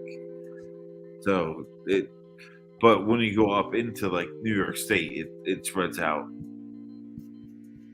But to get from like, I'm on like the main. You gotta understand, like I-95 goes from Boston. Well, it goes from Maine actually to Boston, to Hartford, Connecticut, to Manhattan, New York, to New Jersey, and then to Philly. Like so, all And these then- cities are And boom, then boom, boom. To DC. Yeah, and then it goes to DC. It goes all the way to Florida, right? It goes all the way Yeah. down the East Coast. But in the little section where I live, there's a lot of metro cities close together, like Boston, Philly. And that's why technically Philadelphia, and I believe Baltimore as well, under the U.S. Census, is classified as the New York metropolitan area, because the population all the way from New York, from the 5 boroughs of New York City to Baltimore, is so sprawling. It's definitely a lot of people, dude, crammed into one little section of the Upper East Coast. There's a lot. Yeah, Dude, because Boston, the five boroughs of New York have a little over 8 million, and the Yeah, reason even why Boston. the New York metropolitan area has over 20 million is because they're factoring in at the big cities in Jersey west of the Hudson, Philadelphia and Baltimore. dude, And they all, like, Boston has the 5 boroughs, not 5, but they have their own version of the 5 boroughs. Like, I forget how many is in Boston. Yeah. They have their own boroughs. You get what I'm saying? Like, they have their boroughs. New York has their boroughs. Connecticut has their boroughs. Yeah. Like, Philly has their boroughs. Like, that whole coast. Like, you can go from Philly to Boston in a day easily. Stop and go to Philly, New York City, go to Boston. Like, they're very tight and close, and it's heavily packed on the coastline. It's the coastline that's most packed. And any of those states, when you go up into like the state itself, it spreads out. It gets more suburban. But if you stay on like I-95 on the coastline, it's crammed, dude. Like, it's all city. Like, that's just the way it is. Okay, so we're putting the hinges on here. I'm not sure. I'm guessing we end up having to do this twice. Actually, no, one is the reverse build. We're less than 50 pieces away from finishing this set. If anyone out there has any thoughts about the Jazz Club, any hot takes or anything, be sure to let us know in the comments.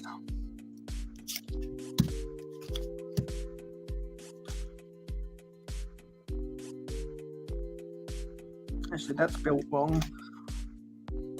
Makro must have passed out. Yeah, maybe.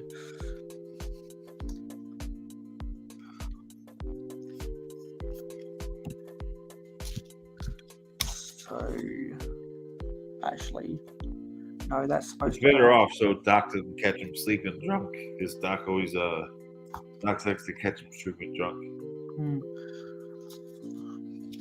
And there's supposed to be things, hinges that go on the bottom. So let me put that on.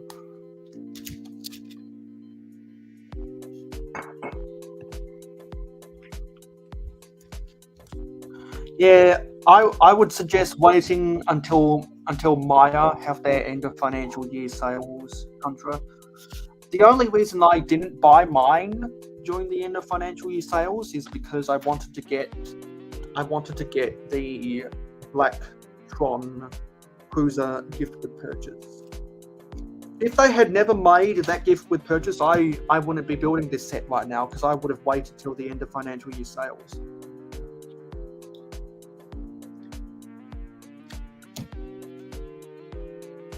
Now we put the tiles on top.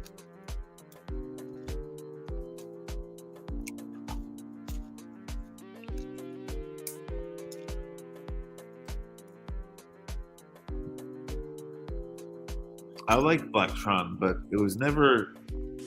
That was one of the themes that was past my time. Like, I grew up on like true classic space, dude. I grew up like late 70s, early 80s, like when true classic space sets were getting dropped. That's what I grew up on. And then later on, I always paid attention. I never had a dark age because I was always, if I liked the Lego set and I saw it at the time, I would buy it. But I was never like hunting them down when I was in my gray age, you know? Like when people go to their dark age, they just shut Lego off. I was still like buy sets if I saw it and I liked it, but I wasn't actively hunting them down or paying attention. So Blacktron I never got into it because I wasn't paying attention. It doesn't want to snap in all the way.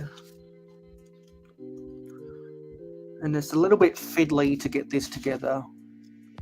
But those are the windows. Yeah. Never pay full retail for any Lego set. Always wait for a gift with purchase at the Lego store or a sale at one of the department stores.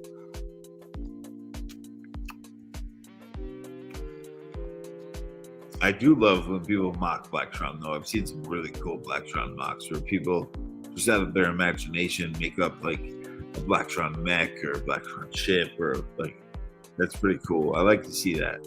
Like My favorite thing in terms of Blacktron mocks I like seeing people do is they make a mock of the message intercept base, but it's on steroids. yeah, like a UCS version of it. I get what you're doing. Yeah, like a UCS version of the message intercept base, which for those who don't know was the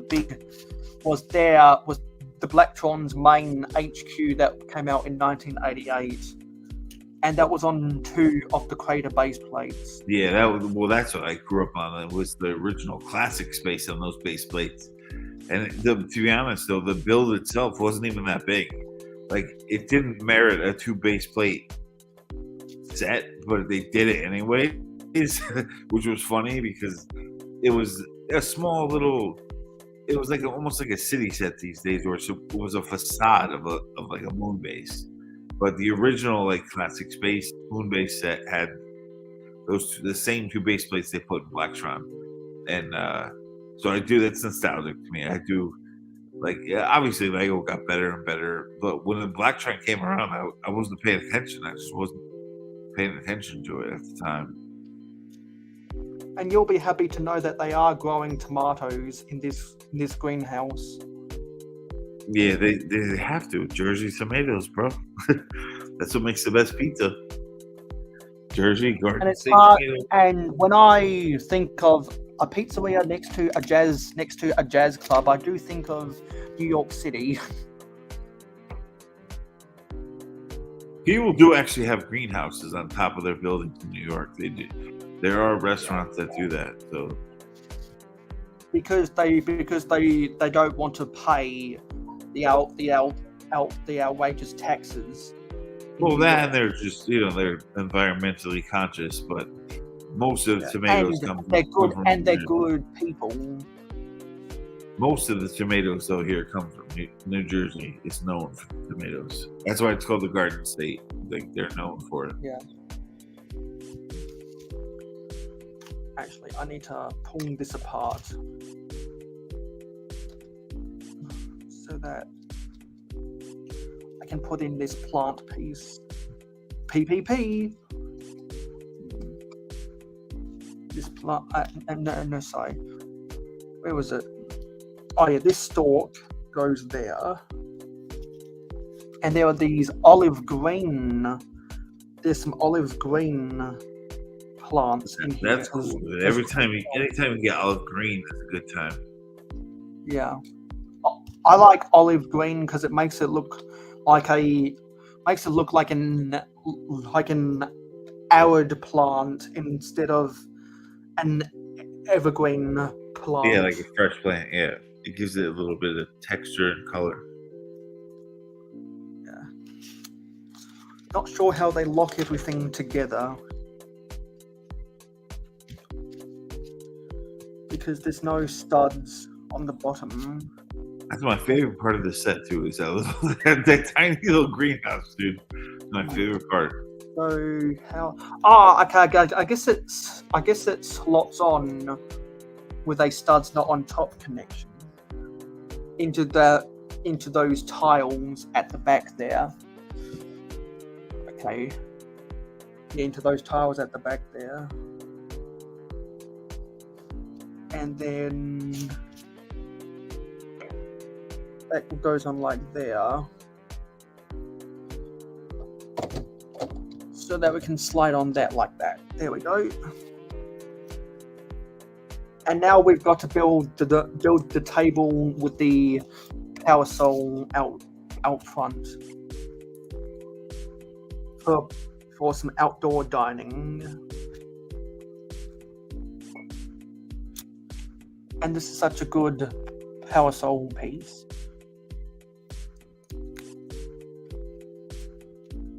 And there's the requisite white street lamp that comes in every Lego modular. So I'll rotate this beyond camera and I'll raise this up so people can see this going into position. The street lamp goes there, the table goes there, the two seats go here.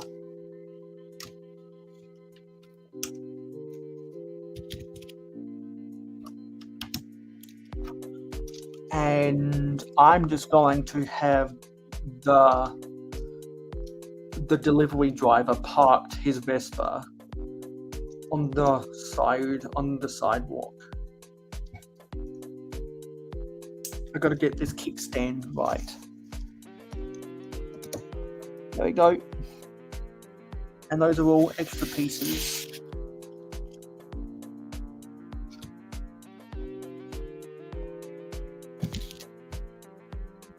And the magician lost grip of the top hat with the flowers in it. So let me put that back into position. There we go. Oh, now this is kind of difficult.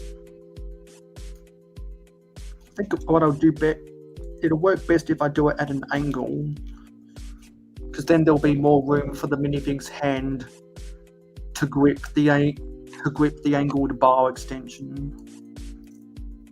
And these flowers want to keep on falling off. Stick on there, you. Not sure why that didn't want to grip on.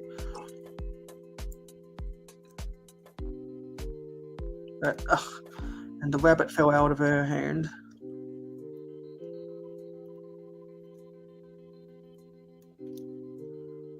Is that from this set?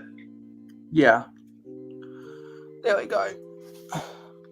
We'll have her posed out front. And there's the set. Finally built the jazz club.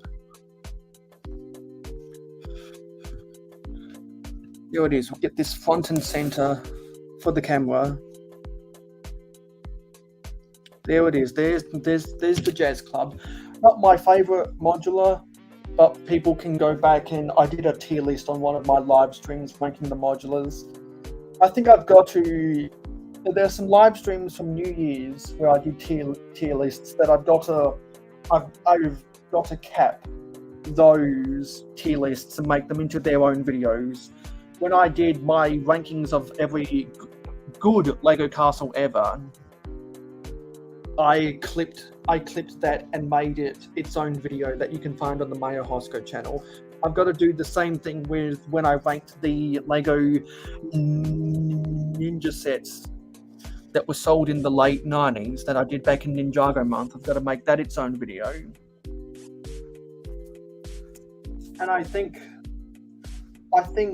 one of the tier lists I did back in New Year's was ranking every every Lego freight train from 1980 to 2022. So I've got a lot of those tier lists to put into full videos, and eventually I'll release those tier lists when I'm away at Brickworld Chicago. So there's the jazz club. Looks good, dude. Looks good. I'm gonna take a breather. The roof is my favorite part, dude. Both the roofs, the top and the little roof. I think everything on eyesight above the top of the sign for the jazz club is the best. Is the best detail in the set. Definitely, dude. The third floor, like straight across, is the best, dude. You have the little greenhouse on the right, that white stonework, and you have the stuff on the left with the gray stonework on the roof. Like that's, to me, that's the best part of it. But hey, that's just my opinion. My dumb opinion.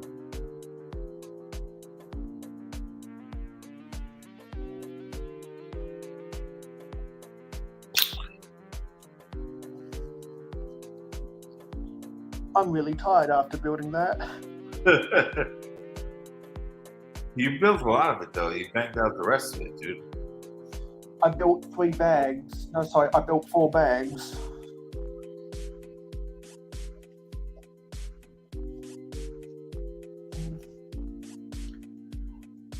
And I'm happy because now it's done and I can move on to other projects.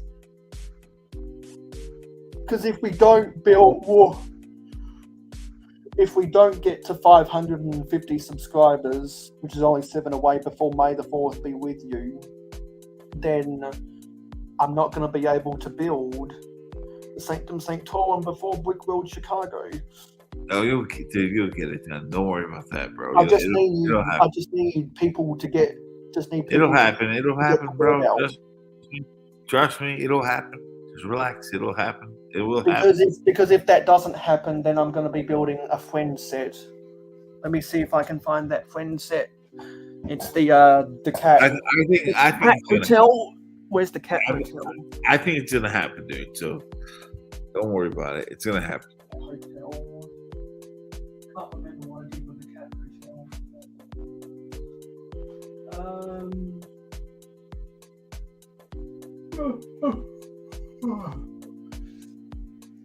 Well, I'm sure that I'll get above 550 subscribers after Brickworld Chicago. So most likely, I'm thinking I'll end up building that for the month of July. And I'll probably have to settle for building the cat hotel set in May. That should probably only take 1 episode, which means I'll be able to build other mocks throughout May. I've got some city mocks I need to build. And fortunately, I've got a lot of red, white, and yellow pieces to make a specific add-on to the Raceway precinct. I don't know what I did with that friend set.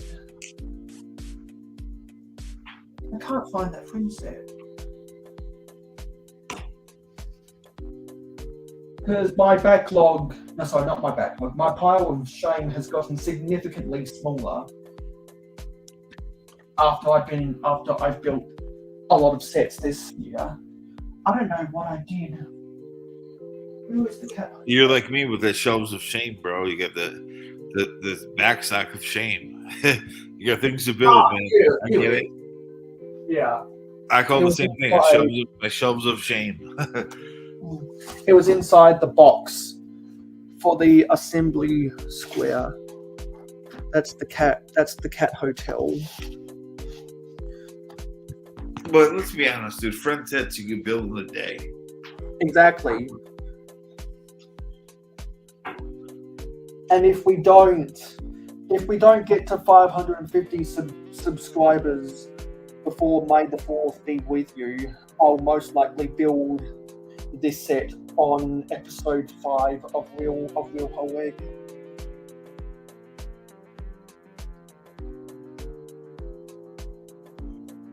And I might see if a door build will be available for when I build this,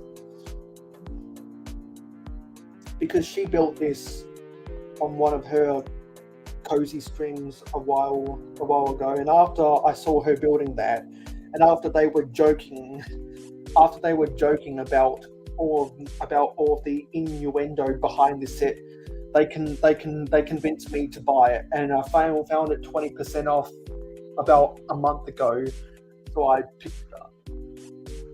No, French sets are great too, but it's the same as city sets. Like most of them you could build easily in one stream. Like it's just because it's not like a modular where it's a full backside and like the interior details. Like it's a facade. They're great. They're designed very well. I'm not sure to say that they're not. They're designed awesome. But these days, when sets are better than city sets. Oh yeah, Friends is definitely better than city sets. City sets I agree on that. I do agree on that. Because city sets doesn't give you enough buildings like what you get in Friends. Yeah, no, I totally agree on that. But both of them are like, both those themes don't have like, it's just the front side of the building. It's a facade. They don't build back. So but I get it. It's a price point thing. It's for kids. So I can't I'm not going to bash it for what it is. So, but it can be built pretty quick compared to like a bigger, like that compared to a Sanctum Sanctorum, dude. Like the big difference in the build. Yeah, because I was just thinking, because I've got this off to my left eye, and I've got Asian Town off to my right eye, and I'm starting to connect some dots between cats and Asian culture. I might, because I'm going to do heavy modifications of this, and I just thought, you know what? I might be able to convert this into a building for Asian Town because of the Good Luck Cat and Hello Kitty, and how some of the Japanese train stations on the Shinkansen railway have cats in the station master's office, and also because of the Asian hookers.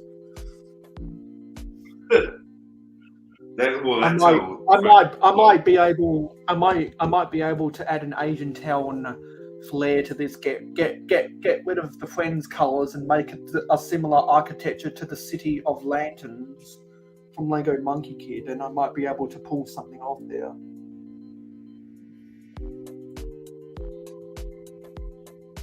I might. Whatever you do. Whatever you do, I would pull it back deeper. Because I've had a construction site around Asian Town ever since I put the City of Lanterns in there. I was meant to take both of my Ninjago Tournament of Elements and make a mashup, because I want to use those pieces to make a dojo in Asian Town, and I just came up with that idea on the spot. And if I'm able to execute both of those buildings before the next city update, then yeah, that'd add significant more substance to Asian Town. Yeah, don't rush yourself, dude. Take your time with it. Yeah, because either I'll build that on my own time, or I'll build that on a live stream. There's always a bunch of Lego podcasts I listen to on a weekly basis when I'm building a lot of these mocks. The Eiffel podcast dropped another episode, and both Callie Bricklick and Hauling and Bowling are weekly.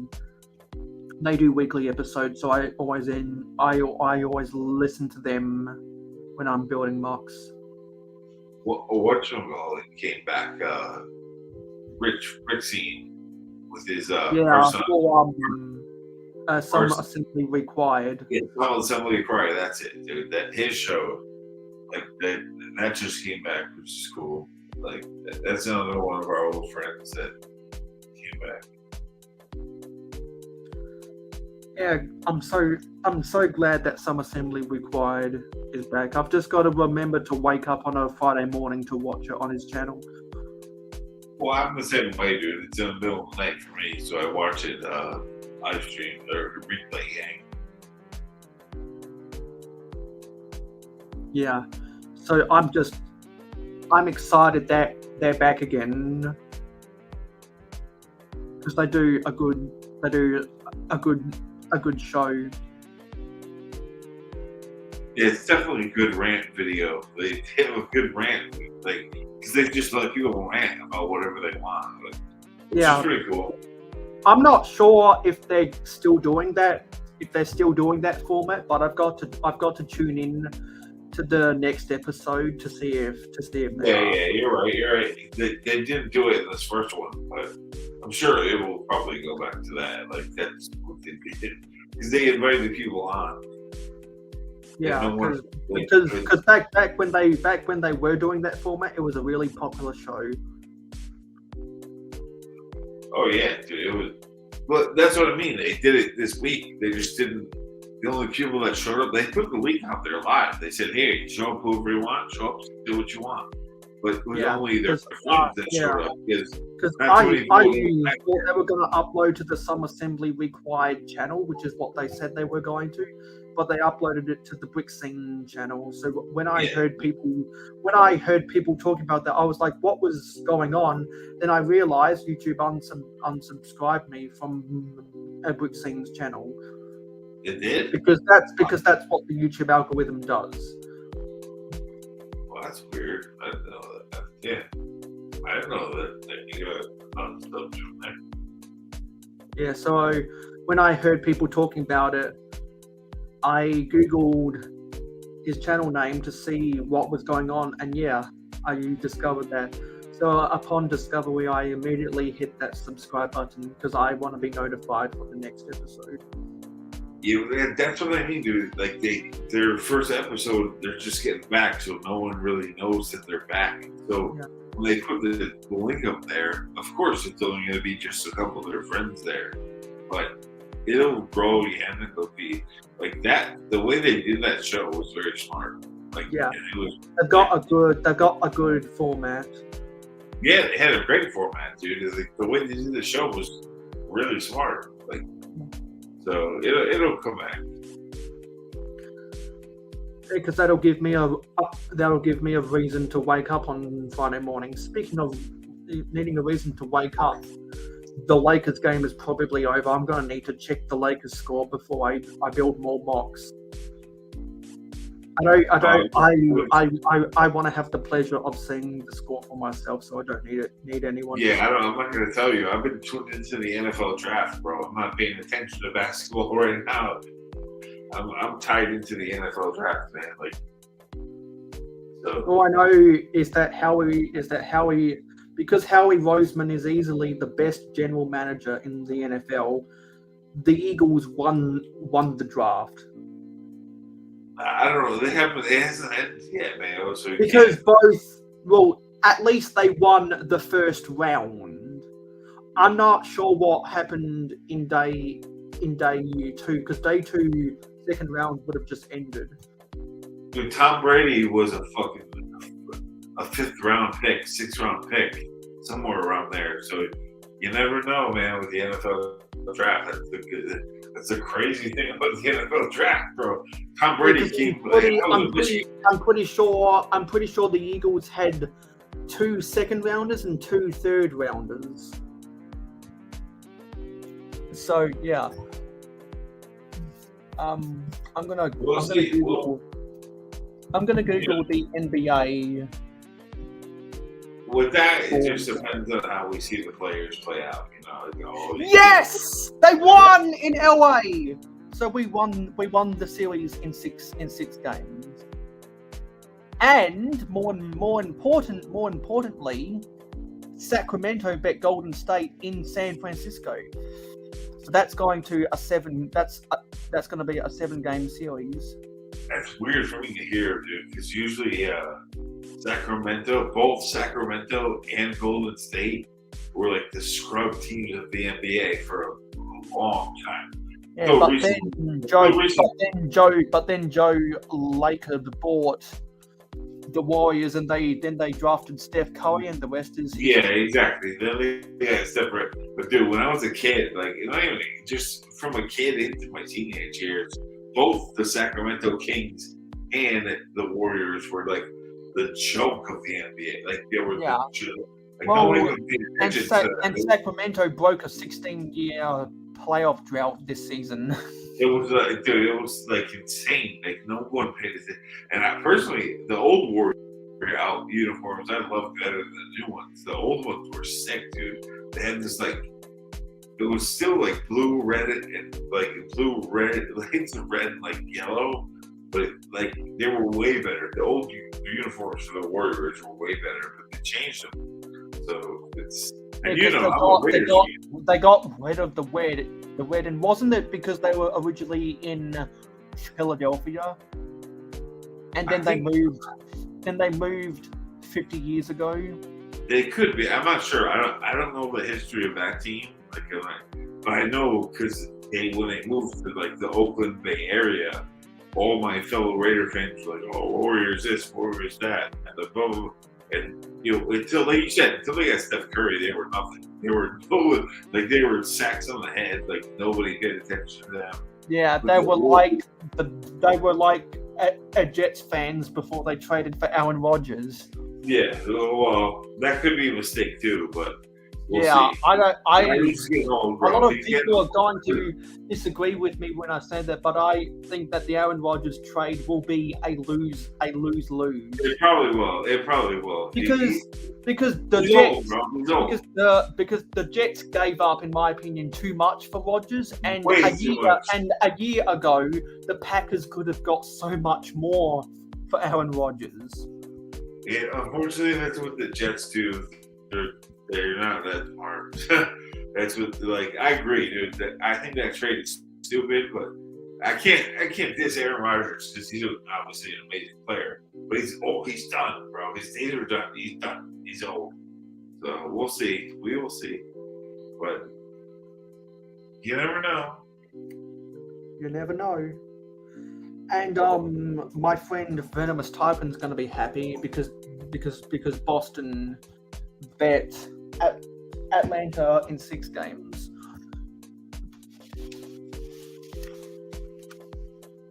Okay, now I'm going to dump out the rest of the pieces from the 90th anniversary castle, and I'm going to build more mocks. That just tipped over. And I actually, just to flatten out the instructions, I'm going to put the jazz club on top.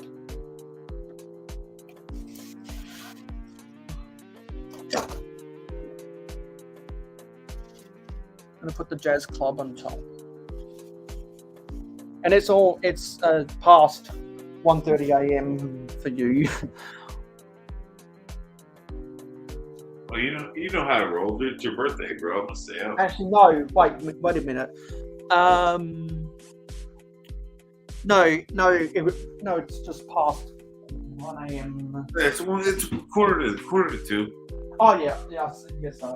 I'm just getting my stuff. Man, where I come from, bro, that's just when we start to go out at night. So it's normal. Yeah. Because New York. You don't sleep, bro. Like seriously, that's when like the real start starts popping off in New York. Like that's when it happens. Whoa.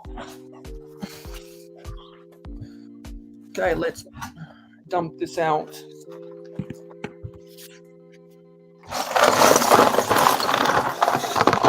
And let's build some mocks.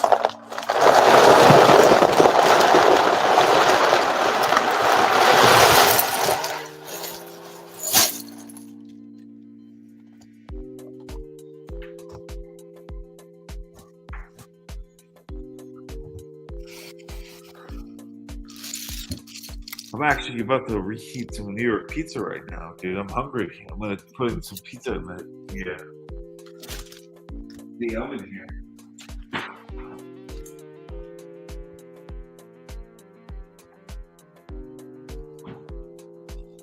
And for those who don't know, that's one of the Black Falcon's knives.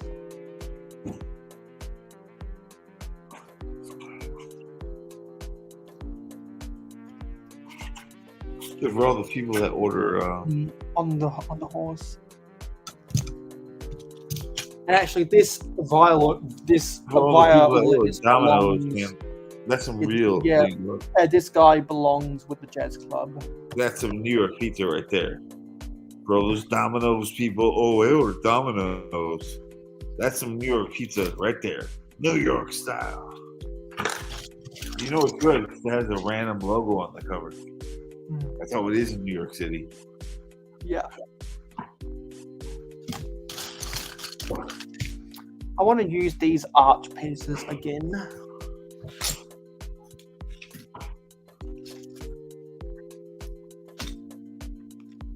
I think I'm going to use this 4x6 plate. And I'm actually going to make this a building that you can walk all the way through it.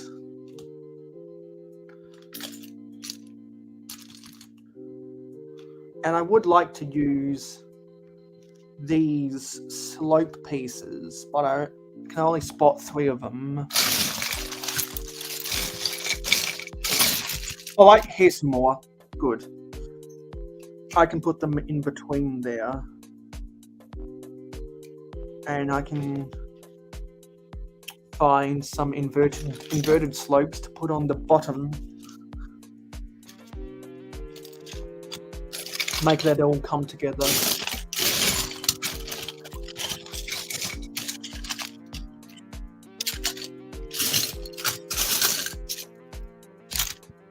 I want to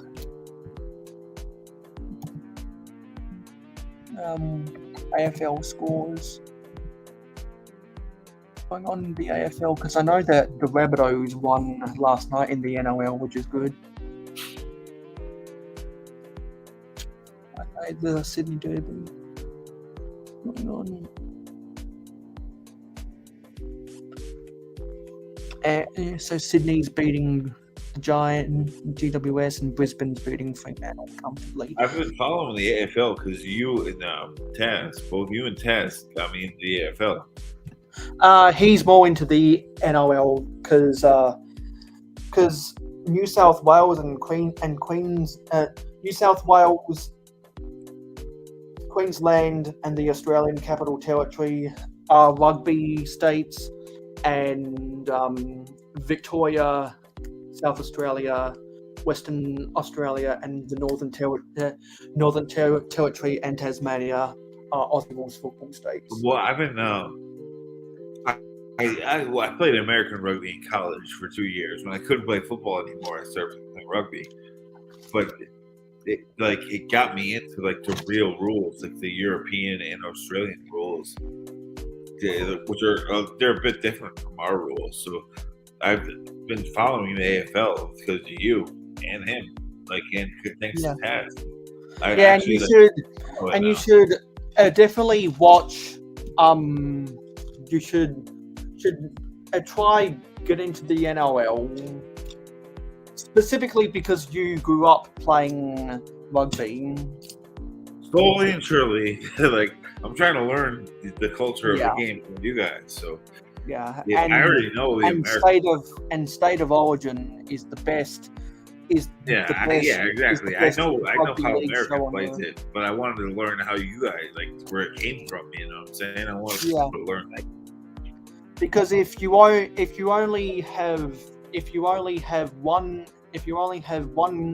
game of rugby league to watch all year, watch the first game of NRL State of Origin, and you'll be blown away by how intense they play. Because unlike other representative sport like the NBA All-Stars, for one, they actually want to play the game of rugby league, unlike the NBA All-Stars who don't want to play the game of basketball. They're just there for the fame and glory. But New South Wales and Queensland, they want to play for their state, which is why it's amazing. Yeah, I can't wait for State of Origin. Those NFL teams definitely play hard. Taz lives in New South Wales, so he likes the Blues. And Greg Inglis was always my favourite player growing up, so I'm a Queenslander. And there's another person on Twitch called Lead B-Man,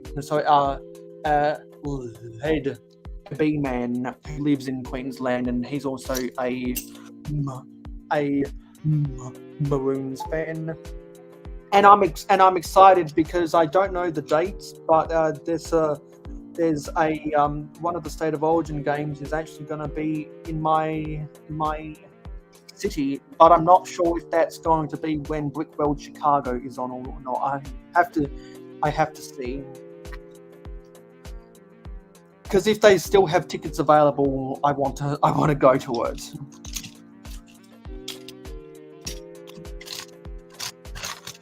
I can tell you there's one thing though, dude. Trust me, I played like American style rugby, which is just as similar. It's not the same, but you know, it's still rugby.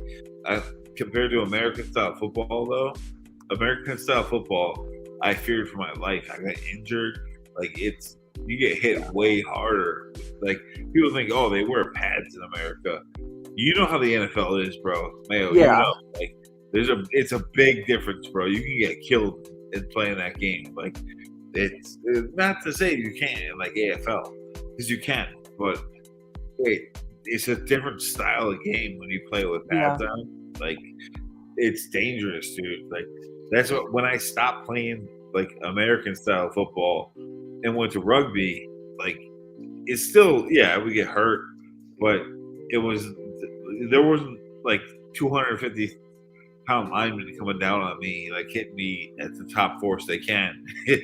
So it's just different rules, but yeah, because I've been going back and forth with people who like Aussie Rules football, people who like the NFL, and people who like rugby to try highlight the differences.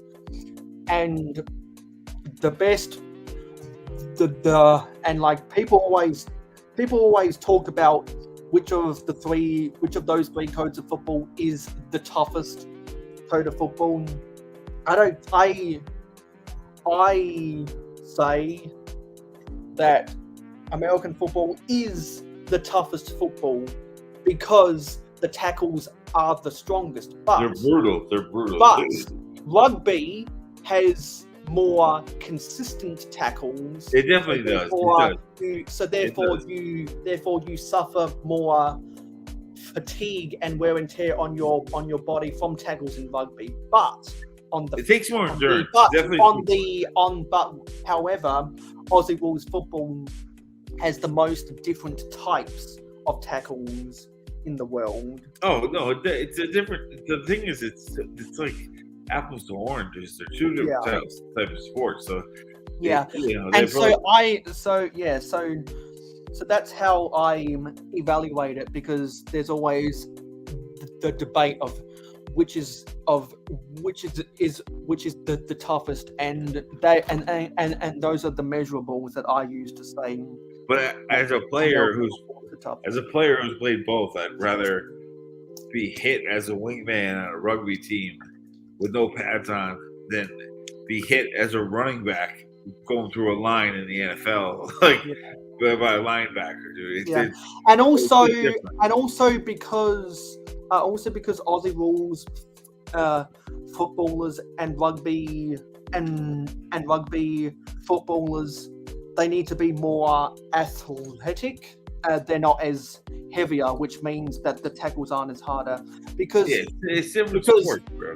Because back in the 80s, for both Aussie Rules football and rugby, tackles used to be a lot stronger because the players were the players were more heavier, and they really emphasized you build up as much muscle on your frame as possible. But around 1990, both the AFL and the NRL changed their approaches to where they wanted players to be slightly less muscular but more agile, so that they could run Yeah, faster. to escape it. That's why. And that and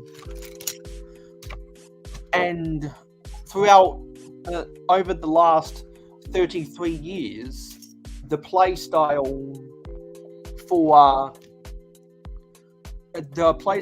in the NFL isn't what has caused the game to change. It was the rules, particularly emphasizing making it safe as possible for the quarterback to fling that football. Oh yeah, Is what changed the game. Yeah, Because the tackling and the possession of the ball has changed a lot, because players in the AFL and the NRL are asked to do different things than they used to. Yeah, like I said, it's Apple. NFL coaches asked their players to do exactly what they were doing 33 years ago.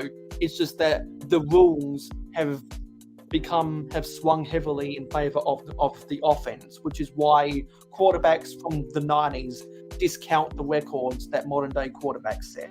Well, like I said, it's just different. It's different rules. It's different. Yeah. I play both, dude. It's just a different sport. So, And that's why I find dude. find these debates between different sports so silly. Yeah, they are. They're silly because it's like, dude, it's a different sport. Like it's not It's the same difficult thing to compare, and some people can't sleep at night because of that. And I'm like, dude, come on, you're not that big of a sportsman, are you? Yeah, dude, that's exactly the way it is. You can't compare it. It's apples to oranges. Dude, if they want to compare anything, if you want to compare stuff, then NHL hockey in the United States, which isn't even Canada, destroys us in that. But the NHL hockey players are way more talented than NFL football players here. Yeah. Like they can because hockey, because whether people realize it or not, hockey is more, particularly ice hockey, is tougher than any code of football, because you're skating on ice instead of running on grass, and therefore you can't.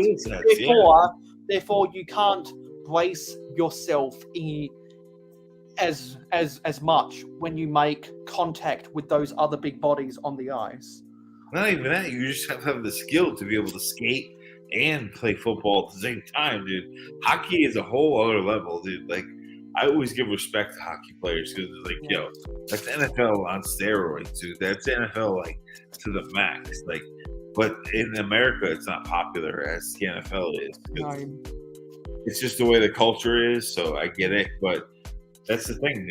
Like, I played European style rugby, I played American style football, so I get it. Because I know that there are positions.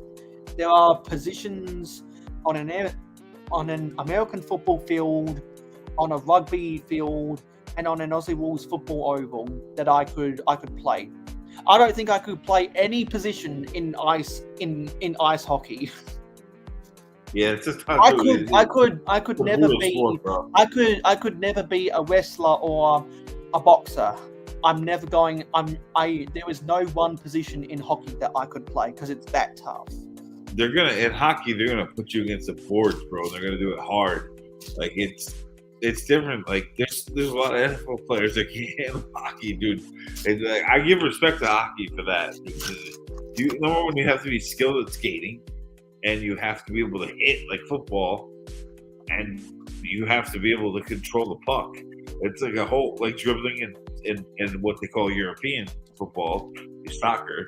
To me, like you have to have all three of those skills. To play ice hockey, you need like to be able to master European football, American football, and then on top of it, Canadian ice hockey. Dude, it's like a little lacrosse thrown in there, dude.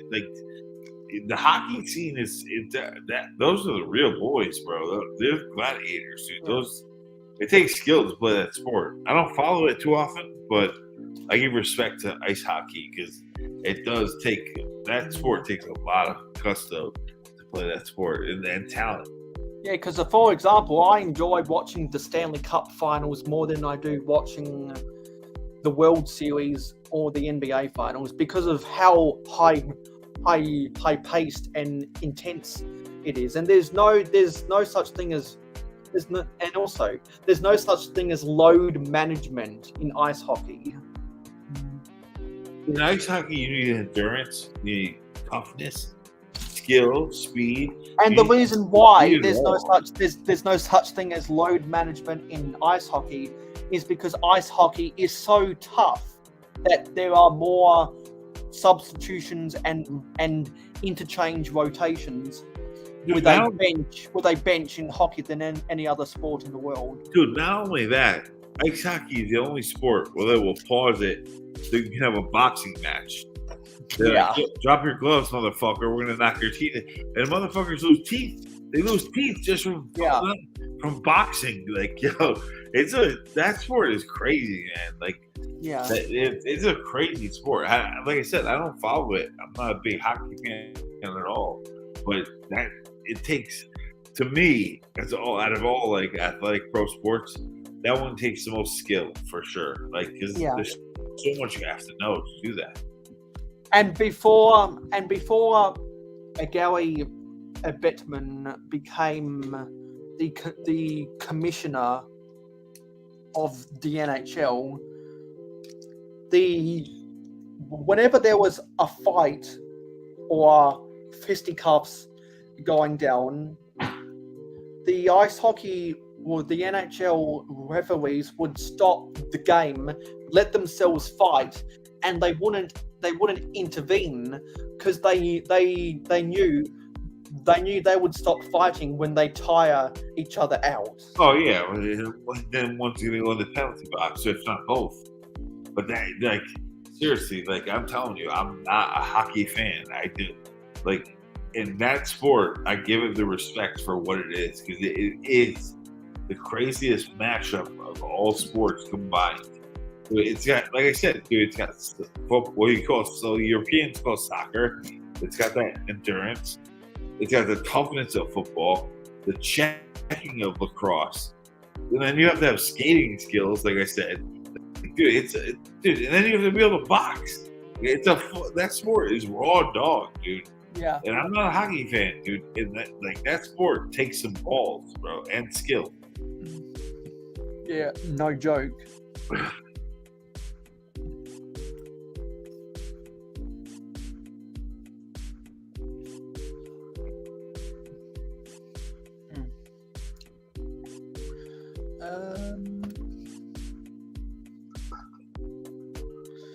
Just looking at this.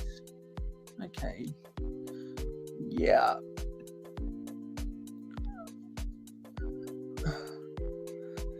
Yeah, I'm just looking at these pieces right now, and I think I'm almost done making small huts to add to the village because I'm running low on a lot of bricks. You might have to order some new bricks though, the colors you want. Oh, I've got bricks in my own collection that I could theoretically use, but my goal was to only use the pieces from the set to build castle mocks. Oh, all right. And now that I've used a lot of the bricks, there's a lot of plates and slopes and clips left over. There's not that much bricks, so I think what I'll be able to do is I think I've literally done everything I can after I add one more row of bricks underneath here. I think I will have accomplished my goal. I think I will have accomplished my goal right after I put these 3 bricks on. And after that, I'll actually give you a sneak. Well, I'll give anyone that's watching, that one person that's watching right now, a sneak peek at some renovations I've been doing, because I just need to put some tiles on top of here to add a little bit more visual interest, and then I should be done.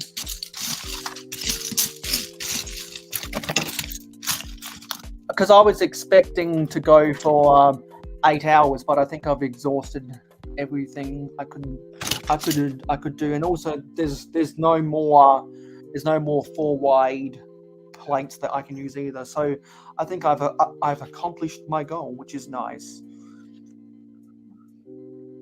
Just gotta find those tiles. So what we'll do then is I'll open up Streamlabs so that we can do the giveaway. We had three people enter this giveaway, and anyone that has any more exclamation jars, that'll carry over to the next time we do a giveaway. So Macro Bricks has 2 tickets, Nate Mr. Blue has 4 tickets, and Mikey J has 3 tickets. So let me just find those tiles, and then I'll draw the giveaway. Because I want to use these, and I want to use the corners to add a little bit more visual interest up top.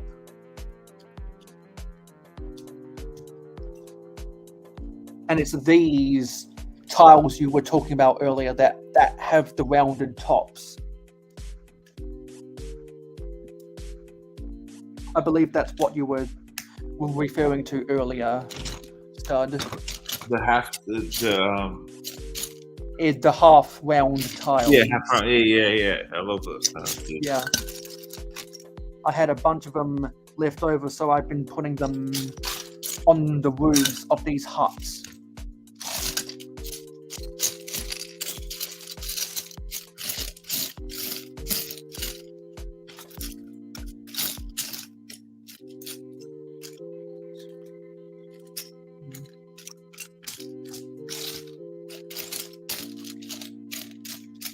Need one more of those things. Oh yeah, here we are, and we're done. There's the last hut I'll be building for the pieces from the 90th anniversary castle, and the rest I'll sort into my collection.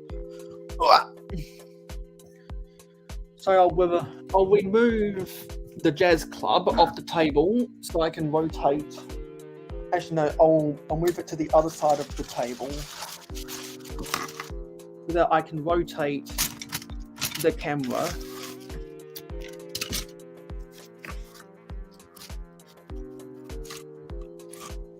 And this is a sneak preview, but I bought more orange storage drawers. Now I have 5 columns of them. And I can sort a whole lot more pieces into that. You have way more than I do. Yeah. I don't. So after I bought those, 4 more of those, I have now officially spent over 900 Australian dollars on storage. And and technically, if you count the black drawers above, I've spent over $1,000 because it saves me so much time, and it's one of the best investments I've ever made. Anyway, let's share the screen and do the giveaway. Let's do the draw for the giveaway. Who's going to win a mayohosko Civic? Is it going to be Macro Bricks? Is it going to be Nate Mr. Blue? Or is it going to be Mikey J Productions?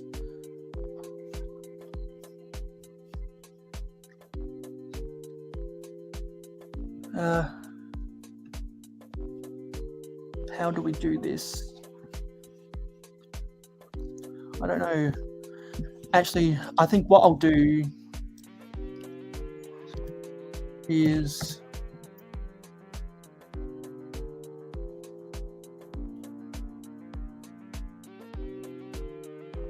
let me try to see if I can do something.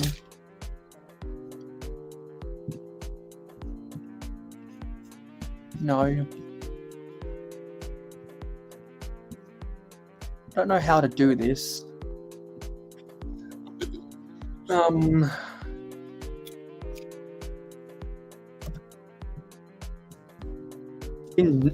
Spin the wheel random picker. Wheel of names. I was gonna say just randomize it, dude. Do random. Yeah. So yeah, I think this is what a brick hive uses. Is this website? Brick uses the same thing. So we're going to put Makro, Mr. Blue, and Mikey J.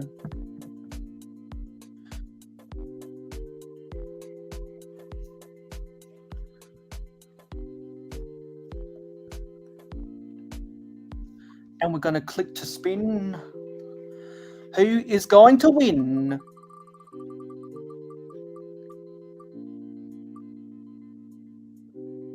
Oh, Makro got knocked out.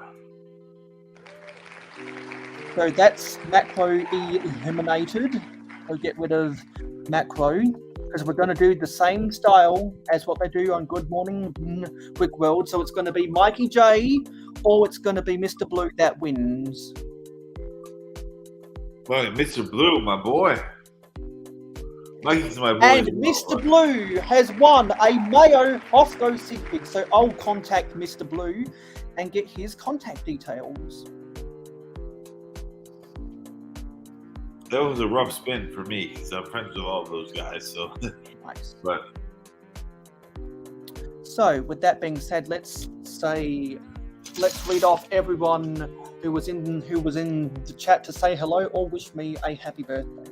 So we had Big Bunny's TV, Just Build It, John Sippler, Gladiator Bricks Productions, who was on the panel, Captain Matt, Macro Bricks, who was on the panel, Stud Cities, who was on the panel, Tasman Bricks, Titanium J, Clicking Cliff, Haley Bricks, Zissou, Sultanfuss, Stardust, Regular Brick Studios,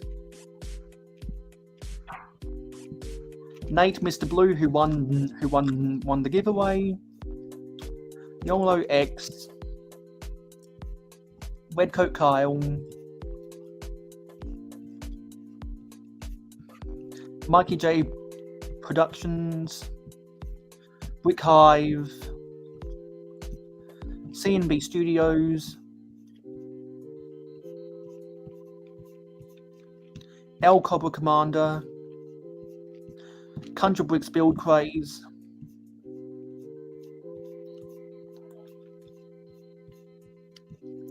Owl Toy World, Lego Head Productions AZ,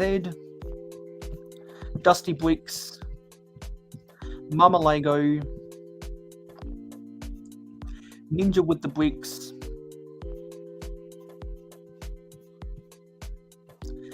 Hennel,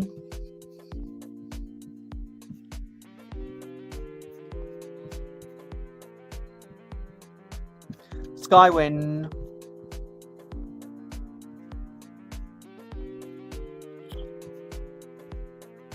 and that was everyone.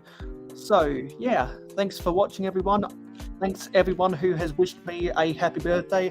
I've had a happy pre-birthday because I have now finished the jazz club and we had some good conversations today. Anyway, it's time for me to skedaddle and I'll see everyone next time. I'm not going to be on the internet on my birthday because I'm going to enjoy spending time with my family. Is there anything you want to plug before we get on out of here, Stud? no, same old, just building, having fun. Same Okay. old. Yeah. Anyway, thanks for watching, everyone. We'll see you next time.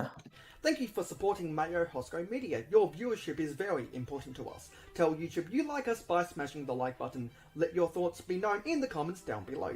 Never miss out on any more LEGO content from us by hitting the subscribe button and ringing the notification bell. Stay tuned for live streams every Friday night at 9 PM Eastern in North America and monthly city updates on the last Wednesday or Thursday of every month. If you like Minecraft and gaming streams, follow us on Twitch, mayo_hosko, no capital letters. Twitch streams every Saturday morning at 8 AM Eastern in North America. To be in the know, follow us on Instagram and Twitter at real_mayohosko. Have fun with us on our Discord server. Friend us on Facebook and join the fan club group. For business inquiries, email us at mayohosko@gmail.com. For historical inquiries, check out our website. For special community perks, including behind the scenes, voting rights, and early access videos, become an investor today by pledging to us on Patreon. Links in the description. Watch this video recommended to you, or check out this playlist if you missed any previous videos of the same genre. This has been mayohosko, and I am a fan of old LEGO. #AFOOL.